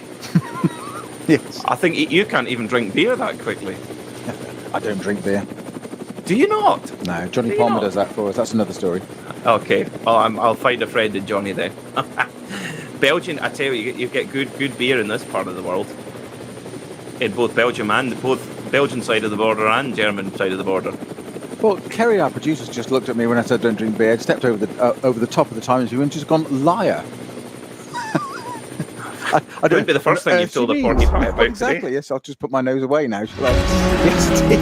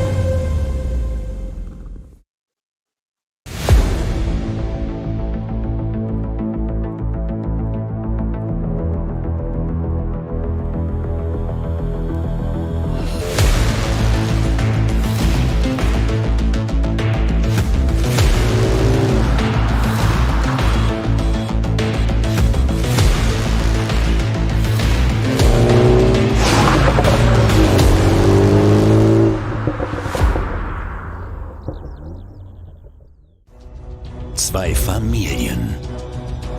40 Jahre Firmengeschichte.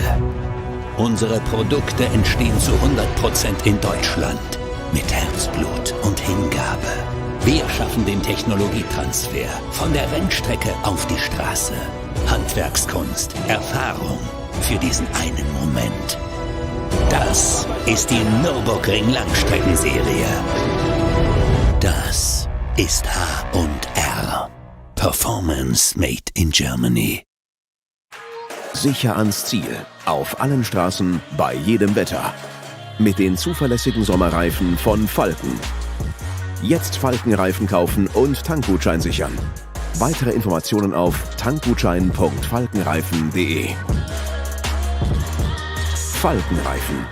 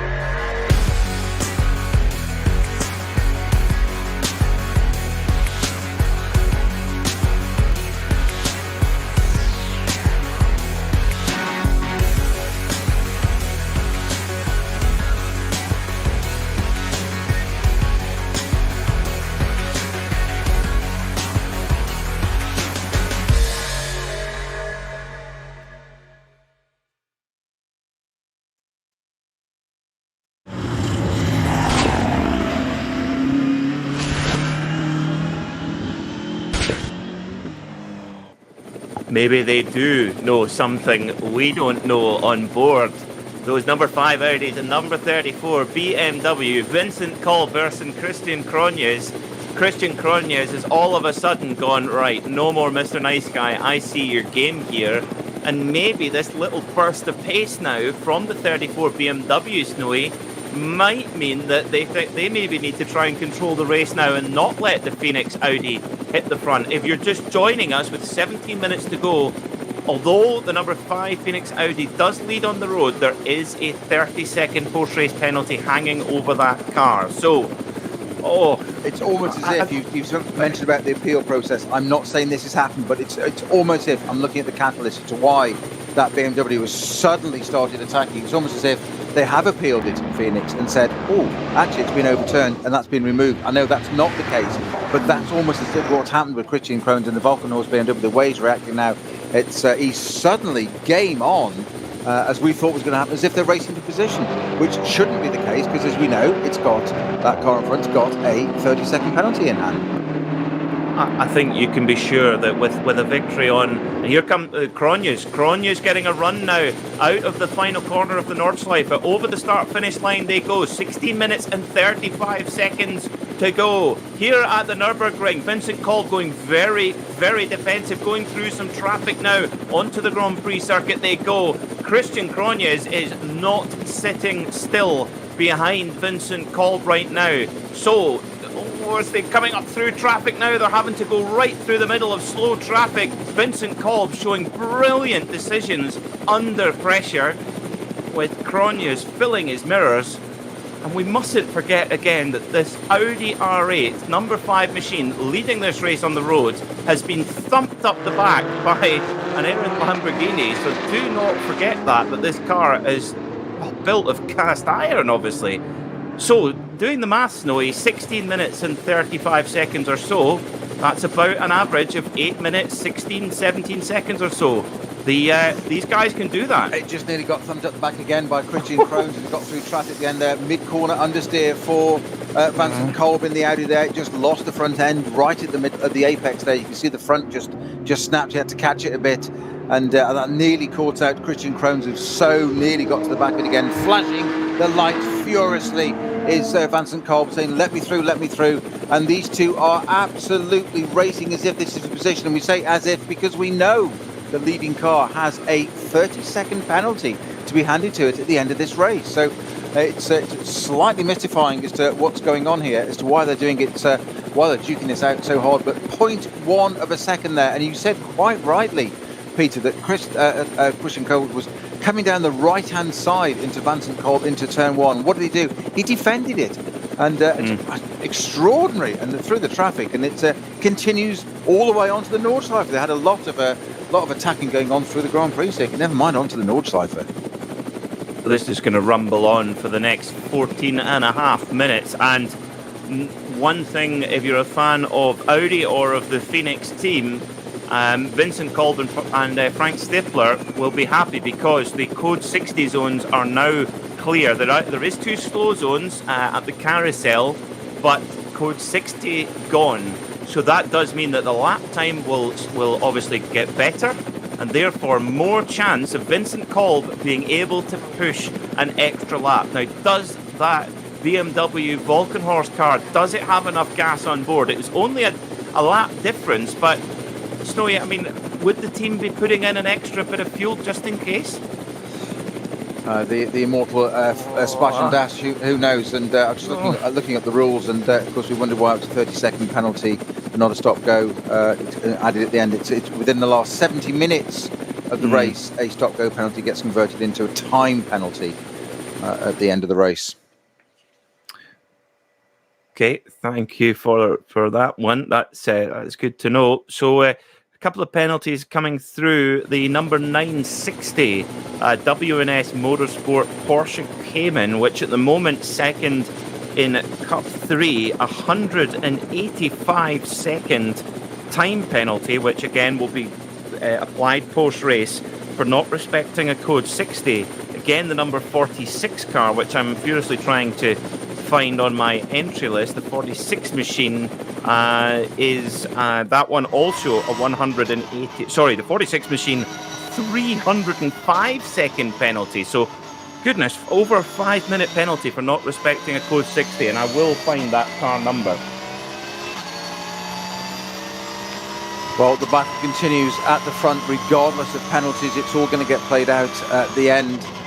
But those lap times again, slow in traffic, an 8:29 and an 8:28 for the two, respectively, for the two leading cars, Kolb and Krohns in the Phoenix Audi and the Volkenhorst BMW in first and second. 0.1 of a second separating them across the line. I know it's slightly academic because we've got this 30-second penalty to go at the end, but it's all down to fuel. We've got 12 minutes left of the race, and they're trying to force it into an extra lap.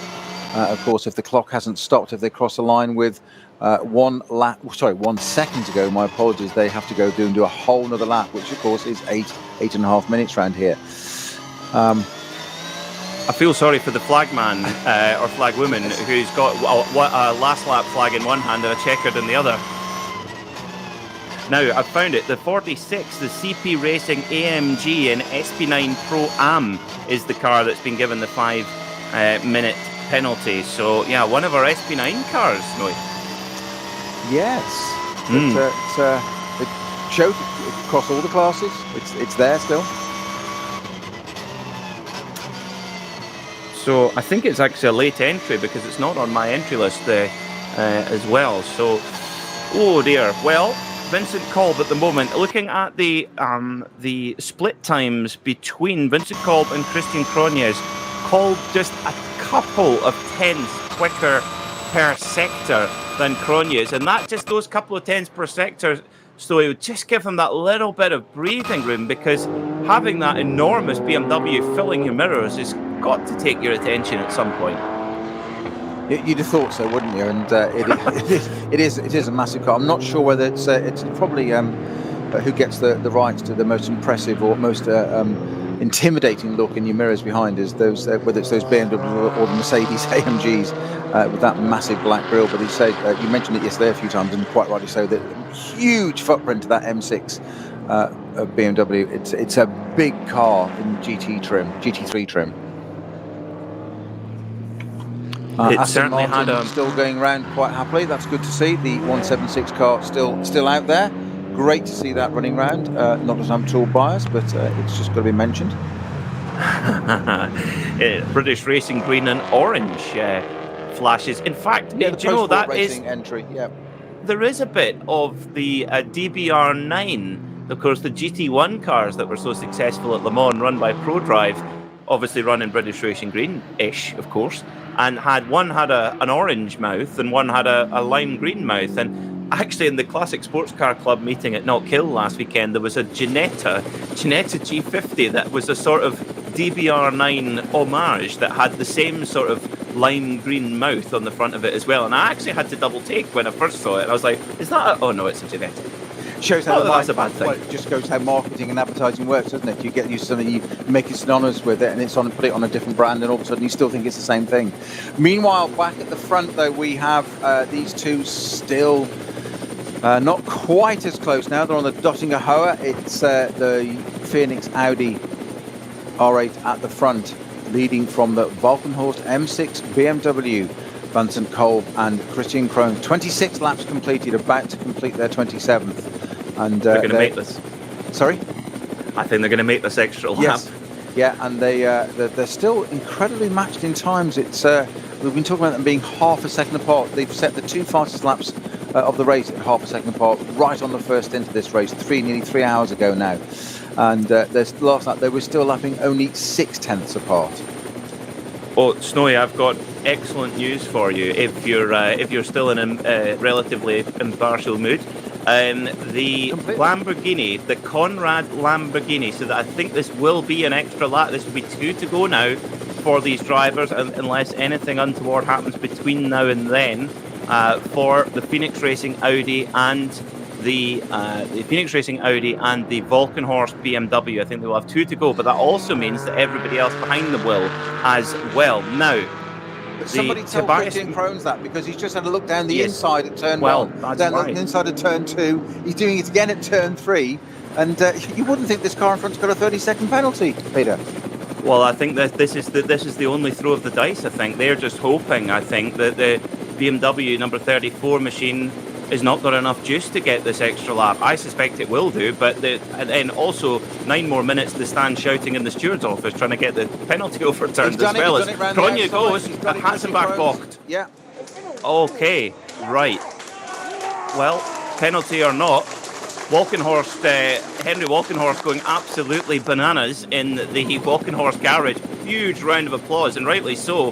What a move from Christian Kronyas, and they're thinking, well, our turn to set the pace. This could get very spicy indeed. Now, if we go the extra lap, which I suspect we will do, that will mean that the Falkenthal Porsche can't surely make it without another little splash and dash. What that will mean is that the Conrad Racing Lamborghini, which currently sits 4th, would go up to 3rd, Snowy. It would, and just seeing Henry Valkenhorst punch in the air there, you know why? Because what he's saying is, we've got a car off at Galbenkopf, I think it is. Yes, and lots of debris on the track on the exit there at Galbenkopf. That's one of the Caymans. Just going back to Henry Valkenhorst for a moment there, he's punching the air there because it's like, we don't need the 30-second penalty. We've done it on track. Quite, yes. That takes any dubiety out of it. That's off. My apologies. Sorry, Peter. I cut right across you there. My apologies. Sorry, 460 Cayman that's pulled off there. Perot at the wheel of that car. But more concerningly, it's brought a load of debris onto the track. Sorry, I cut across you, Peter. Right on the exit of Galgenkopf, which for those that know the circuit only lightly, the Dottinger Hohe, the final long 3-kilometre long back straight, or home straight maybe more likely, it's basically on the exit curve of that, a huge amount of mud and debris from that errant Porsche Cayman. So that is not what you want to come on to in a hurry. It might be a local slow zone there for a moment while the marshals brush it away. However, Peter, I've just been looking at the rules again, just in the background. I think I'm correct on this. Once you get into the final 70 minutes, if you're issued a penalty about a 30-second, normally it's a stop-go, yeah, or a drive-through, because you don't, it's added at the end. It actually becomes 35 seconds. Oh, okay. It just confuses even more. Yeah, and I think that's maybe what Walkenhorst were worried about. Maybe they wanted to take the dubiety out of it and hit the front, and maybe Christian Cronjes now knows he's got enough fuel in the tank, he can make the extra lap if he has to, and taking any dubiety out of the decision on a penalty or not, if he finishes ahead on the road, they take the spoils. So Peter, looking like we're going to get a 29th lap here at the Nürburgring Nordschleife. This does mean, it has to mean, that either the Falcon-Tire Porsche has to go around at half throttle to make 9 laps, which is almost impossible in these machines.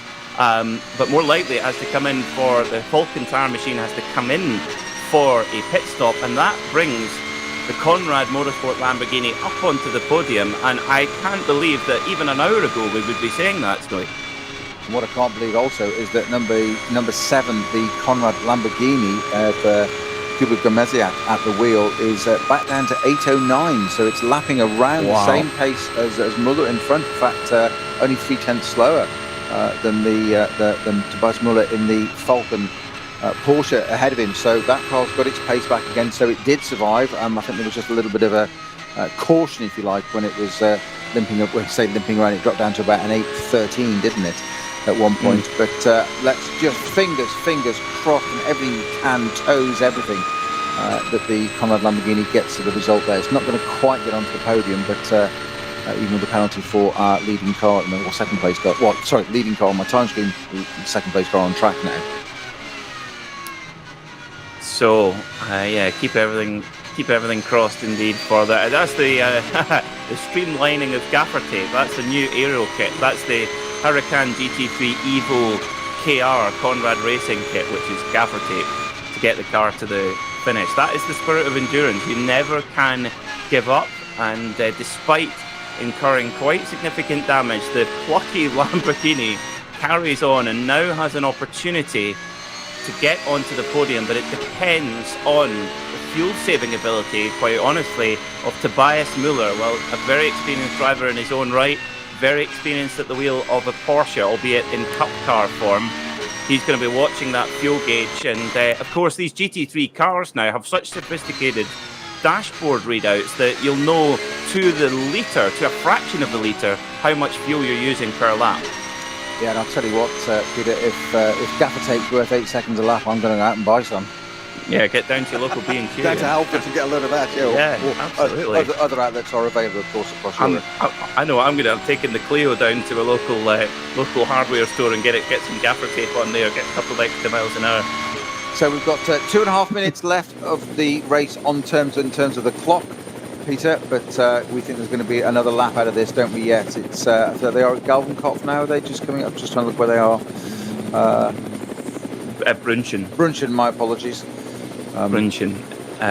If you see a gravel trap, one of the two, Arenberg or Brunchen, because that's the only two places there is one. But this is going to be interesting because we don't see any don't see any code 60s, yellow flags, anything like that at Galgenkopf, and there is a lot of dirt on the road, right on the racing line. And you would think that the Walkenhorst crew and indeed the Phoenix crew would have been on the radio and saying, be very, very careful, do not exit on the racing line because you could be in the fence.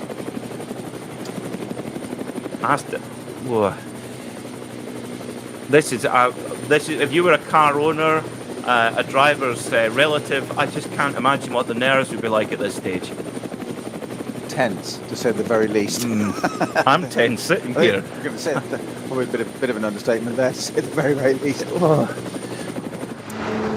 So they're onto the Dottinger Hohe now with just over a minute to go on the clock. So it's as tight as it possibly can be, but it's going to run into that extra lap, is it not, Peter?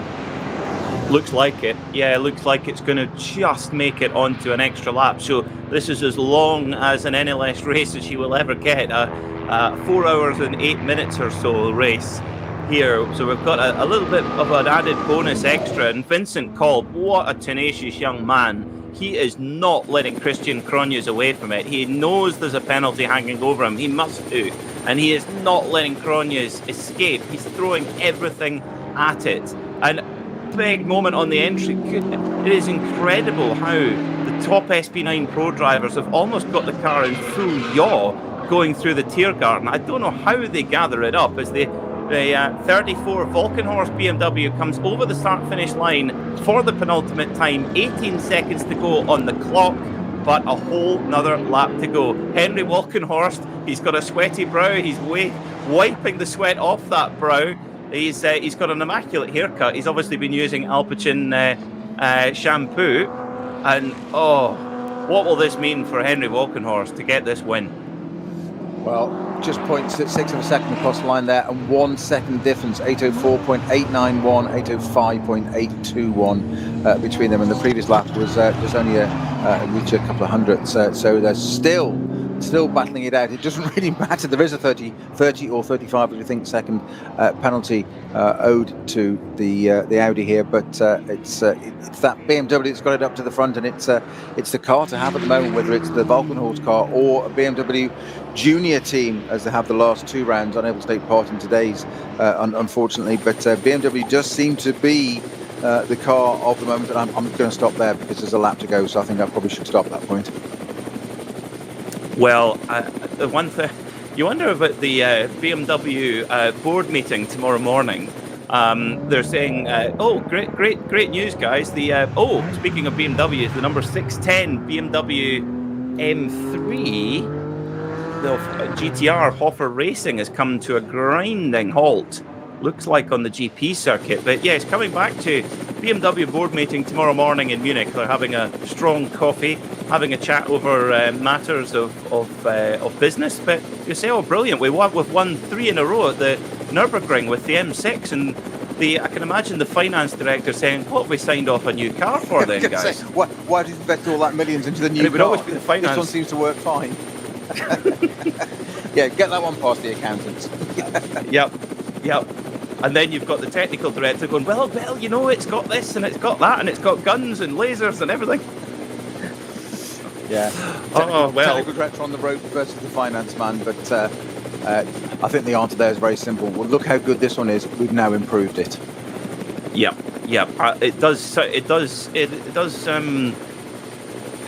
does look quite ominous for the BMW's rivals, because from what I understand about the M4 GT3, it's quite a machine. And Philip Peng, BMW factory driver, says it's an improvement in every single area over the M6, and nothing wrong with the speed of the M6, as has been proven this weekend. It's been the M6's weekend, and in 2 different guises. Obviously, the BMW junior team, mainly a works effort with Michelin tyres, and the Volkenhorst, which is effectively it's a very, very strong dealer team, but Volkenhorst is a BMW dealer in Germany, and running on Yokohama tyres shows that the recipe can work regardless of the rubber, the drivers, the team. Peter, go on. Last lap info: no time penalty for cars number 5 or 7. It was a white flag, not a yellow flag in those situations. Oh my word. We said it would do something, it would throw up a surprise for us, and it's just that. We said, didn't we, why were they racing? It didn't make sense. We knew they'd got something better. They had that intel, didn't they? That's why Henry Volkenhorst was punching the air. They got the job done on the track. His driver, Christian Cronjes, got it into the lead. They knew that. It was a white flag penalty, not a yellow flag. There is no time penalty for that Audi at the end. This is it. It's going to be won or lost on track, not on penalties, Peter. Well, that's good. I'm not interested what happens tonight, quite frankly. It involves kicking a ball into a net. Nope, not interested. I'm interested in this though, and Christian Cronjes, man of the day, man of the hour, puts it on pole this morning, breaks the qualifying lap record, 7 minutes at 51.807 for Christian Cronjes. And, well, he has been rewarded, and it was his teammates, David Pittard and Ben Tuck, two Britons, of course. Been good weekend at the Nürburgring for British drivers.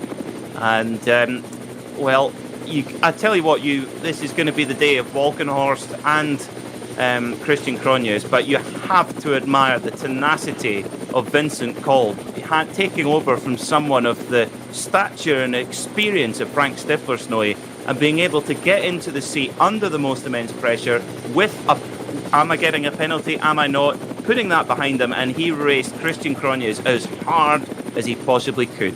But you top marks in my book. Absolutely, you said it quite rightly. What are the teams telling the drivers right now? You asked the question, the answer was keep racing, because you never know. Let's sort it out. It might be appealed, it might not, we don't know, but that's exactly what it was. And the subtle difference between a white flag and the yellow flag is the yellow flag is safety, slow down, marshal something on track. The white flag is a slow-moving vehicle on track. It's just a warning, be aware. Whereas the yellow flag is something you've got to obey, and that's the subtle difference. That's why there's no time penalty. What a mixed day of emotions for Henry Walkenhorst as well. He was on the entry list. I believe he would have been behind the wheel of the 36 car. He's got 3 BMW M6s amongst other M2s and M4s in the field as well. It's a busy operation, Walkenhorst Motorsport. And, of course, don't forget, one of Henry Walkenhorst's cars is in a mangled mess at the back of the paddock at the moment, the Alpecin car. So this is bound to cheer him up, I would suspect. Yeah, well, they won't be worrying about that one at the moment. We're just on to into the final lap, into a... what have we got a slow... Have we got a yellow flag thing Code here? 60. Code 60. S-Bach. Yes, S-Bach, yeah. And off and running again onto the final few seconds. The clock has stopped. But what a nail biter. We just couldn't quite work out for a bit there what was going on and why they were still racing quite so hard with a 30-second penalty out. But it was absolutely what we said, Peter. There was something else going on in the background. It turned out not to be a penalty, and boy, were they right. Keep racing to the line, physically on track. Keep racing. Something may happen. Let's sort it out separately, and they were right to do it. And boy, no wonder Henry Walkenhorst punched the air there as his driver Christian Cronjes got ahead of Vincent Kolb's Audi, just going onto the Portugal GP circuit there. Well, it indeed nail biter. I must be honest, the air had floated out the balloon when the penalty came in as the car off. It's one of the Renault Clio's hard in the barrier on the run up to Schwalbenschwanz at Pflanzgarten, I think, actually, just a little bit further back from Schwalbenschwanz. Driver out and walking. That's brilliant to see. There, yeah. 2 cars, good spots. No, it's a BMW, a white BMW. It's quite easy to think that's a course car, but one of the drivers out, and hopefully all okay there as well. Just a quick update before we get the leaders over the line to the checkered flag. The Falcon Motorsports Porsche of Tobias Müller did not have to pit, so on the 9th lap of that stint. Now, for an SP9 GT3 car, that is amazing fuel mileage for that Porsche 911 GT3R. So if they can hold on, that will be a podium for Falcon Motorsports, and Conrad Lamborghini will be 4th. But the 34, Christian Cronjes for Walkenhorst Motorsport, tearing down the Dottinger Hole for the final time, the 29th lap here on the Nürburgring Nordschleife, going past a Subaru BRZ going slow, a Porsche 911 Cup car with a puncture, willing this car home. David Pittard and Ben Tuck hopping about in the garage with Henry Walkenhorst, arm around both of his top men. Through the Tiergarten they go. Christian Cronjes opens up the 4-litre V8 twin-turbo BMW win again at the Nürburgring for Walkenhorst, for Yokohama, checkered flag. What a motor race. What a race, Snowy. Unbelievable. I would not have predicted that. It always throws something up. The Nordschleife, it always delivers. Something's different. We said earlier on, didn't it, there would be a surprise. I felt it in my bones. I didn't expect that. I could not have predicted that one. I'll write that one down, put it away, file it, never to be used again, because that will never, ever happen again. Of course, until the next meeting when it does. Because you know how these things happen. First position, car number 34, the Walkenhorst. They've been Christian Cronjes, David Pittard and Ben Tuck, and what a day for them. It is the car to have at the moment. The outgoing old, about to be replaced BMW M6 GT3 car. Second place is going to go to, or has gone to, Vincent Kolb in the Phoenix Audi number 5 car. We didn't think that was going to do it. It slowed down to 10-11 seconds slower on that last, 10.8 seconds across the line there for them. Third place is Tobias Müller at the wheel of the number 3 Falcon Porsche. And it gives me great pleasure to say that in 4th place, whilst it's just off the step of the podium, the number 7 Conrad Run Lamborghini Huracan Kubik Gmiazak at the wheel. Gmiazak at the wheel of that. My apologies. I got so excited about wanting to say it, I didn't pronounce his name. But what we said, the Lamborghini, it gets the result it so richly deserved, and it could have been just a little bit higher up there. And just that little bit of that tap with the Phoenix Audi early on, it didn't do it a world of good. But it's there still. It's finished 4th, and it might be one place down from where it started. But what a great result for that car. But at the front, though, it's BMW's day again, Peter. It is BMW's day, and Tobias Müller, buy this man a beer, because he has stretched 9 laps of the Nürburgring Nordschleife in a GT3 Porsche. So I tell you what, good efficiency advertisement for Falcon Tire as they come over the line in 3rd. Tobias Müller has made petrol in the passenger seat of that car. Over the line he goes, absolutely half throttle for the last half lap or so, willing the car over the line. So that's your podium then. The 34 BMW Walkenhorst Motorsport. Christian Cronje is taking the checkered flag. Vincent Kolb, what an impressive young man. He'll be back at work tomorrow. He'll be back on the trading desks in Munich. He came over the line in 2nd. And the Lamborghini, the number 7 Lamborghini of Conrad Motorsport, takes the checkered flag in 4th place. Battered, bruised, but the people's champion, you have to say, Snowy. Well, you did say earlier on it's got the pace, and if it's there at the end, it'll be up at the top end, the pointy end, if you like, and it is, and it's only just off the podium. So all credit to that, and it had virtually everything thrown at it to do that. What an extraordinary finish there for just those first 4 cars. It's one really nearly running out of fuel, one battered, one think it's got a time penalty, and that's just a story of the top 4. Peter. I know, we were absolutely spoiled. Now, looking to just see whether a confirmation of our finish, etc., of where we're looking at the moment for the Pro-Am class. I think after all those penalties, still the 24 line speed by car collection, I think, provisionally. Yeah, I concur with that, Peter. I'm sure. I think you're absolutely right on that one.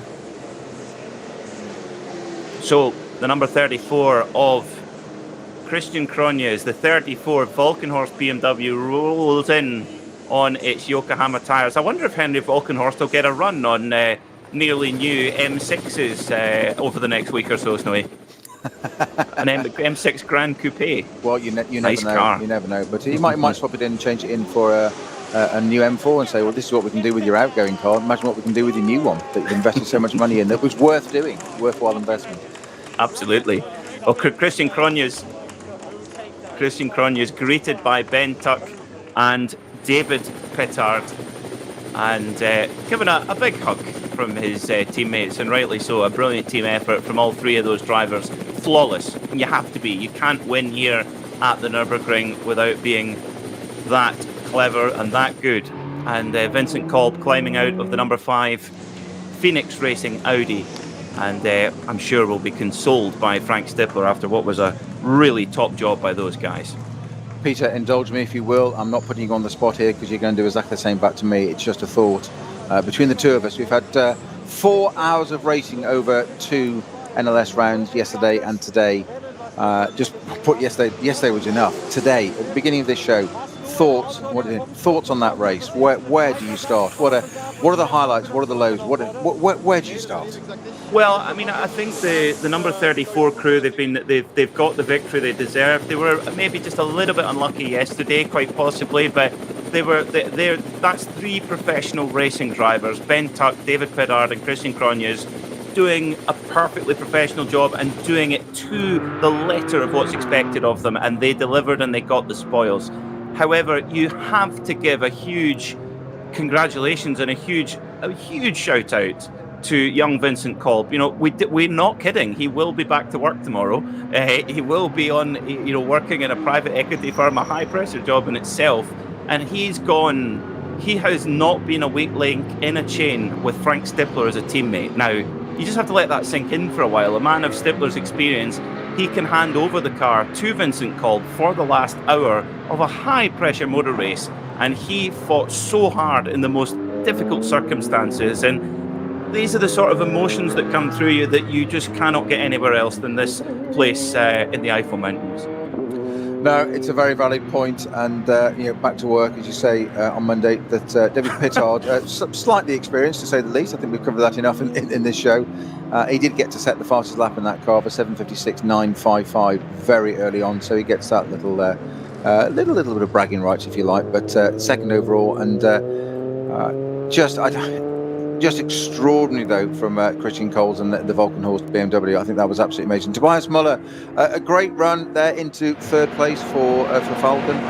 And I am so chuffed to see that Conrad Lamborghini get to the end. You said a good few times, quite rightly, Peter, that it's got the pace. And as a race engineer said to me many years ago, he said, you know, making a racing car fast is actually the easy bit. Making it reliable is the harder part.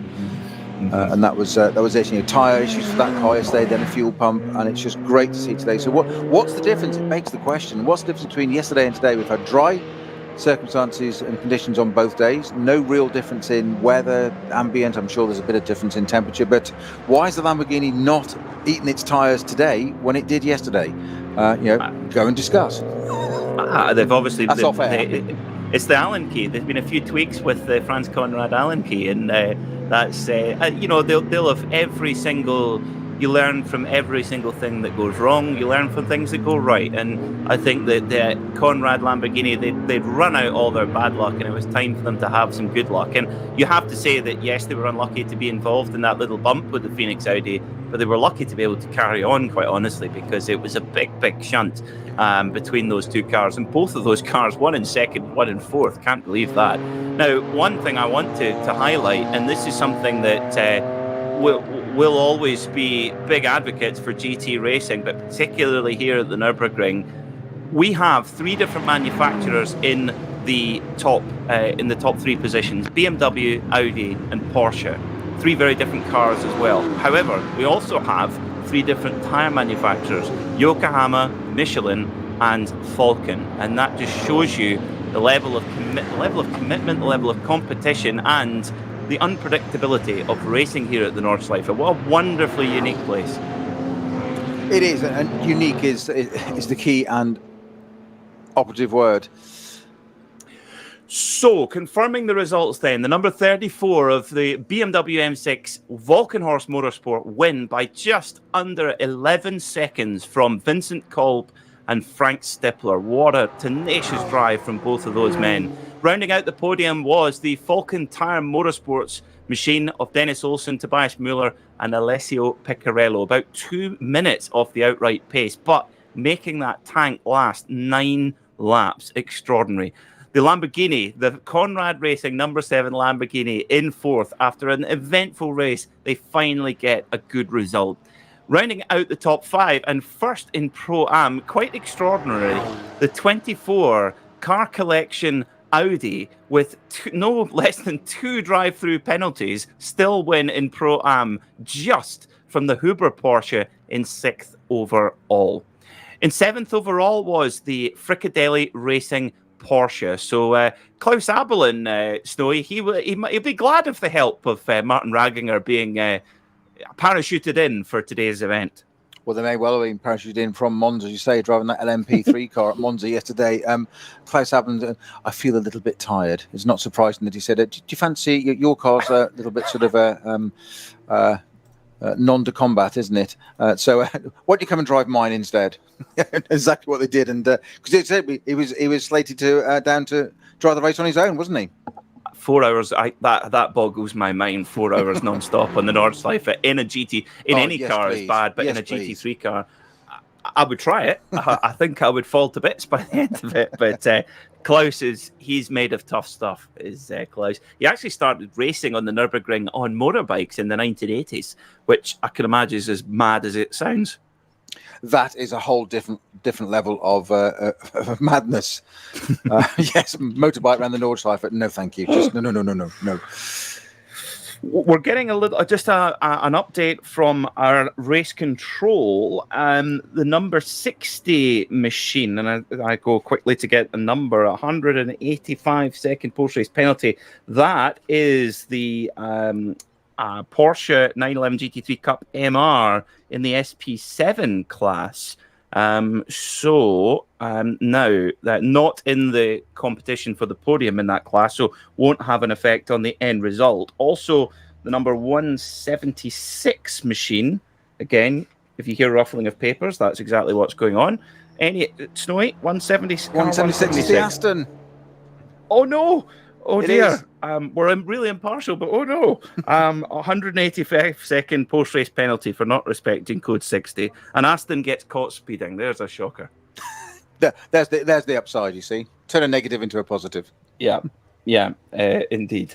The number 962. Fricadelli Racing GT4, a car we don't mention much, but Hendrik von Danwitz, and simply a driver entered as Jules from the town of Barweiler, where Fricadelli come from. That car also a 185-second penalty post-race for not respecting code 60. But a podium for Fricadelli in the Pro-Am class and 7th overall. A mighty effort, I must say, given also that Martin Ragginger did not do any. In fact, I think Klaus Abelin might have done more drive time in those 4 hours. I think you're right. I will check that for you.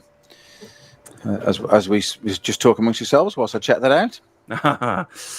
So, what was your thoughts? He did seven laps. You're quite right. Martin Ragnar did 7 laps to start with. Klaus Abelin got in and did another 7 laps. Ragnar then did 7, and equally matched. And Abelin did 8 at the end. Klaus Abelin.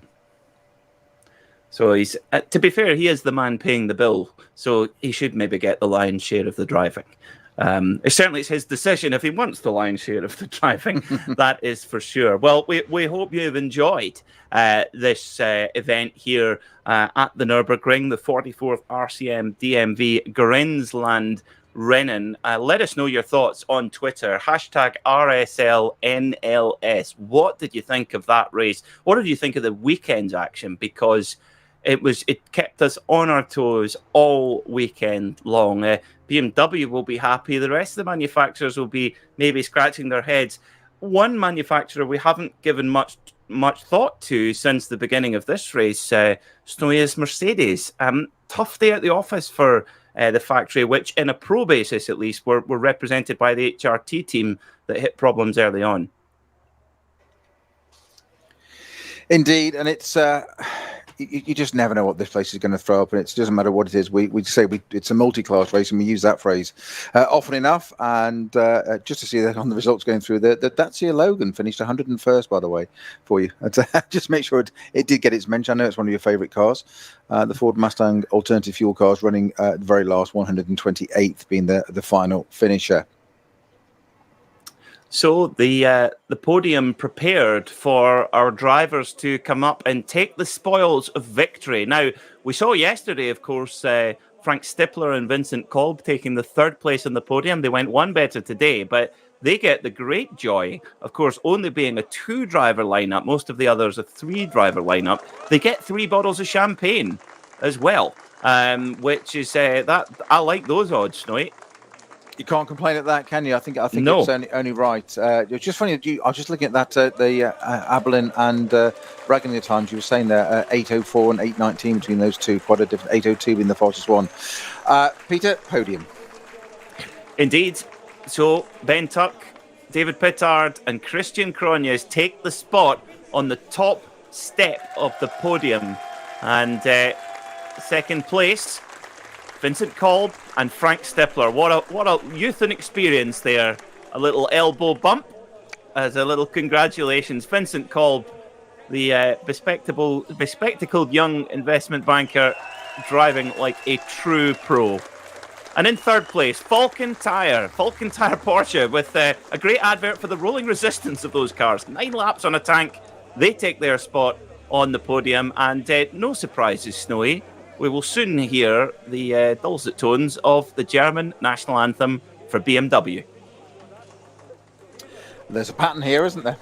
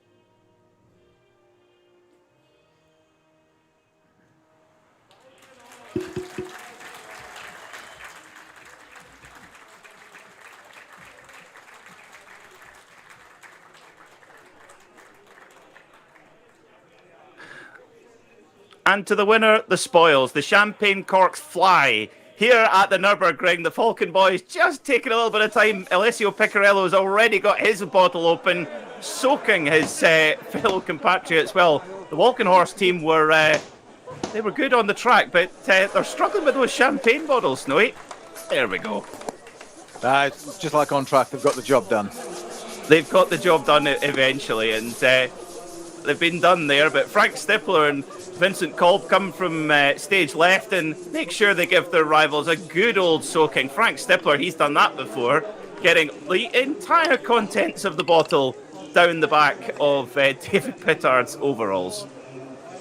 And still, not only is Frank Stippler's hair still absolutely perfect, his gloss white Phoenix Racing suit also perfectly kept together.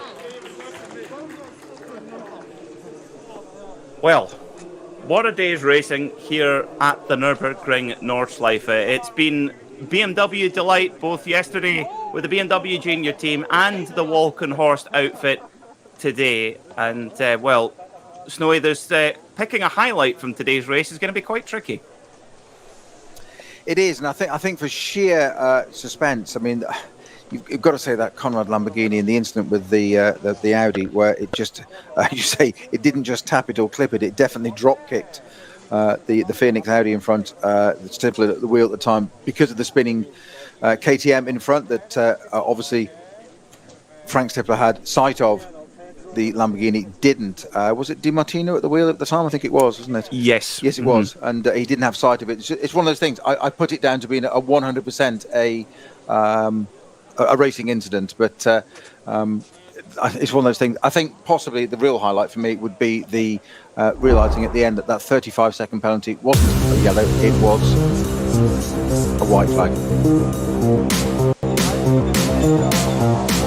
Well, we started in nice dry conditions and delighted with Dave that we've finished in them here at the Nürburgring Nordschleife at the 34 BMW, putting it on pole position. And Snowy, if we said, oh, the pole sitter won, you would think, oh, it can't have been an exciting race. Far from it. Well, it wasn't. It was a gaggle of sort of like a dozen or so cars all trying to get through turn one, wasn't it, Peter? We've seen it before where they the pinch point, but they all tried to get through that together. And yes, when they made it all through cleanly, and really it was a battle all race long between the 34 Walkenhorst BMW and the number 5 Phoenix Racing Audi, whether it be with Vincent Kolb or Frank Stippler at the wheel, whether it be Ben Tuck, David Pittard and Christian Cronjes. Unfortunately, a little skiff for the Ferrari, and the 22 Ferrari and the number 6 Mercedes really caused quite a lot of damage to the number 6 Mercedes, and a little bit of agricultural repair required. The number 5 Audi did take the lead briefly, but in the end, going the way of the number 34 Falkenhorst BMW. It's been an exceptional weekend of racing here at the Nürburgring Nordschleife. On behalf of myself, Peter Mackay, and Peter Snowden, thanks so much for watching this event here on the International Language Stream on YouTube and also on RS3, part of the Radio Show Limited network of channels. Be able to keep an eye out on radioshowlimited.co.uk for messages for upcoming broadcasts. And we'll see you next time here from the Nürburgring Nordschleife.